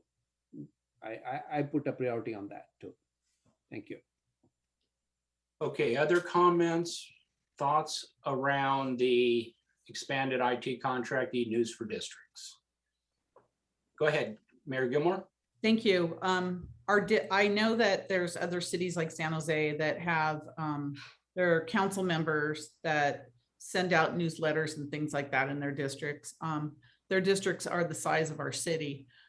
In Santa Clara, I know that I'm not allowed to send out a letter with my name on it because of it being public funds being used, to promote or support an elected official. So I know that I personally have my own social media that I use, that I do on my own. I have my own mayor page that I use and other things. And then the city puts out information as a whole. So I know we're not set up, or it's not broken down per district, because then we'll have 6 different messages going out in our city. So I know the limitations that I've had as the mayor, being elected by the entire city, that I'm not allowed to do. So I'm not sure how this is going to work or how we're going to put priorities, because we don't have a staff. We don't have, district staff people. We don't have district budgets. We don't have any of those things. So I don't know what legally we can do as a city for individual elected people, but I don't know, city manager, your hand is up. Sure. I know that I've been told, no, I can't do anything. So anyway, go ahead. So I have some ideas in terms of what we can do, and I know what we can't do. The city manager's blog that goes out every other week, you're always welcome to just pick up the items that are important for your district and place them in a newsletter template and blast them out on your own. They're city approved communication pieces. I do want to look though at our citywide Santa Clara Inside publication, our online magazine that we've recently restructured. We could look internally to have council district reports out. Most of the times we're just featuring stories and city services and things of that sort. Not attributing it to a council member, because then we get into some of the state law issues. We could just give a council district activities, either events that are coming or key public works projects or things like that, a planning commission hearing. And we could look at those quarterly reports so that the community can see from the city perspective what's happening. Beyond that, I do have some concerns. I know the mayor touched on the ability to use public funds for and sign on documents. I can share with you, I have personal concerns because one of my staff members in another city made a mistake and put a picture of council members at a groundbreaking and sent it out as a newsletter. And I was the person that had to report to the FPPC the violation. And I was the person who was held or would be held accountable for the financial consequences of allowing that activity to happen. And I take that very seriously in that we're ultimately, if we see a violation, we do have to follow it with the FPPC. There could be a penalty. And I do think that the council should have a separate policy and understand the law before we go down that path. But I also want to present solutions and look at what we're doing right now and offer that as a starting point, and that there's plenty of blogs to pick up and make your own newsletter and blast out, as well as we could use some of our existing collateral and add council district updates and work with council members on hearing from you what you're hearing is important in your district, and then stylize that to get out from the city perspective of what's important to message. Thank you for that. And let's go to City Attorney Doyle, and then I see other hands up. And let's hear from the attorney, and then we'll go to the council members. Yeah, I think we have to be extremely careful about giving any kind of ideas that we can use city funds to do any kind of mailing for more than 200 people in a period of time. Even identifying a district in a publication that's mailed can be a violation of the mass mailing prohibition.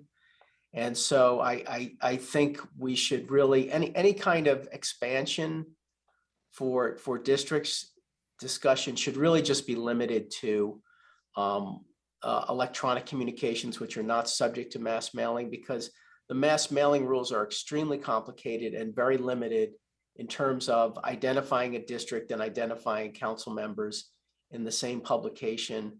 I could bring up the FPPC webpage and you could read it, and you can see that there's a whole list of FAQs that say you can't do this, you can do this. And it would create a whole new level of work to even have to have like special district inserts into a citywide publication in terms of just reviewing it for consistency and compliance with the FPPC rule. So I would suggest, at least at this point, we limit any kind of discussion of district-specific outreach to electronic communications, And even then, to the extent that there would be city resources applied to those types of communications with respect to a district, you would still be subject to state law prohibiting anything that could be perceived as campaign related, as incumbents. As you approach election time and you start communicating via electronic means using city resources, you're going to have to be cognizant of exactly what it is you say.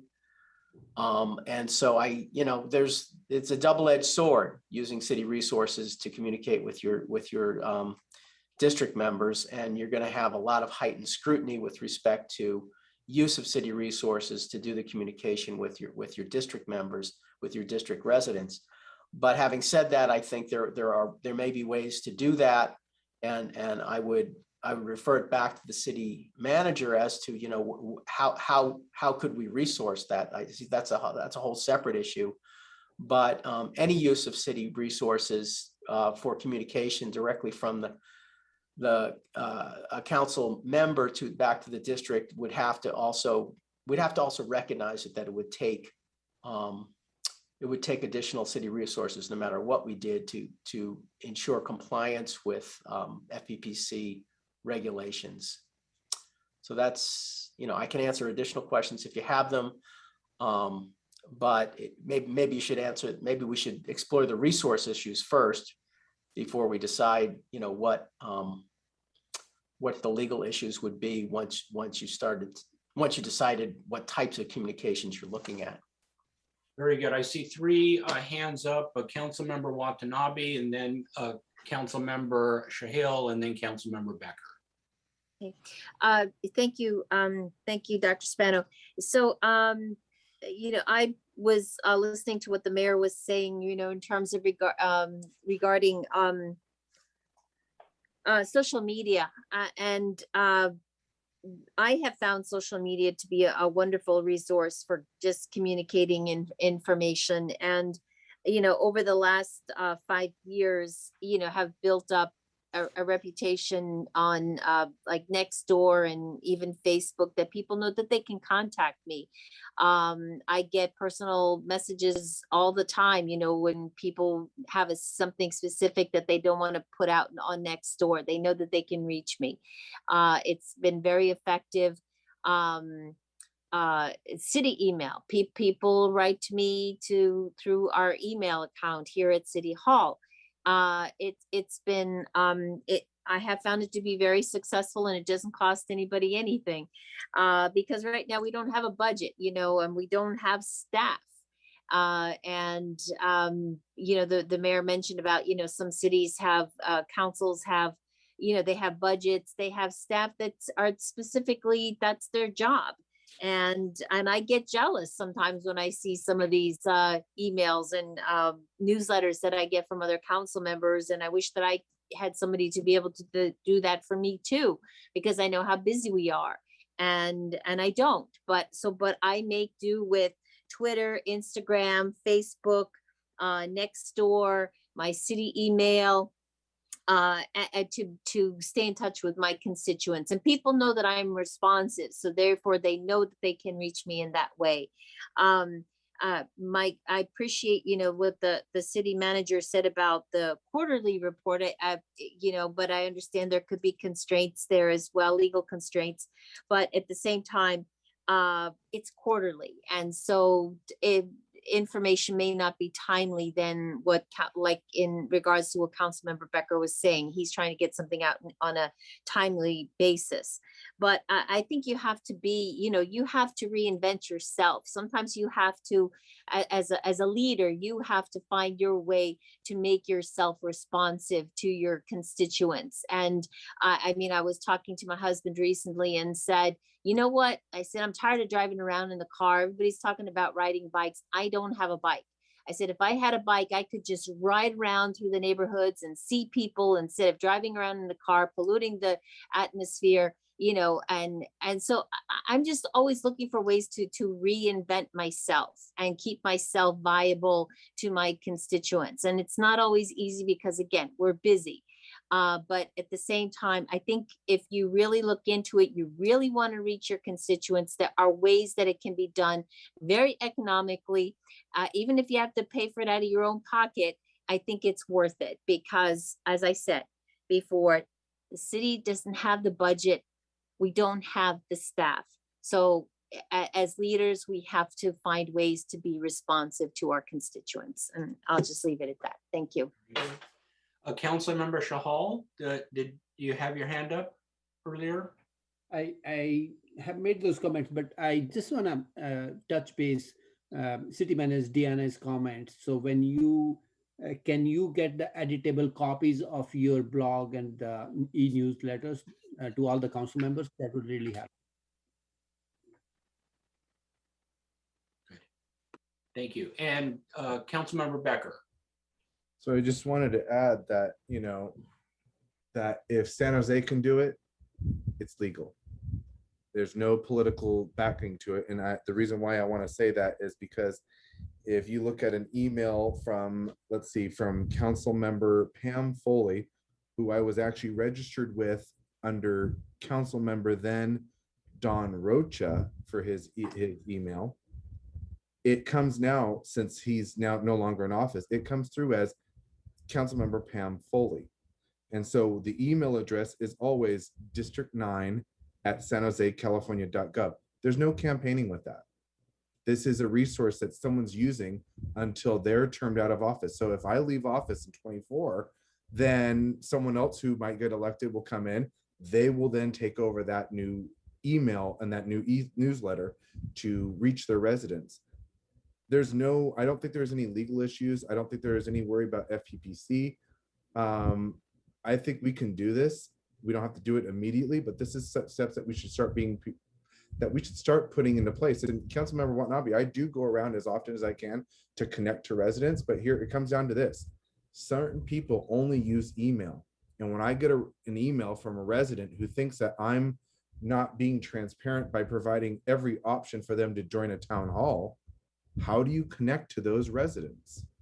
That is the major question. So you want to provide a way where then you could provide a link, go here, register on the council member page, you get an e-notify, then that person is then included into your newsletter for all your notifications that go out. There's nothing political about it because that same email address or that same account will go to the next person who serves. It's you can't take it with you and you can't use it politically. And I think in the city of San Jose, they have to do a review on their newsletters that are put out. That's all I just really want to have to say about that, because it does concern me that, you know, every time we really want to do something, you know, progressive, there's something, a legal issue, you know, oh, we can't do this, we can't do that. No, we can. And, you know, if San Jose is doing it, if other cities are doing this, we need to provide that connection. If we want to go and talk about using city resources being political, the mayor at noon could be considered political. I'm not attacking anybody. I'm saying this is what people tell me from my constituents seeing these videos and saying, oh, well, that's using city resources. So why can't you go use an email to contact us or send out newsletters? It's I think it's the same boat. It just, you know, I think we get to pick and choose what in this city, what we want to, you know, make legal and what not legal. And sometimes I think sometimes we make it up as we go. Very good. City Manager Santana, and then we'll go to Councilmember Jane. What I'd like to do is I'd like to call the city of San Jose and ask them what the process is and how they get funded. I note that the emails are the council member newsletters.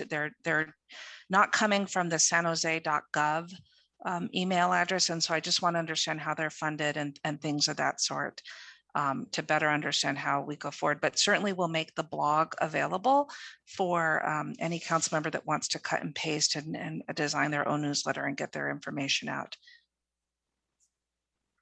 Very good. And Councilmember Jane?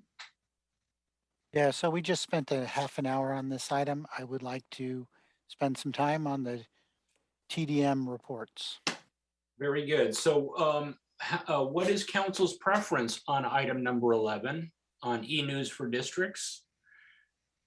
Do we let me make a suggestion. Do we move that to priority session 2022 and take it up then.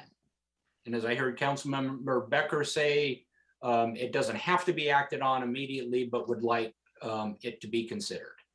Mayor Gilmore, I saw your Yeah, hand. I wanted to say something about, first of all, we talked about our council collegiality and norms. So I'm not gonna respond to some of the things Councilmember Becker said, but I don't think that is in line with what we talked about earlier, about especially talking about our staff people. But I think that this is something that should be studied, because I often wondered, how do, the Board of Supervisors and City of San Jose, and I know they have massive funding. They have all kinds of, aids and everything else. I don't see too many cities like us. I don't see Sunnyvale having it, or Mountain View, or any of the other cities, but I do see the county in San Jose council member, sending out all this stuff from themselves, as well as our assembly member and senators. So I think it needs a little more study. And I think it needs, some legal advice. So with all due respect, Councilmember Becker, you're not an attorney. And I think that you can't just say that we don't, you don't believe the law, because the law is the law. I know the things over the years I have not been able to do. And I'm the elected mayor and the ceremonial head of the city to do all kinds of things. And I can't do pretty much anything. So I think that there needs to be more information, and in the meantime, I would just recommend that council members beef up their social media to get information out. I mean, it's hard to do. It really is, especially when you work. It's hard to get all this information out, but certainly the city provides so much information that I pretty much cut and paste a lot of times and put it on my own social media. I do that all the time. So to get the information out as much as I can. But again, because when you look at our communications, it's amazing how much communications go out from the city of Santa Clara on a daily basis in so many different areas. I don't know, city manager, our e-notify numbers are off the charts, and everything else. So I just wanted to make those comments that, you have to look at the law, and you have to look at our budgets, and you have to be realistic that we're not full-time council members that have staffs and a bunch of money in our budget. I mean, that's the reality of it. City manager. I'm sorry, that I just didn't put my hand down. Okay. So let me suggest that what I'm hearing is council directing staff to do some study, to do some research, what's happening in other cities, San Jose, other cities, and to investigate. Part of that study, it would involve what is legal and also resource issues, and what it would take resource-wise to do something along these lines. Does that work for council, to direct staff to do some research and do some study and then report back? I'm seeing some nods. Can I get some? I think that's fair enough. Yes, I think it's good. And after that, we can make a further decision where we need to go from there. Yes. And I would say that this fits in the category of not being a real high priority. And so that the coming back to you might not happen in the near term. It would be a longer term investigation and study. Okay, with that said, then we have direction on that. Let's move on to number 12, pilot for e-bikes and scooters. And I know we talked about that briefly before. I have heard from your public works staff that there is a program, an e-bike program that is, and let me make sure I'm getting this right. We'll be back before the end of the year. Yes. With action and a presentation for the council on this topic. Perfect. And that program is already underway, and you will get something back on that, as you just heard, at the by the end of the year. So we can say that one is in progress, and we can move forward here on to the next slide, please, Kendra. So we have the action on the written petition by the resident on Vision Zero, and that might, as a possibility, be folded into your transportation bundle. And then as I heard there was interest in doing that, we're going to come back to the TDM. A new item, petition from Councilmember Jane on data centers. So where are we on that? And any questions, comments, and what direction does council want to give staff? Questions, comments, Councilmember Jane? Yeah.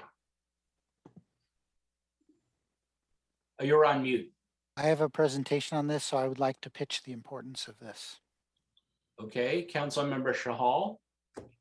I had some comments on item number 13, actually. Oh, okay, please go back to item number 13. Yes.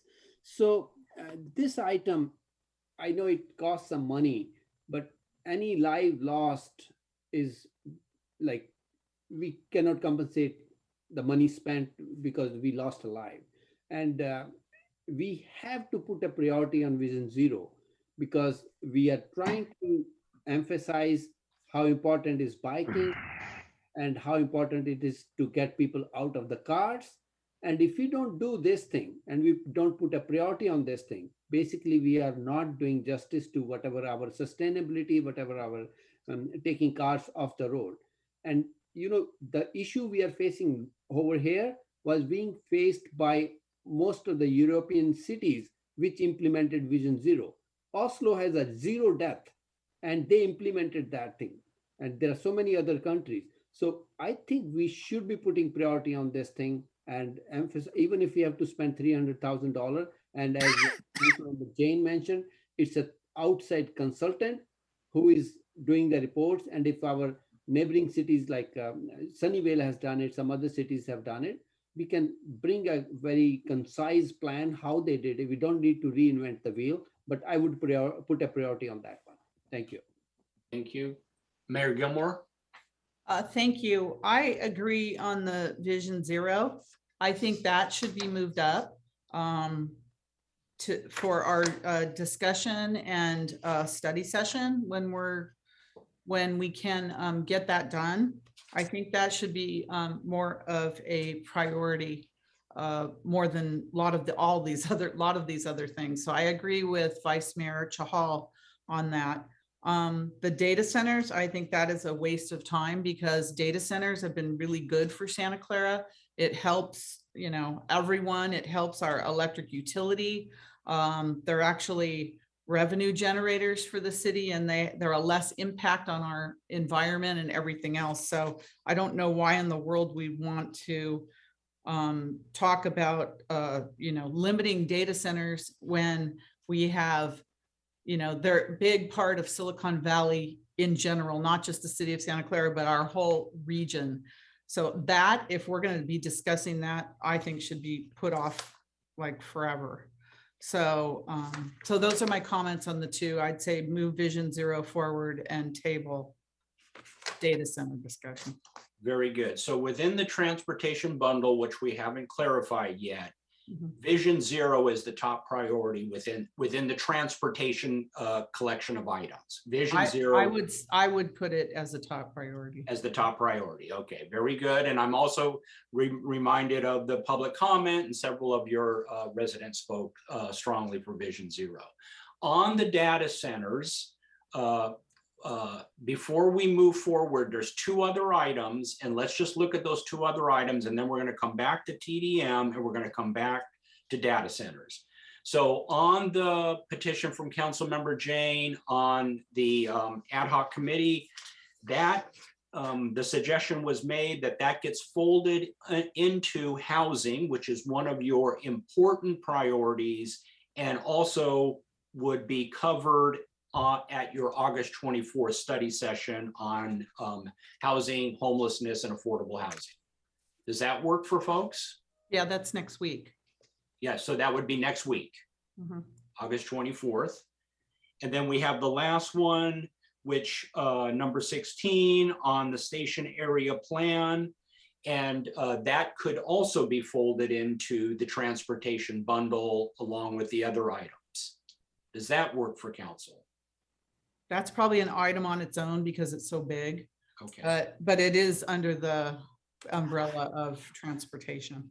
Okay, so let's go back to other comments about that. About item number 16, station area plan. Can that be bundled in with the other transportation items, or does it is it a separate item? Can we ask staff that too?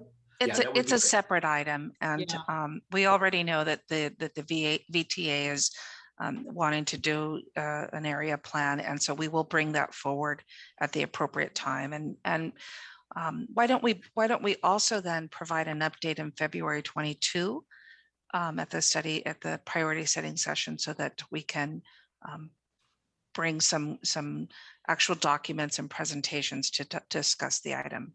And as a representative of, well, I'm an alternate on VTA, they want to be involved in this, of course, as well.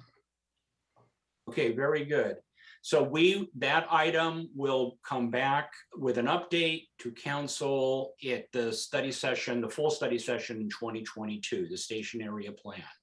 If we could go back to 2 slides, and now we'll make a decision on the TDM, transportation demand management study.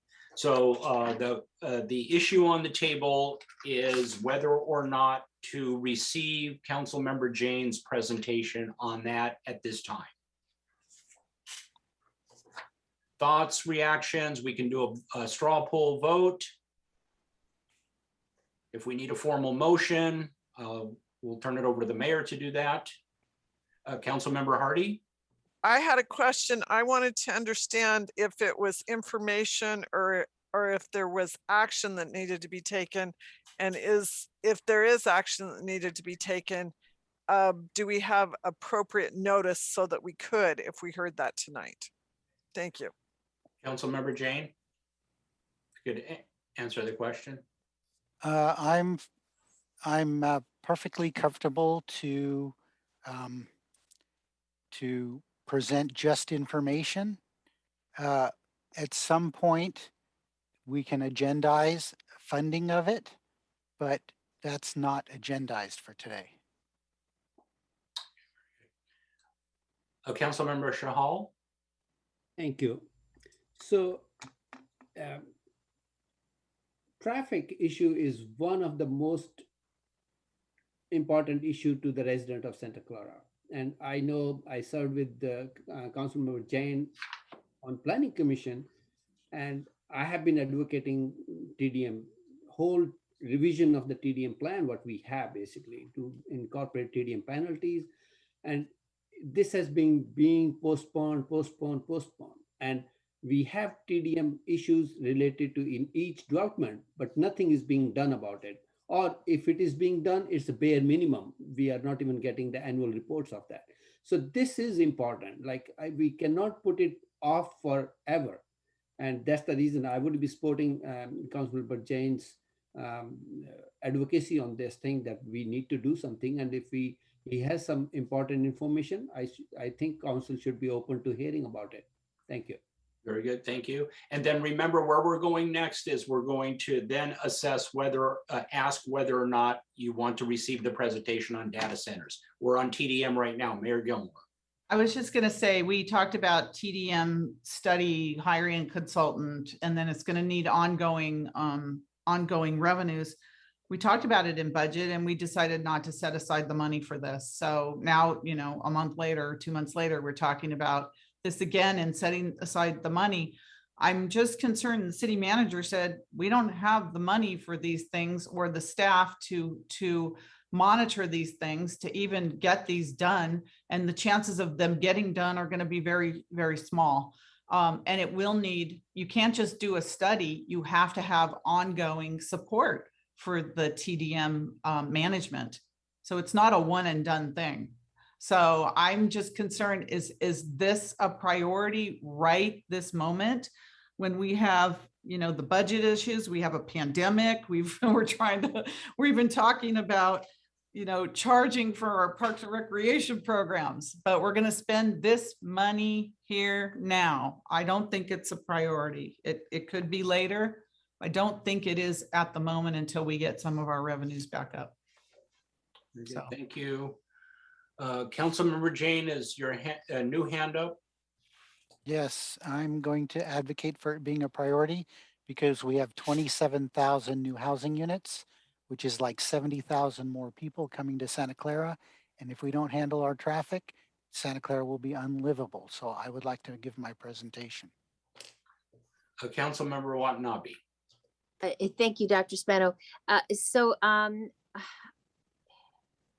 I understand your concern, Councilmember Jane. However, in the interest of time, it's now 9:10. I don't know how long your presentation is, but is it possible that we could continue or schedule your presentation to another time that it's not so late in the evening that people will be awake and It's less than 10 minutes. Oh.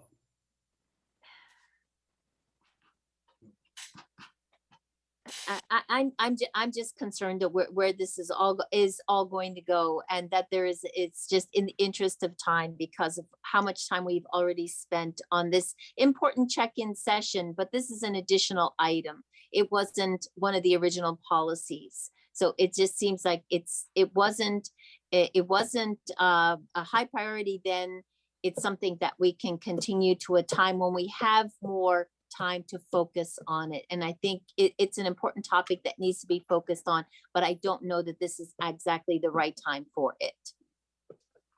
Okay, we can take a straw poll, or if we need to do a formal motion on whether or not to receive the TDM presentation. Straw poll or formal motion? Again, I'm against listening to a presentation that isn't a staff presentation. I do not think council members should be preparing information, put out to the public as if it's accurate, because I can't say that any of it is. So I don't prepare presentations for the council. I don't think council members individually should. I trust the information that comes from our staff. So I'm not interested in hearing the presentation. I'd like to get on with our priority setting session. Let's, unless I'm told otherwise, let's do a straw poll vote unless the city attorney directs me to do a formal motion. And I'm hearing none.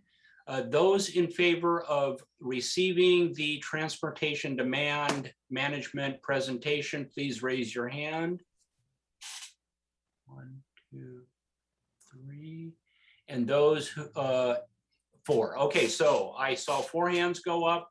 So we will receive the transportation demand study, and then if we could just go to the next slide and determine on the data center presentation. So presentation on data centers. Let's do a straw poll vote.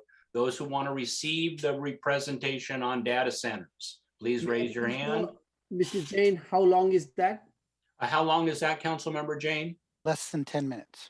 Less than 10 minutes. So 20 minutes on all your presentations that are not staff generated.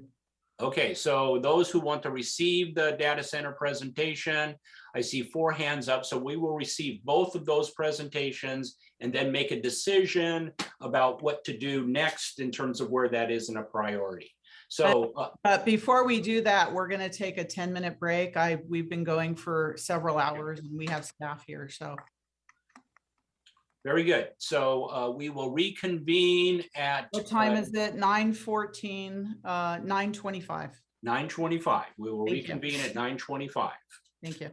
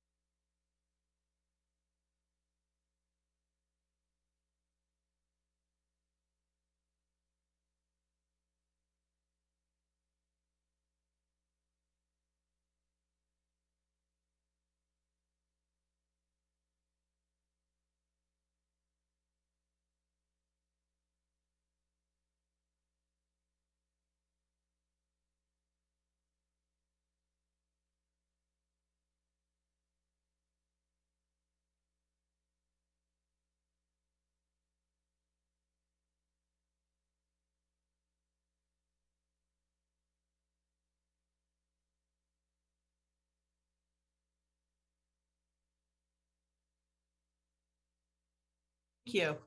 Um, okay, so next, Dr. Spano is the presentations from Councilmember Jane. Correct, yes. Okay, go ahead. I think Councilmember Watanabe had her hand up. I think There's I have a something feeling wrong that with her was- hand, so don't worry about that. I think it was up from before.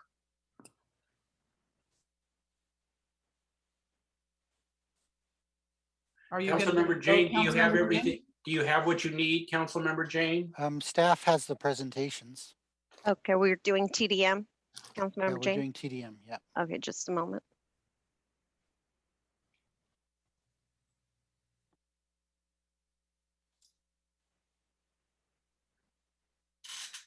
Okay, very good.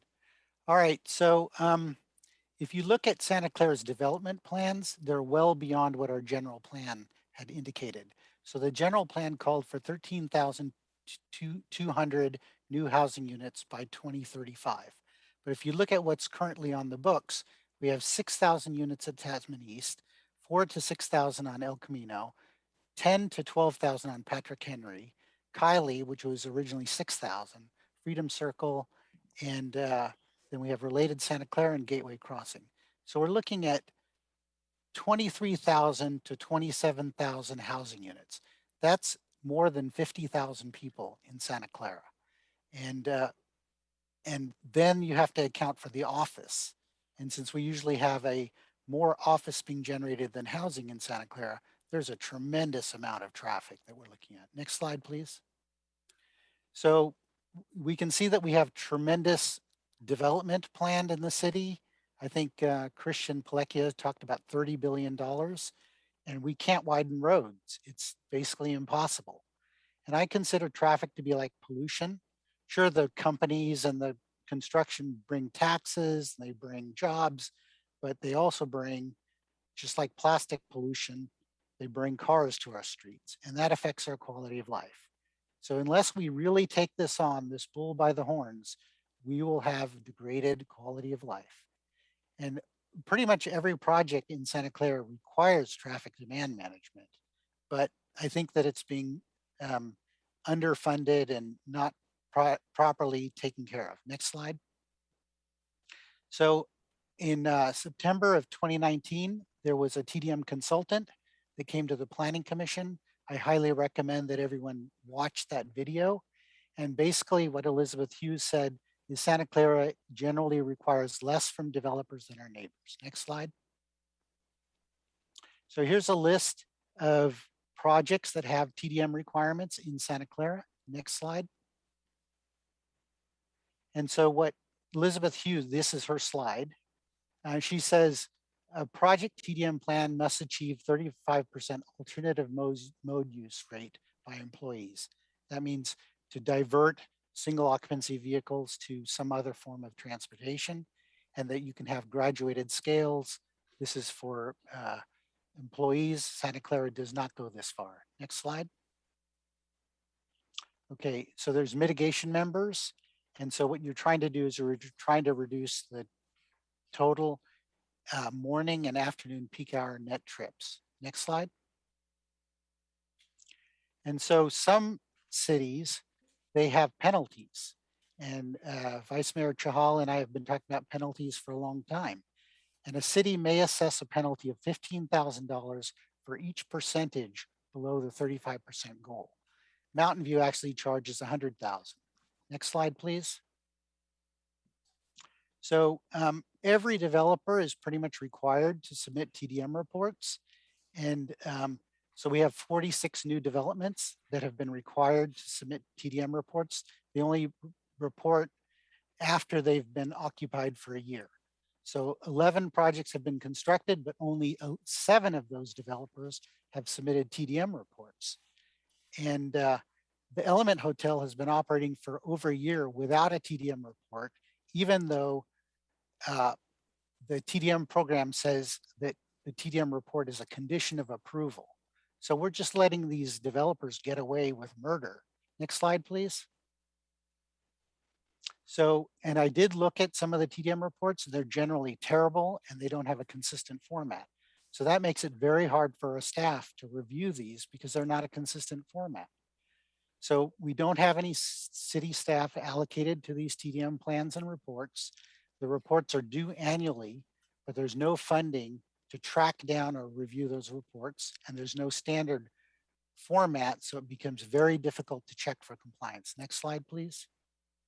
So Mountain View, north of Bayshore, there's 3 entrances into this area. This is where the Googleplex is, the headquarters of Google. And so in 2013, they did a survey. 61% of people drove alone in their cars to get to there, and their target is now under 45%.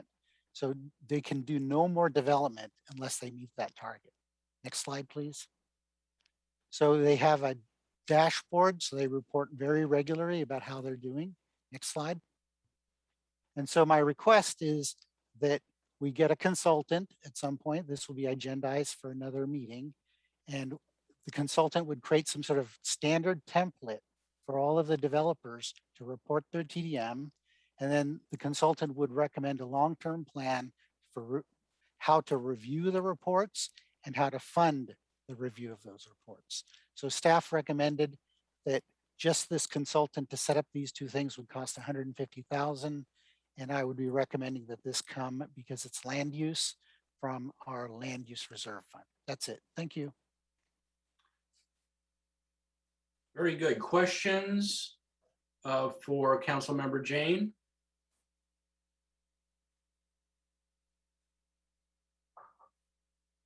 Okay, not seeing any questions. Okay, what is council's preference for this item? We have, as the item is stated, transportation demand management study, and Councilmember Jane has focused that with a little bit more detail on hiring the consultant to do those 2 tasks. Councilmember Shahal and then Councilmember Becker. Thank you. Thank you, Councilmember Jain, for the presentation, brief presentation. And I would like to make a comment to Mayor Gilmore's comment that council members should not make presentations. So this is one good example when council member is giving information to other council members, and they are not including the staff side of it. It's just a advocacy or a policy decision he's trying to advocate. So that's first thing. And I think with the data presented and how we have historically been doing on TDMs, I would highly recommend that we bring this forward on priority, and we have that type of a money. It's not a huge amount of multi-million-dollar money. And when we start generating money out of it, it will be, if they don't fulfill the TDM measures committed, it will be good benefit for our residents to invest that money, that TDM penalties and that money to be invested back into the community for their benefit. So to me, as to Mr. Jain, it's a priority. For me, it is a priority to bring it back. Thanks. Good. Thank you, Councilmember Becker.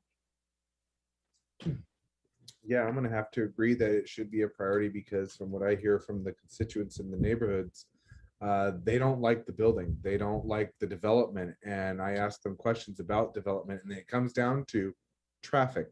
It all comes down to traffic. And I think with what Councilmember Jain just gave us in that presentation, especially that example in Mountain View, if they don't reach certain numbers, then no more development. That is what we should be doing in our neighborhoods, especially with certain neighborhoods that are very concerned about development and that traffic.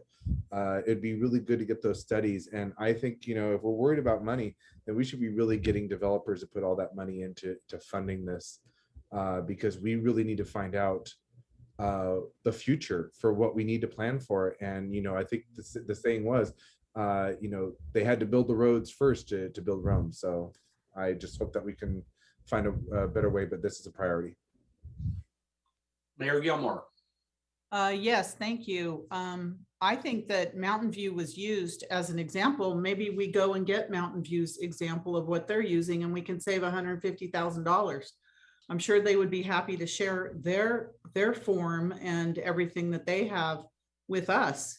I think that, you know, traffic is not just a Santa Clara issue, it's a regional issue. There's people driving through our city from all kinds of places. So I think that you know, it's important that we work regionally on traffic. I think that's really important, and that we do enforce our TDM, and that's why we need more staffing in our community development department and other things. But why don't we, instead of spending all this money, which we could use in other areas, go find what Mountain View does? They're lucky. They have Google. They have like large employers that they can really work with on TDM issues. Whereas our north of Bayshore and Santa Clara is many different smaller employers. It's a lot harder to get that kind of a success rate in where we are. So I think that, you know, it's great, it's laudable, but let's get what Mountain View's doing and save the money. Thanks. Councilmember Jane? Mayor, the $150,000 was staff recommendation. So that's what staff recommended. Thank you. It doesn't, the staff recommendation, we still has to come from somewhere. They didn't, this wasn't approved at our budget time. So they're just saying that's what it would cost. So I again, and a lot of those numbers in your report on the housing units, they're off because Patrick Henry isn't going to get that much. The El Camino Real, we downzoned. There's, you know, that's why I don't like city council members doing staff reports, staff-like reports, because they're not completely accurate. So, you know, call it what you want. Call me old-fashioned, but I think professional staff should be preparing reports because I don't want false information out there. And making comments about developers and things you did, I think it's wrong. So again, let's take what other communities have done and follow what they've done and save money. Again, we have a great relationship with Mountain View. Let them share their information with us. Let me, any other comments, questions?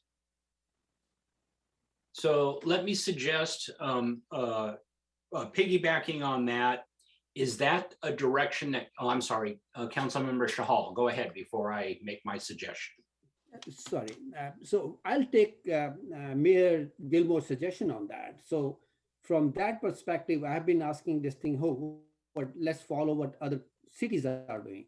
So Vision Zero, why we need to spend 300K? Let's follow what Sunnyvale is doing, what other cities are doing, basically. I will take you on that. And we can save a lot of money if we follow this principle all across the board, basically. If somebody has done a study which can be implemented about the same type of a city, same demographic, same geographical location, let's do it at a bare minimum cost, and we can save our money. Thank you. Thank you for that. That was right, the suggestion that I was going to make as well. Does council want to direct staff to do research, specifically reaching out to Mountain View, how they engage their developers with TDM and what template they use and what their process is, and report back to council? Before we hear anything else, let me let City Manager Santana comment, please.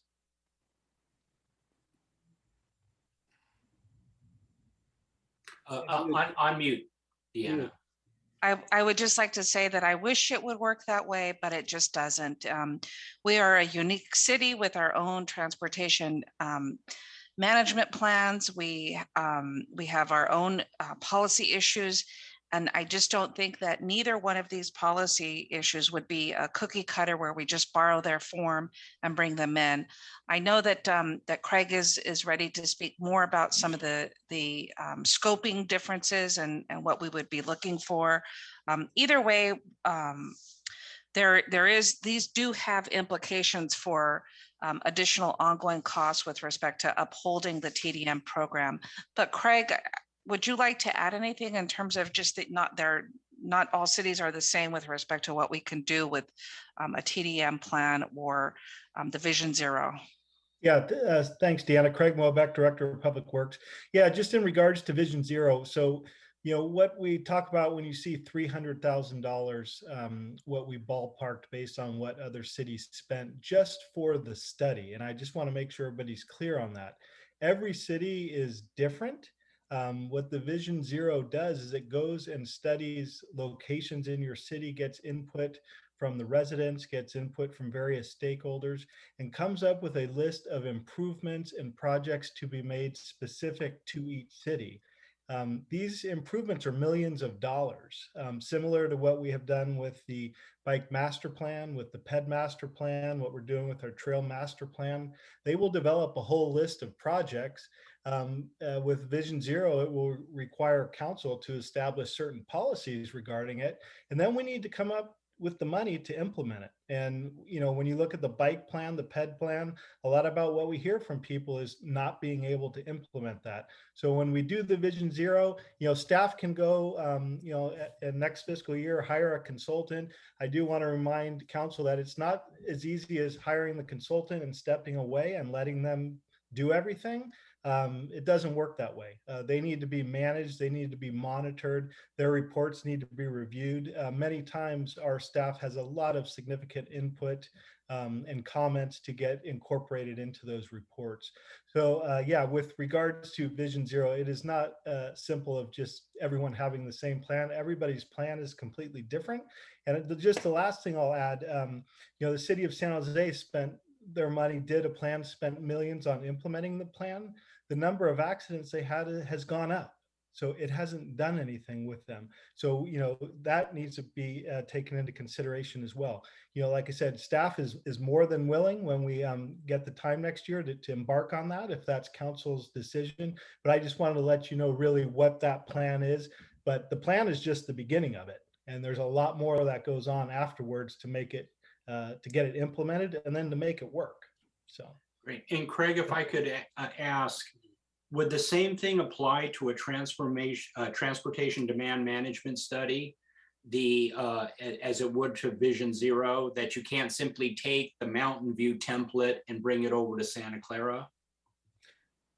You know, that's one I'm not as familiar with. I don't know if Andrew, director of CDD, wants to weigh in on that. I think there's always nuances to each city, each development, how you lay it out, how you lay your programs. I know they're staff intensive because once you set up the program, then it's reviewing what you get in return, and it's also going out and doing an analysis to determine if each company is actually meeting the needs of what you know, you've specified in your plans. But they can, I don't know if Andrew's on. Let me ask Manuel, because when we were in Sunnyvale, we were putting a TDM audit program in place, and I know Manuel, as the director of public works, did a little bit of work on this. So Manuel, do you want to just share if your memory still serves you on this topic?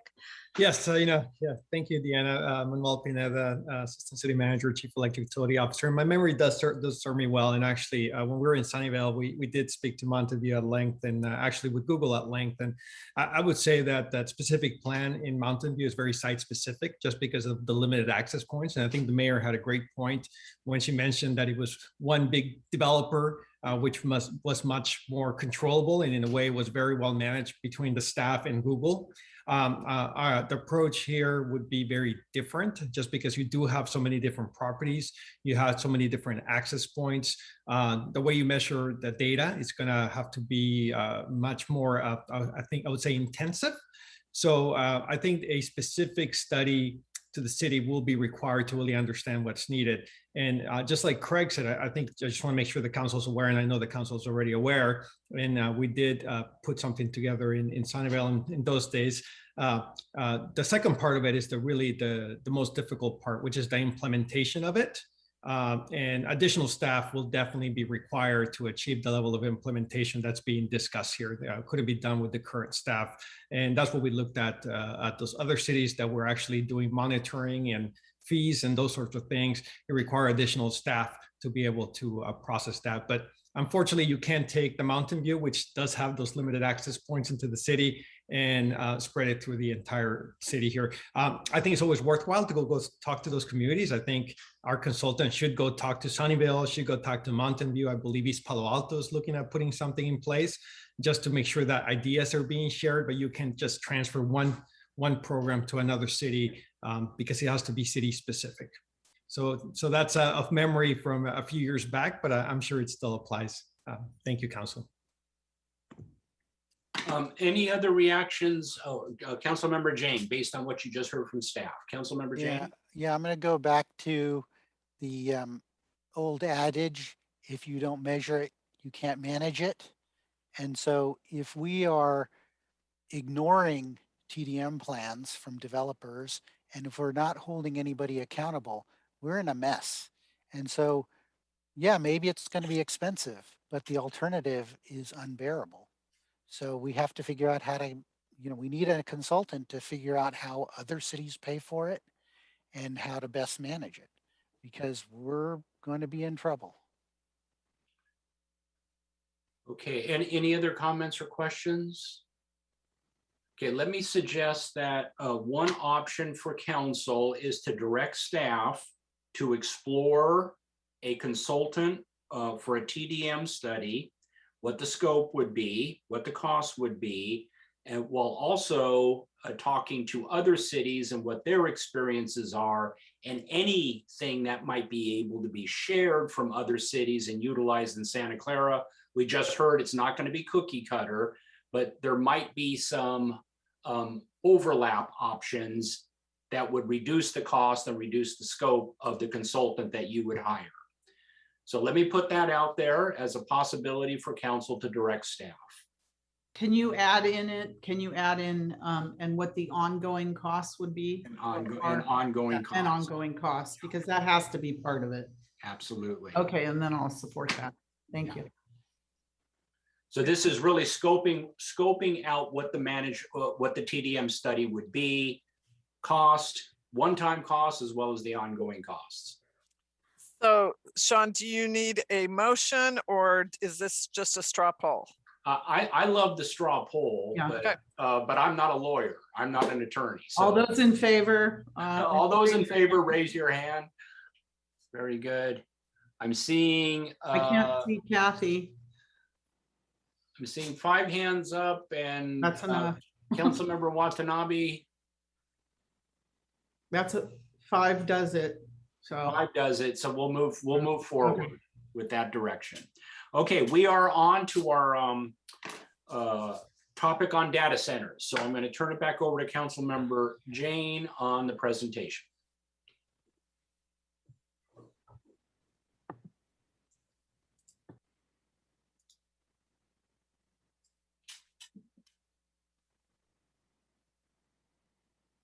Okay, very good.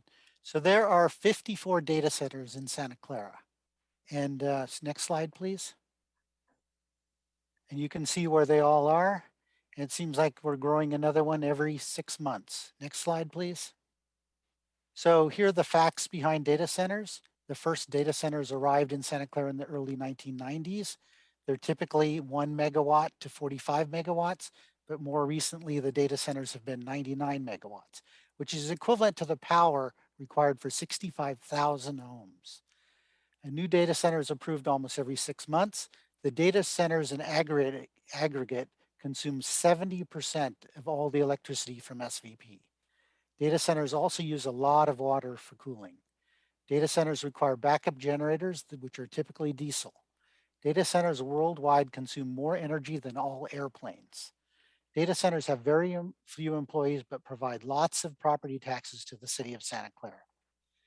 And they're here in Santa Clara because of low electricity rates and access to tech, the tech centers. Next slide, please. So the challenges are that the data centers are getting bigger and bigger, and they're actually driving SVP to go look for more electricity. And so SVP is challenged to go find more electricity, but we have now required SVP to get renewable electricity, but wind and solar are intermittent. So it becomes a challenge for SVP to figure out how to get a very constant baseload supply of energy for the data centers. And now we have a drought, so we're getting water shortages. And as I said, data centers are very thirsty. And then now we've recently had residents complaining about data center noise. And this has come up in Planning Commission, but a lot of planning commissioners feel that data centers are big, ugly boxes. Next slide, please. So the benefits are they pay a lot of property tax, and there's almost no employees, so they don't really increase traffic. And they support the tech companies in Santa Clara, so that's a benefit, draws more tech companies to Santa Clara. And then we're now starting to use the backup diesel generators to actually support our power during power outages. So that's another great benefit of the data centers. Next slide, please. So talking about big, ugly data centers, they're just these huge boxes. They look like warehouses that belong in the Central Valley. They don't belong in Santa Clara. So they're just white, flat boxes. Next slide. Next slide. Okay, so here's another one, a huge expanse of blank white space. Next slide. Look at that. No articulation, no architectural features. It's just not what anyone would consider good design. Next slide. Here's another big white expanse of space. Next slide. So like I said, they're big flat spaces. They look like Amazon warehouses in the Central Valley. There's no articulation, no architectural flourishes. Next slide. So here's a better data center. Okay, this looks much more appealing to me, maybe not to everybody. Next slide. There you go. Some articulation, some color changes. This is sort of what we've been demanding as part of the El Camino plan, is articulation. Next slide, please. So if you look at data centers, huge companies, Amazon, it's already the largest corporate buyer of renewable energy in Europe and globally. Amazon continues to advance its ambition goal to power 100% of its activities with renewable energy by 2025. Apple's the same, Google's the same. Next slide. Microsoft. Microsoft, by 2030, Microsoft will be carbon negative.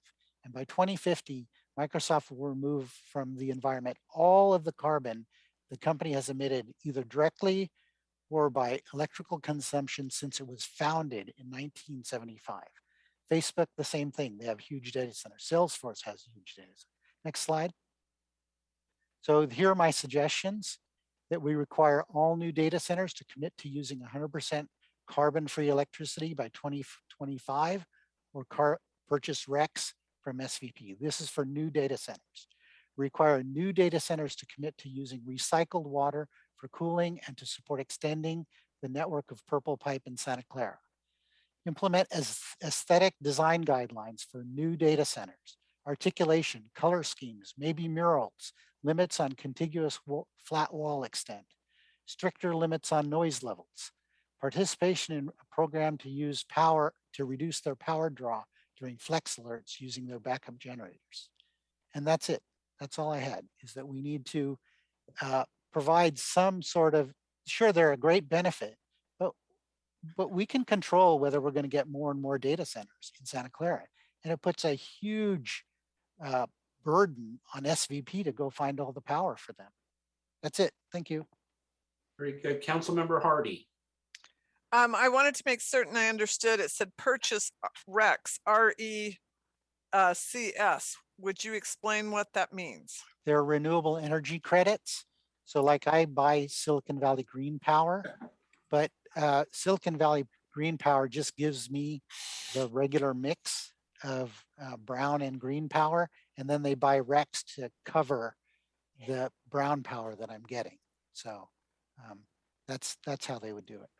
It just, I would call it out. I would love to hear from Manuel if he has any thoughts.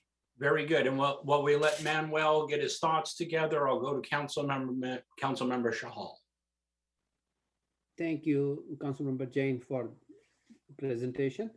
And I do agree, like sometimes we get into more of economics of the things and we forget the long-term effects of that economic benefit we are getting, basically. So if we do have a control going forward, the existing data center, we do not have a control because they are under the existing. And if we want to bring any new data centers, we should follow, like, I'm so glad these bigger corporations like Amazon, Microsoft, Facebook, they're paying so much attention to renewable part of it. And why can't we do it? So my suggestion would be any new data center, we should be committed to the same renewable energy concepts as these data centers are. And they're most welcome to be in the city, but if overall sustainability and climate change for the world, we have to take care of those. And from that perspective, as a social responsibility of business, as well as a social responsibility of a municipality, we need to make all these changes. And these are very fundamental things we need to discuss and bring forward as a data center policy going forward. Thank you. Okay, Manuel, any thoughts in response to what you heard? Sure, and thank you again, Sean and the mayor and council. Yeah, certainly I think that as we look at and I think it was 5 bullet points and 5 different items that Councilmember Jane proposed as possible options. I think regarding the carbon neutrality, as with always, right? And we had a long discussion about this as part of the CAP, if you remember, and got into a lot more detail. As always, it's a question of the details associated with it, right? So REX could be an option. As I mentioned at the council meeting, the staff's already working on what we're calling a green tariff for now. That would allow options for data centers to go to a more carbon neutral environment. I always have a little bit of a trouble because, obviously as SVP, we have different requirements of how we report our information and what carbon neutral means to us compared to what carbon neutral means to a private entity. So I think there's different things we'll have to look at, and we already looking at our green tariff anyway. So that item was already coming forward. So we'll have some options for the council. I think the policy decision, as we talked about as part of the CAP, will be the requirement for new data centers, what the timeline will be for them to meet those goals, and also what the cost will be and kind of what that means for the city in balance of all the other benefits associated with it. I think on design, Andrew can, if we want to talk about some of the other items, Andrew can speak to that. I do want to note, just for clarification on the use of the generators, as we have. I think that's a whole program unto itself. There's many requirements associated to the air district and a few other elements. We're working with the governor. Staff's been working nonstop over the last 5 weeks with the governor's emergency. So there's a lot of details, a lot of things already being worked on. Certainly if the council, and we're gonna bring some of those items back over the next 6 months to a year for consideration based on other things staff's already working on. So there are some options there. At some point, there'll be some policy decisions. And I just wanna note something just because I always like to appreciate staff that Councilmember Jane mentioned the benefits of why data centers want to come here, and certainly those 2 that he mentioned or 3 that he mentioned were really good and were correct. I do want to note that one we get all the time, and just thankful to all the staff and the hard work they do, is just the level of reliability that SVP has. And I just want to note that because it's a very important one, and that's driven by all the staff, both in the office and the field, and all the work they do on a daily basis to just plan the system, but also maintain and implement the system. So I just want to make sure to add that one in there because I think staff deserves that recognition as part of what is not just about price, and it's not just that it's closed, but also because they have created such a reliable system. So I just wanted to note that to recognize staff and take that opportunity. Great, thank you for that, Manuel, and thank you for recognizing staff. Okay, is this something that council wants to pursue as a priority? And again, given capacity, limitations of resources, we're looking at staff would be looking to come back to you at the priority session in 2022, if not earlier, but more realistically at that point. Is this something you want to direct staff to do? And then what specifically would you want them to do? What would be the direction? Councilmember Jane. Yes, it sounds like staff is already doing a number of these things, so I would almost consider these to be ongoing. But, I think we'll need to hear from Andrew Crabtree or someone from community development about aesthetics. Excellent. So given what Manuel just told us, we might be able to put this in the category of in progress, and it doesn't mean that everything is being covered, but it is in progress. and that, well, we don't have Andrew with us tonight, but that you would hear from your community He development is online. director. He is online. Yeah, I Sean, believe I he do. needs to be moved as a panelist if he hasn't already. Okay, that's where I'm missing it. I'll just say I got a note from him that there's a problem moving him to panelist, but maybe they can just let him speak from the audience if that's not possible. I don't know if that would be possible, Deanna. And I think Nora has the host control. Yeah, Yeah, Nora, I just moved him and I saw him move over. Andrew, are you on the line? I see. Yes, I'm here. I'm here. No There we longer go. lurking in the very background. good. But yes, I'm here. Thank you. So you were just discussing the aesthetics. And I think we did cover that a little bit in the presentation to the council not too long back. That, you know, as we've continued to do design review for the data centers, we've sort of developed our own set of criteria on how to work with them to, they could design the building from a functional standpoint, and it would look like a warehouse because that's essentially what it is. But we've worked with them to find ways to add articulation and what office part there might be. We really try to express that and do other things to dress up the buildings, and we can continue to do that. And if there's council concerns about the overall design, we can continue to further develop our design standards for them, for the data centers. Very good. Mayor, thank you, Andrew. Mayor Gilmore. Thank you. I just wanted to say, I know this is going to be ongoing, the discussion about data centers. I don't want us to forget that we need to include our business community on any outreach in terms of discussions about data centers before we, change any policies or do anything else. I think they're an important part of our community, and they should be part of the conversation as stakeholders. Great. That's all I Excellent. want to say on that. Very good. Excellent. City Manager Santana. Yeah, I just wanted to add that we are still very much under the governor's mandate on stabilizing the power grid for statewide. And so that will continue to be our priority, and we will address the study session and its development as time permits. But this is one where outside factors are influencing the priorities of our policy priorities and the mandates that the governor has imposed. Very good. Okay, is there anything else on data centers? Forward. Okay, I think unless there is anything outstanding at this point, I think we're ready to move to wrap up here. Are there any other items that I'm missing, that we're missing? Okay, excellent, very good. So let's move to wrap up. It's been great spending the evening with you. I look forward to seeing you all in February of 2022 for the next full priority session. Let me turn it over to City Manager Santana to make some closing remarks, and then we'll let the mayor close the meeting.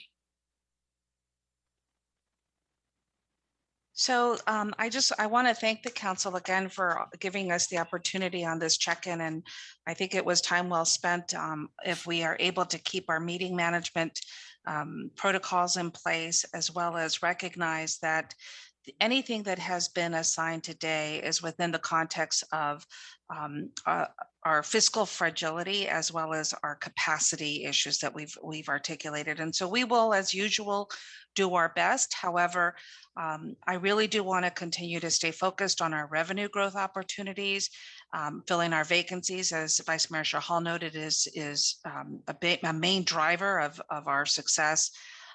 And working towards bringing back some updates in February 2022 as to where we're at with the discussion items that came through today, as well as continue to bring forward the priorities that were identified in earlier this year on the February session. So with that, thank you for your time, and I hope you found this valuable and useful. Thank you. I want to go to the public before we close up this item completely. I have one hand up so far. Jonathan, go ahead, Jonathan. Hello, thank you. I'm Jonathan Evans. I'm the president of the Old Quad Residents Association. I know it's getting late, so I'll keep my comment very brief. I just wanted to comment on the station area plan option. I think it was number 16. With the station area, we have an opportunity to have a very focused development transit hub in the city of Santa Clara. And with the upcoming BART extension and other existing approved development near the station, the previous focus area study from 2007 is out of date. And so I strongly support working with the VTA and the community on a precise plan for the station, which complements the ongoing downtown precise plan process. And we'll set up a vision for the station area in the future. And I also understand that funding and staff resources is currently a challenge. I have some understanding that VTA and city may have secured outside funding for a plan via a grant for use for this process. And we should take advantage of this funding source while it's still available. Ideally not wait until 2022 to get this process started, though if that's the timeline we're on, I can understand that. VTA is also working on their vision for the BART station, and we need to show our vision for the area and access to the station before the station design is fully baked and changes can't be made. So this plan is also important to reduce staffing time working on projects at or near the station going forward, as a precise plan will streamline the approval processes by working through issues for the entire area instead of a piecemeal per project effort. And we should not be adding more projects to burden the city staff around this area until a precise plan process is complete. So thank you very much for listening. That's all I had for today. Thank you. Is there any other member of the public that would like to speak on any of the issues we talked about? Gabby, go ahead, Gabby. Hi there. Thanks again for all the information here. I guess I just had a question, and I'm not sure if I can ask and you guys can answer it, right? Is Mayor, thank you so much for your support, on Vision Zero. I just wasn't sure whether that was going to be bundled into the TDM, which seems like there's still, some further discussion and stuff. So I just kind of wanted to get an understanding on that. Thanks. I don't think we bundled that in the TDM. It was separate. So. Yes. Correct. Yeah, it's separate, Gabby. All right. Thank you. Do we have any other member of the public that would like to speak? Madam Mayor. Okay, I know you have some e-comments. Go ahead, Nora. First e-comment is from Patricia Leung. With multiple new developments coming online, BART extension and Caltrain electrification, it is now time to start working on an updated Santa Clara station area plan along with VTA and the community. We need to kick off a precise plan process for the area that complements the DCTF efforts. End of comment. And the next comment is from Betsy Migas. Please make Vision Zero a priority. Our bicycle and pedestrian plans call for its adoption in the future, but why wait simply to set a goal of zero traffic fatalities and major injuries? Vision Zero is about safe streets for everybody, no matter how they may choose or need to get around. End of comment. Okay. So that concludes this item. Thank you very much, Dr. Spanos. We appreciate your help. We always appreciate your help and your facilitation when you come and work with us. We seem to get a lot done. And I think we did get a lot achieved this evening. So thank you very much. And we look forward to seeing you again in February. Hopefully we'll be in a better health situation as we hope to recover very quickly from what has happened to us and everyone else. So stay healthy. And again, thank you very much for your help. And thank you, City Manager, for your presentations this evening. Okay, but we're not done. So we have our next item on the agenda is item number 3, action on adoption of ordinance number 2030 to reinstate the International Exchange Commission and amend the powers, functions, and duties of the Cultural Commission. City Manager. So I believe Robin is going to lead us in this presentation. We could have a presentation, or if Robin just wants to do a quick verbal summary, the council could then entertain the request to reinstate the International Exchange Commission. Council, would you like just a brief presentation? I see heads. Yes, it's 10 something, 10:09. We've been going since 3 o'clock. So, okay, brief. Robin, thank you. Thank you, Mayor and Council. I don't have a PowerPoint presentation this evening, so it'll just be very brief. Just a reminder, because this had been continued a couple of times. But the city council, it actually back in 2020, requested this as a priority, but when COVID hit, it was pushed to the back burner. It has since come back. We introduced an ordinance at the April, sorry, forgive me, I'm trying to pull that up. At the April 6th council meeting, the first draft ordinance was read to council. There were a few questions at that time regarding some of the budget items in the action. So those questions have been answered in the report. And essentially, this is just coming back for the second reading for council consideration to reestablish the International Exchange Commission. The action would just, excuse me, it would remove some powers from the Cultural Commission and put them under the purview of a newly established International Exchange Commission. Staff did take a report to the Cultural Commission for a note and file informational report only. They did not have any questions at that time. So we're here before you tonight to just receive council direction on the establishment of the International Exchange Commission. Okay, thank you. Questions from the council? Councilmember Jane.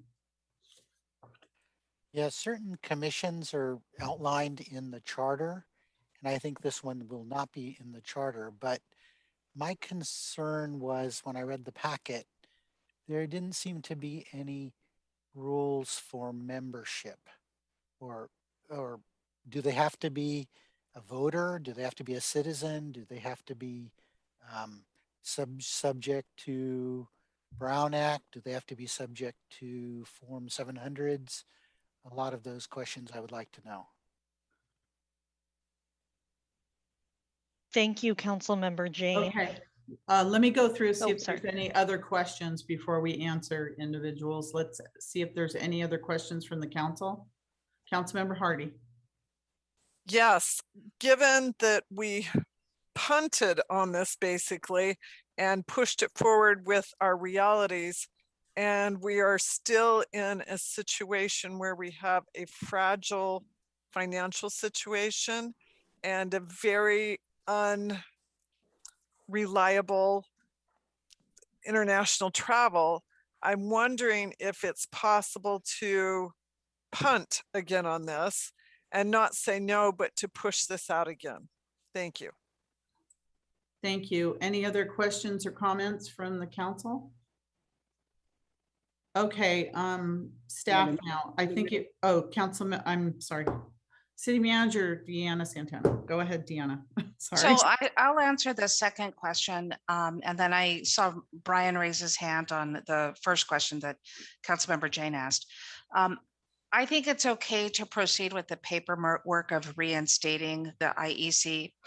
I do know that we are already talking internally about how are we going to staff this, mainly because I mentioned earlier, until we get the clerk's positions filled, a lot of the staff that would normally rise to support this are doing PRAs. So while we reinstate it, we could just delay the start of it. It's realistic given the Delta variant, some restrictions to travel. And so it gives us time to fill the vacancies, but the reinstatement would be in place. That would be my recommendation. Okay, so thank you very much. So do we have a motion to? Brian had a response to Councilmember Jane's. Oh, sorry. I'm so sorry. So sorry. City Attorney. No, I wasn't sure whether Robin was going to answer the question or not, but there's a general code provision that says board and commission members need to be qualified electors of the city. So this ordinance does not change that. So because of that, then the answer is yes. Then that's one of the qualifications to be a member of this committee. It's possible for council to make an exception to that if they'd like, but that we would have to come back with a different ordinance amendment to do that, to amend that specific provision of the code. So you could go ahead and just pass this tonight, and then if there's going to be a delay in implementing the actual start of the commission, you could have that discussion about if you want to change the eligibility for it. I think the other question was, would you have to file a Form 700? I think you would, given that the involvement of the commission, of this commission, looks like it would be arranging certain types of activities that might have financial effect if they had an interest in some kind of business. So we would probably recommend that they do file Form 700s. And I think the final question is, would it be subject to the Brown Act? And yes, it would, because it's a council. So it's a committee established by a legislative body that's subject to the Brown Act. So it would be subject to the Brown Act. I think that's all the questions that you asked, Councilmember Jane. Were there any others? I think that was it. I think that was it. Okay, thank you. So do we have a motion, Vice Mayor Chahal? I had the same comments with City Manager Deanna mentioned. Now that we continued this thing, we can pass it and implementation can be delayed so that we don't waste another time bringing it back again. But to the question of whether we can change the eligibility condition to residents of the city of Santa Clara, can we add that at this moment? Because there are some commissions where we have residents who are not citizens on our commission. Can we just add it and get it done with it, or do you really want to bring it back? We can't add it tonight because tonight's the second reading of the ordinance, and that would be a pretty substantive change.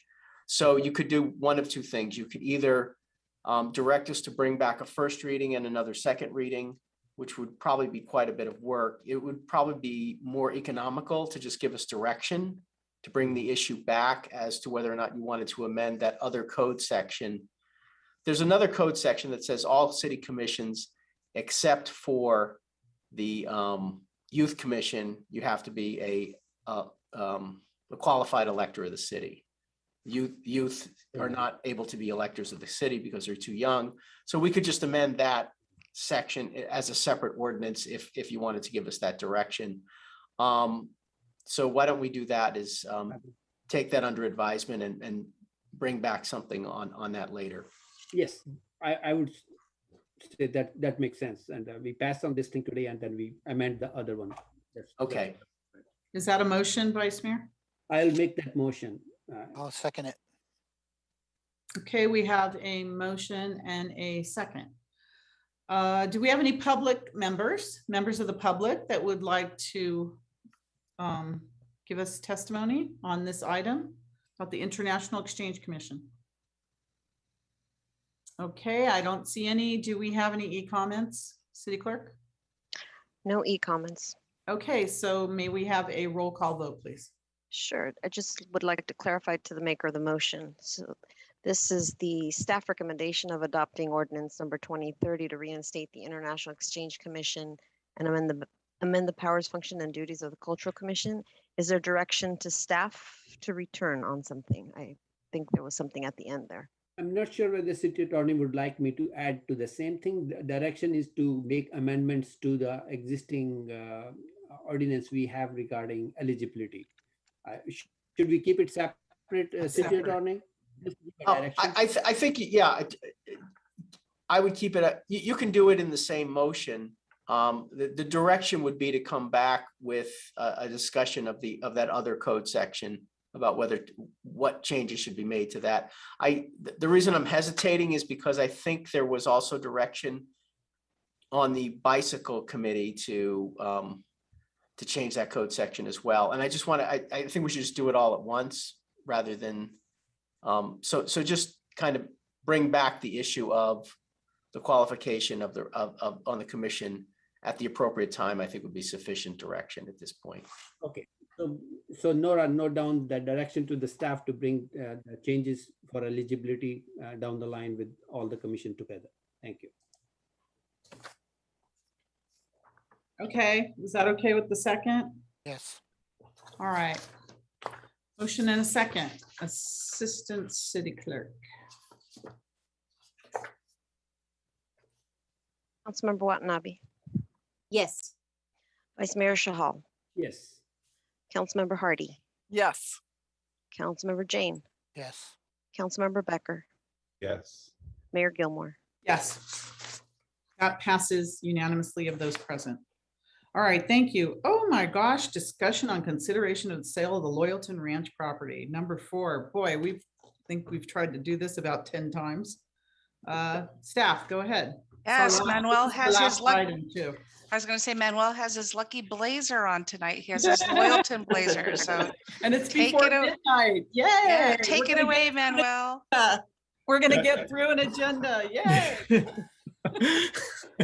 It actually, Mayor, Council staff does not have a presentation on this item. We're certainly open to answer any questions, any clarifications. I know there's been a few items. I went back and counted back, and we had about 18 questions that we've answered previously at previous council meetings on this. But we're happy to provide any additional clarification that's needed tonight. That's on what's on the staff report. So, but no formal presentation for you tonight. Thank you, Councilmember Jane. Yes, I have a presentation on this that I would like to give. Go ahead. Okay, Nora, can you bring it up? Okay, so this is the location of Loyalton. If anybody doesn't really know where it is, 25 miles northwest of Reno. Okay, and you can see where the Dixie Fire is up here. Next slide. So the history is that in 1977, the council was considering buying this property, but they weren't sure if there was actually geothermal resources on it.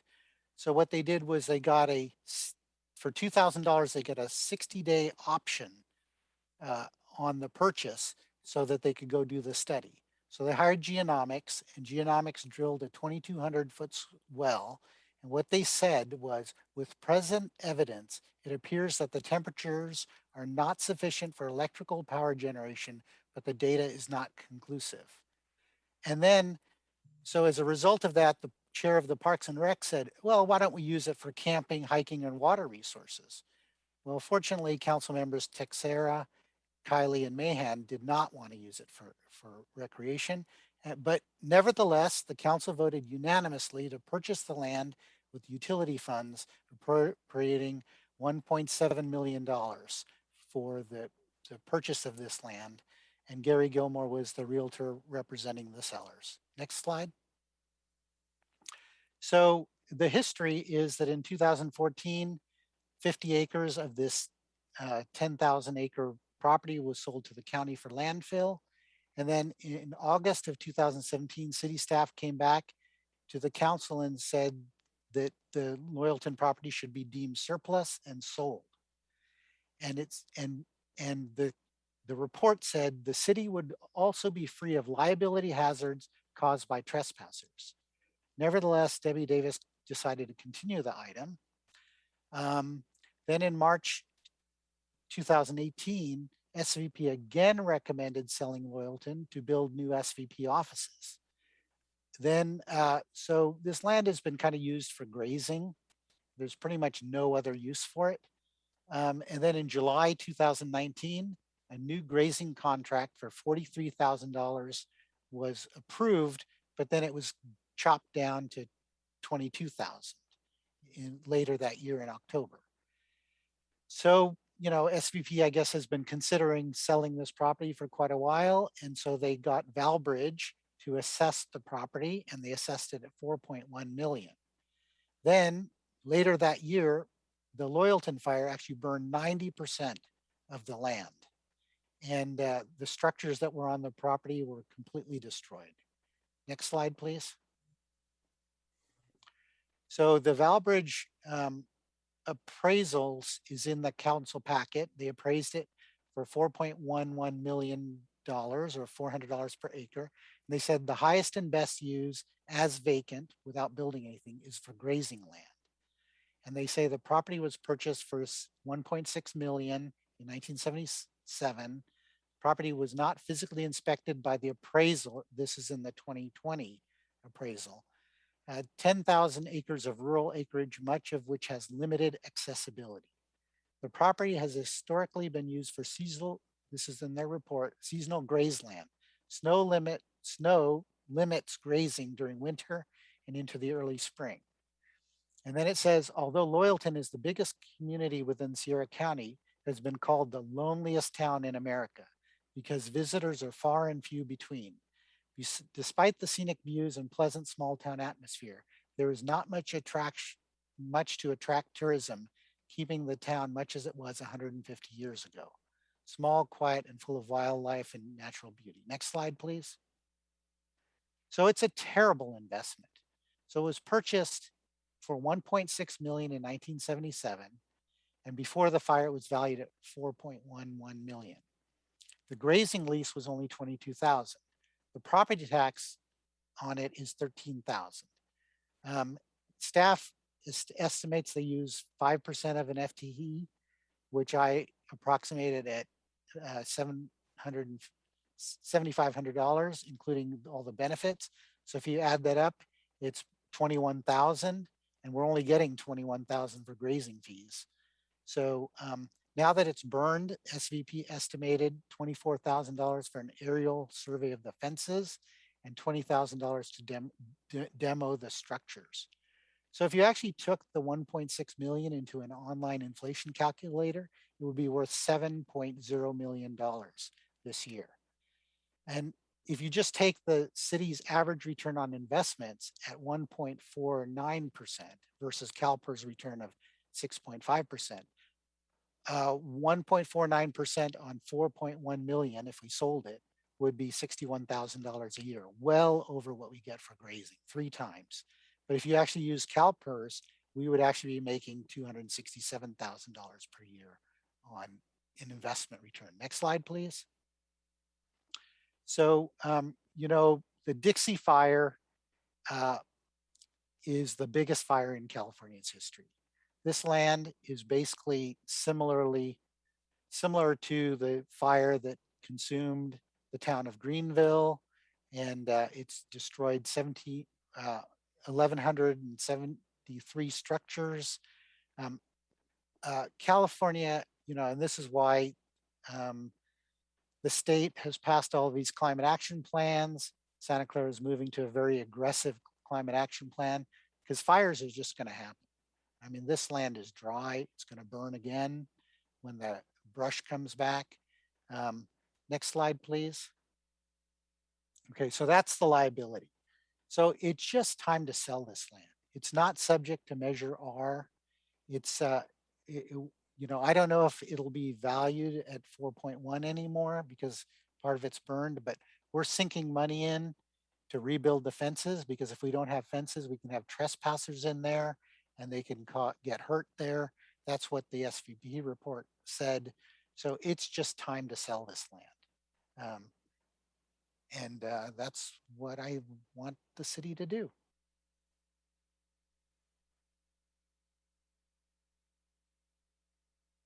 Rebecca, questions? Can we put data centers out there? I'm kidding. There's no water. Water. No problem. If we were to make a motion to sell, would there be any consequences that any repercussions coming back? Okay, that's a question. All right. Any other comments or questions before I go down the list? Councilmember Becker? No. Okay. Councilmember Hardy? I guess we could really call this a fire sale for real. I too would like to know if there's any downside to doing this, because I think we need to divest ourselves of this. It is just grazeland unless the city has a herd of cattle I don't know about. This is not useful to us. It's not contiguous when you read the whole report. I think it's time to take the I don't know why it wasn't done in the past. I think we need to take the request and the recommendation and put this up for sale. Okay, any other questions or comments? I have a couple of comments. One is you left something out of your report, Councilmember Jane. That was in 2017. We had an offer of $10 million for this property. And we decided that that wasn't the best time to sell. We could probably get more. We were going to have to put it out to public bid And so then the market went down, the pandemic happened, the fire happened. So the appraisal, they used a really lot of old comps. It was appraised at the lowest possible time. So if you want to sell property at the worst possible time, now's that time. You will be leaving millions on the table. And I thought that this council was concerned about money. But if you put this out now, it would be like selling your house in the worst possible market after it caught on fire. And I know none of you would do that. So I don't know why you would do that with our public property. So I just think, first of all, I'm not sure anybody would buy it, but once you set out at that low amount, you can't change it ever. If you put it out at that amount, it's always going to be known as that amount. But we did have a $10 million offer back in 2017. So I'm not in favor of selling this at the worst possible time with a lot of money left on the table. And we're not putting out that much considering the future value of this property. Anybody else before I go to the staff? Okay, city attorney, go ahead. I think Councilmember Becker, you asked a question about the possible risk. I'd like to be able to advise the council confidentially about that without stating it in public. But given the circumstances, I just don't feel it'd be wise for me to describe the risk that I do see in selling the property at this time. So I would request that you not make the decision tonight and allow us to provide a confidential advice on what the possible risk could be of selling it at this time. Okay, thank you. Any member of the public would like to speak on this issue? Now's the time. Okay, who is that? Edward, go ahead, Edward. Yeah, just want to say that I think that's for all of California. I don't think too many people want to invest in California anymore because you really don't know when a lockdown is going to come down again. I mean, you see just off of, like I had stated earlier, off of Mission College Boulevard between Great American Parkway and Agnew Road, you have new buildings that are sitting empty, old buildings that are sitting empty. And I think also a lot of people are working from home now. So I don't think there's too much as far as anybody having confidence in investing in California because of people being scared that they don't know if their business is going to be shut down. Yeah. So I think that's one of the problems that people have to face now is that we don't know what the future is going to bring because we keep on hearing about new viruses coming up and whether or not there's going to be another full lockdown.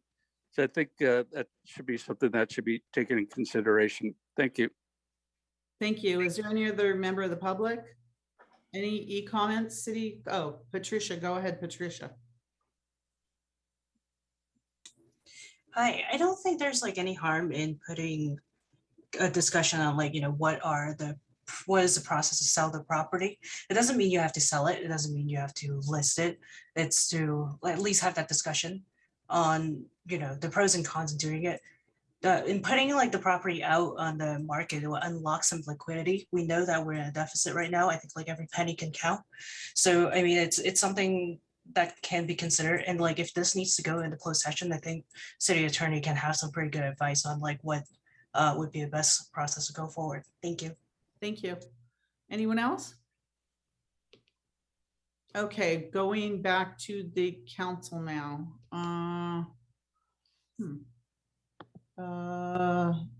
And I'm looking for a motion. Councilmember Watanabe. Thank you, Mayor. This area is a booming area. Just south of Reno, Virginia City, Carson City, those areas are booming, and Reno, and then going north of Reno, a lot of people are retiring in that area. I think there's still a lot of potential for this property. And I was going to ask if maybe did the city attorney maybe think that it would be best to continue this item until after we can meet and either in closed session or however you feel best to talk about the issue?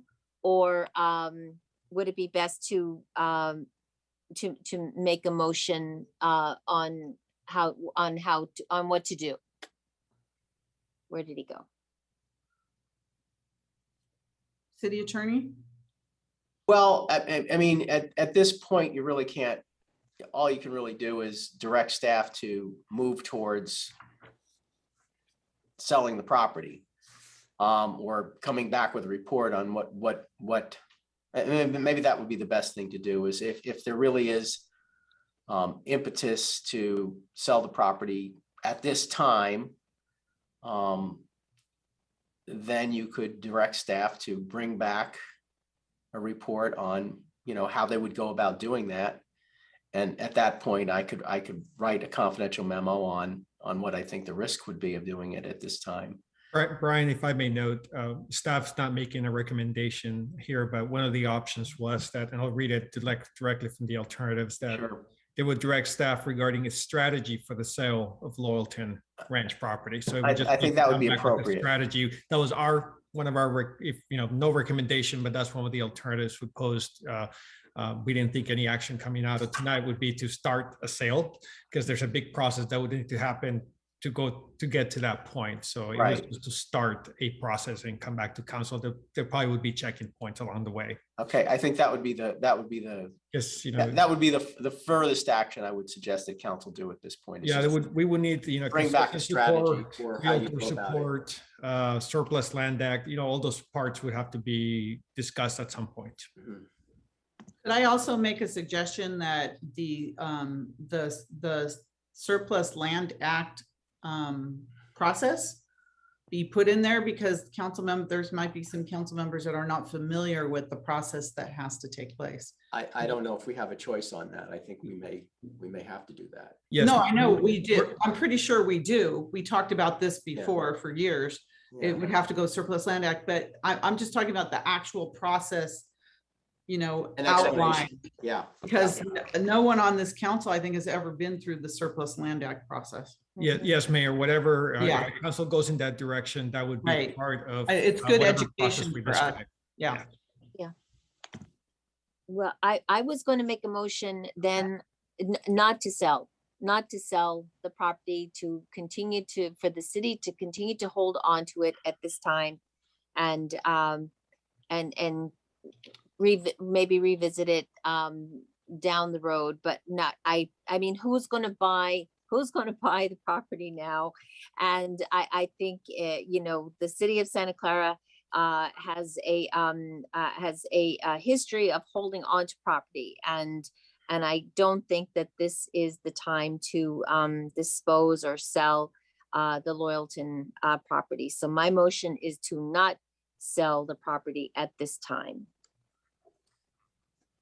I would second that motion, but add in their information on the Surplus Land Act. So in the event we did want to end up selling it when the market is right, that we know what happens. So would you add that in there?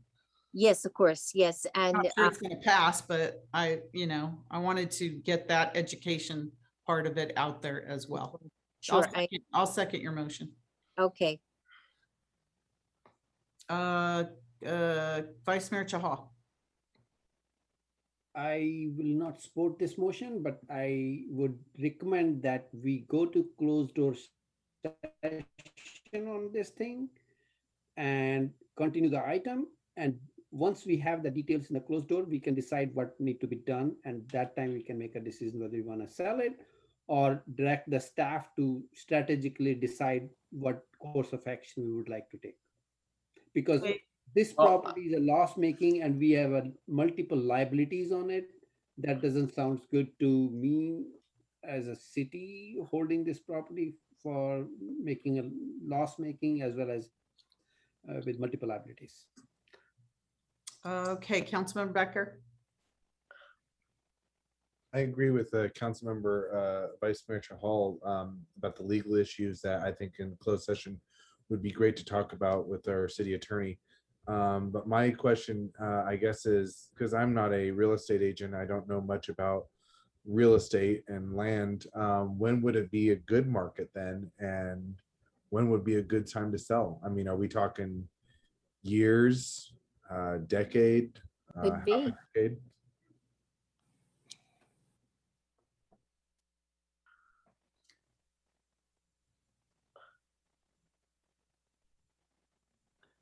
Mayor, I don't know if that was a question for staff, but obviously I we're don't know. not real Go ahead. time. I'd answer. No, no, but I I'm was not gonna, I sure was this just, person. no, I was just gonna note that that's not something, of course, we No. can answer that question. It's No, not no, our, no. it's not our room. So. Mayor, I'd like to clarify, I don't think we have grounds at this point to go into closed session on this. We don't have anybody. We have no offer. We have no offer. or There's something to nobody go that into we're closed session. negotiating with Yeah. at this point. So I don't think we have grounds to go in. Yeah. I was just simply saying, if you want to consider putting this on the market, I would like to be able to advise the council in a confidential memorandum what I believe the potential risks would be for selling the property at this time. So it'd be in conjunction with an open meeting discussion, but you'd have confidential information about the legal risks of doing it. Okay, so there's no closed session item, and I know we can unless there's an offer on the property. Right. Okay. Okay. So, Secretary, I want a clarification on that. Like, as we discussed in open about selling it, not selling it, can't we have an open session, like closed session about the consequences of, as you mentioned earlier, there are some consequences we need to talk in closed session. There would, So can't we bring that thing as a closed session item? only if there's anticipated litigation or threatened litigation. Or an offer. Or an offer, if it were a real estate negotiation with another party that we could identify. But we can't even do that because we have to auction the property. We, under the charter, we have to put it out to public bid. And as the mayor correctly identified, you have to put some kind of minimum price there, and now's not a good time to set a minimum price on a property like this. So, but there are, I have in my head, I can envision some legal risks in doing that for you. If you were to do that at this time, I'd like to at least be able to advise you of what those legal risks might be. And that's what I'm saying. You can get us that legal risk, and then It would have to be a memorandum, though. I can't do it in a closed session. Oh, you can't do it. We can't have a discussion of it. I just want you to have knowledge of what I believe the risks might be. So why don't we do that? Like we continue this item and wait for your memorandum, and then we come back and decide on it. And I think that would mesh with what there's a motion on the table, I think, which is Well, not, if there's a motion to continue, maker of the motion, Councilmember Watanabe. Yes. Would you consider continuing subject to the city attorney's memo? Because I think it's important for us to. I agree. And I initially said, would it be beneficial to continue the item and get the information? So I'm Okay, perfectly so fine. there, that's a good motion. I'll second Yeah, that. Okay. good. Let's do that because all of us are now wondering what this information is. So, okay.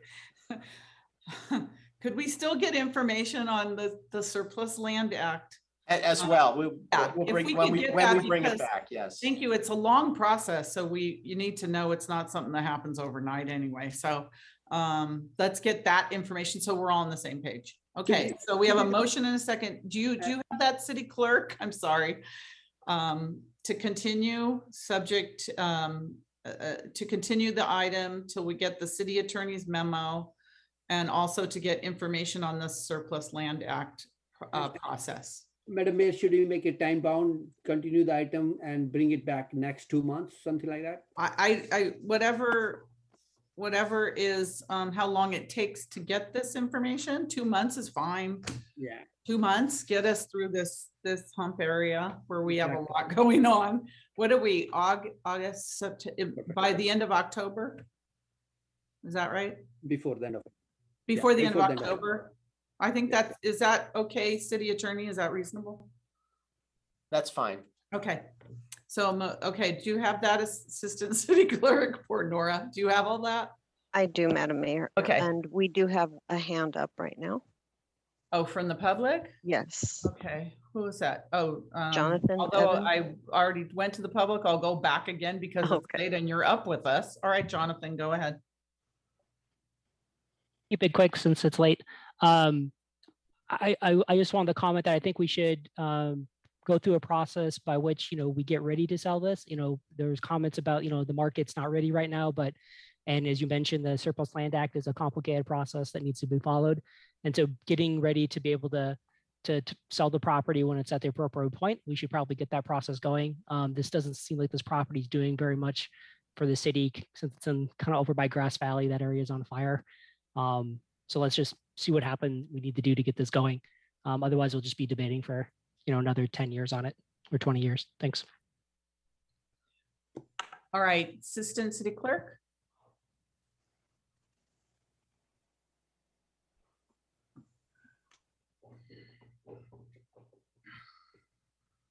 Just a moment, I'm just inputting this here. Okay, Councilmember Watanabe. Yes. Vice Mayor Shahal. Yes. Councilmember Hardy. Yes. Councilmember Jane. Yes. Councilmember Becker. Yes.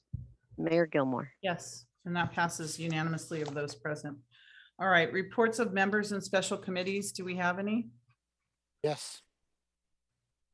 Councilmember Jane. Yes, I'm on the committee for the Northern California Power Authority. And so we were supposed to report on trips that we made. So we had a commission meeting of NCPA on July 29th in Murphy's. Murphy's is over by Angels Camp near New Melones Reservoir. And so the meeting was really great because it was like an in-person meeting. They had a barbecue. I got to meet representatives from lots of other power agencies of NCPA. And one of the interesting things was General Manager Randy Howard said that the following week, Oroville Dam was going to run out of electricity because the water had gone below will go below the penstocks. That would cost the state 300 megawatts of baseload power. And that's happening all over the state. We're losing baseload hydropower. We have to make it up. The state is now looking at installing 30 megawatt diesel generators spread all over the state. Santa Clara may take one of them. And so the more interesting thing of it was that there was a lunch for the workers that work on the hydro. And so I sat next to this fellow, Dan, and he talks about the things they go through, like snowshoeing batteries through, 5 feet of snow to get, replace dead batteries and equipment. So that's the kind of life that some of our workers have to deal with. So that's all I had to say. Thank you. Council Member Hardy. Yesterday, I walked out of the school and saw a very large plume of smoke. There was a terrible fire. It was 7:45, and it wasn't clear where exactly it was. I did find out later that it was on the north side of the railroad tracks, but the residents I talked to wanted me to pass on to the firefighters how much they appreciated how quickly both trucks got there and took care of the fire and contained it, and it did not spread to anything, and they wanted to commend our fire department. Thank you. Okay, Councilmember Watanabe. It's my hand. There's something wrong. Down. Okay, thank you. I just wanted to very quickly say that it was maybe 8, 9, 10 days ago. I can't even remember. We had a group of retired firefighters left from Station 2 on a bicycle journey from Santa Clara to New York called Beta Brooklyn 2021. And they are riding their bicycles in memory of the firefighters that were lost during the 9/11 attack, the 343 firefighters that were killed in that attack. And they're somewhere, last I heard, they're in Idaho, and they're averaging about 160 to 100 miles a day on their bicycles, and they expect to be in New York by 9/11. So we're monitoring them, and I'm hoping that at some point we can have a virtual engagement with them at a council meeting so we can follow where they're going. I'll have a little more information by next Tuesday as to where they are. And certainly this is an incredible feat. They did it 10 years ago. They're doing it again. The oldest retired firefighter, I think, is 72 years old. And they're, riding over mountain ranges and everything else. It's incredible what they're doing, and they're staying in fire stations along the way across the country.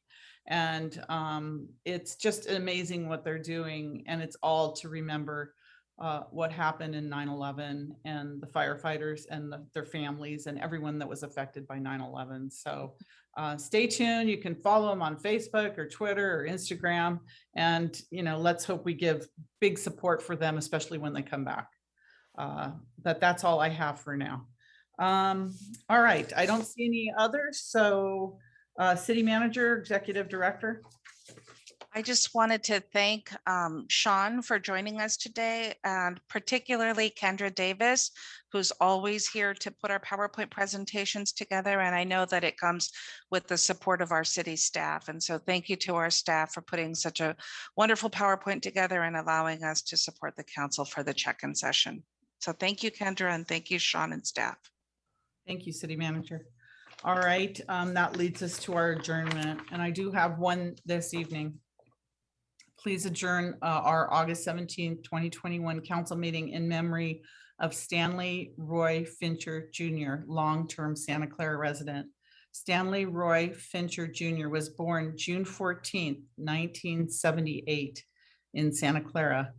He spent much of his youth in the Cambrian area in San Jose. He met the love of his life, Megan Fincher, as they relocated back to Santa Clara in 2002. Since 2006, Stanley, or Roy as everyone knew him, works for Segugen in Santa Clara. Respected by all who worked with him, he was not just a salesman, but an honest consultant who did everything he could to help us to provide the best of both product and services. Stanley passed away on July 19th, 2021 at the age of 43. He leaves behind his beloved wife, Megan, of 15 years, his children, Stanley and Melanie, and his parents and siblings. He was an amazing husband, father, son, brother, cousin, nephew, uncle, and friend. Many have said that the world was a better place for them thanks to his love and laughter. He will be sorely missed by all who knew him.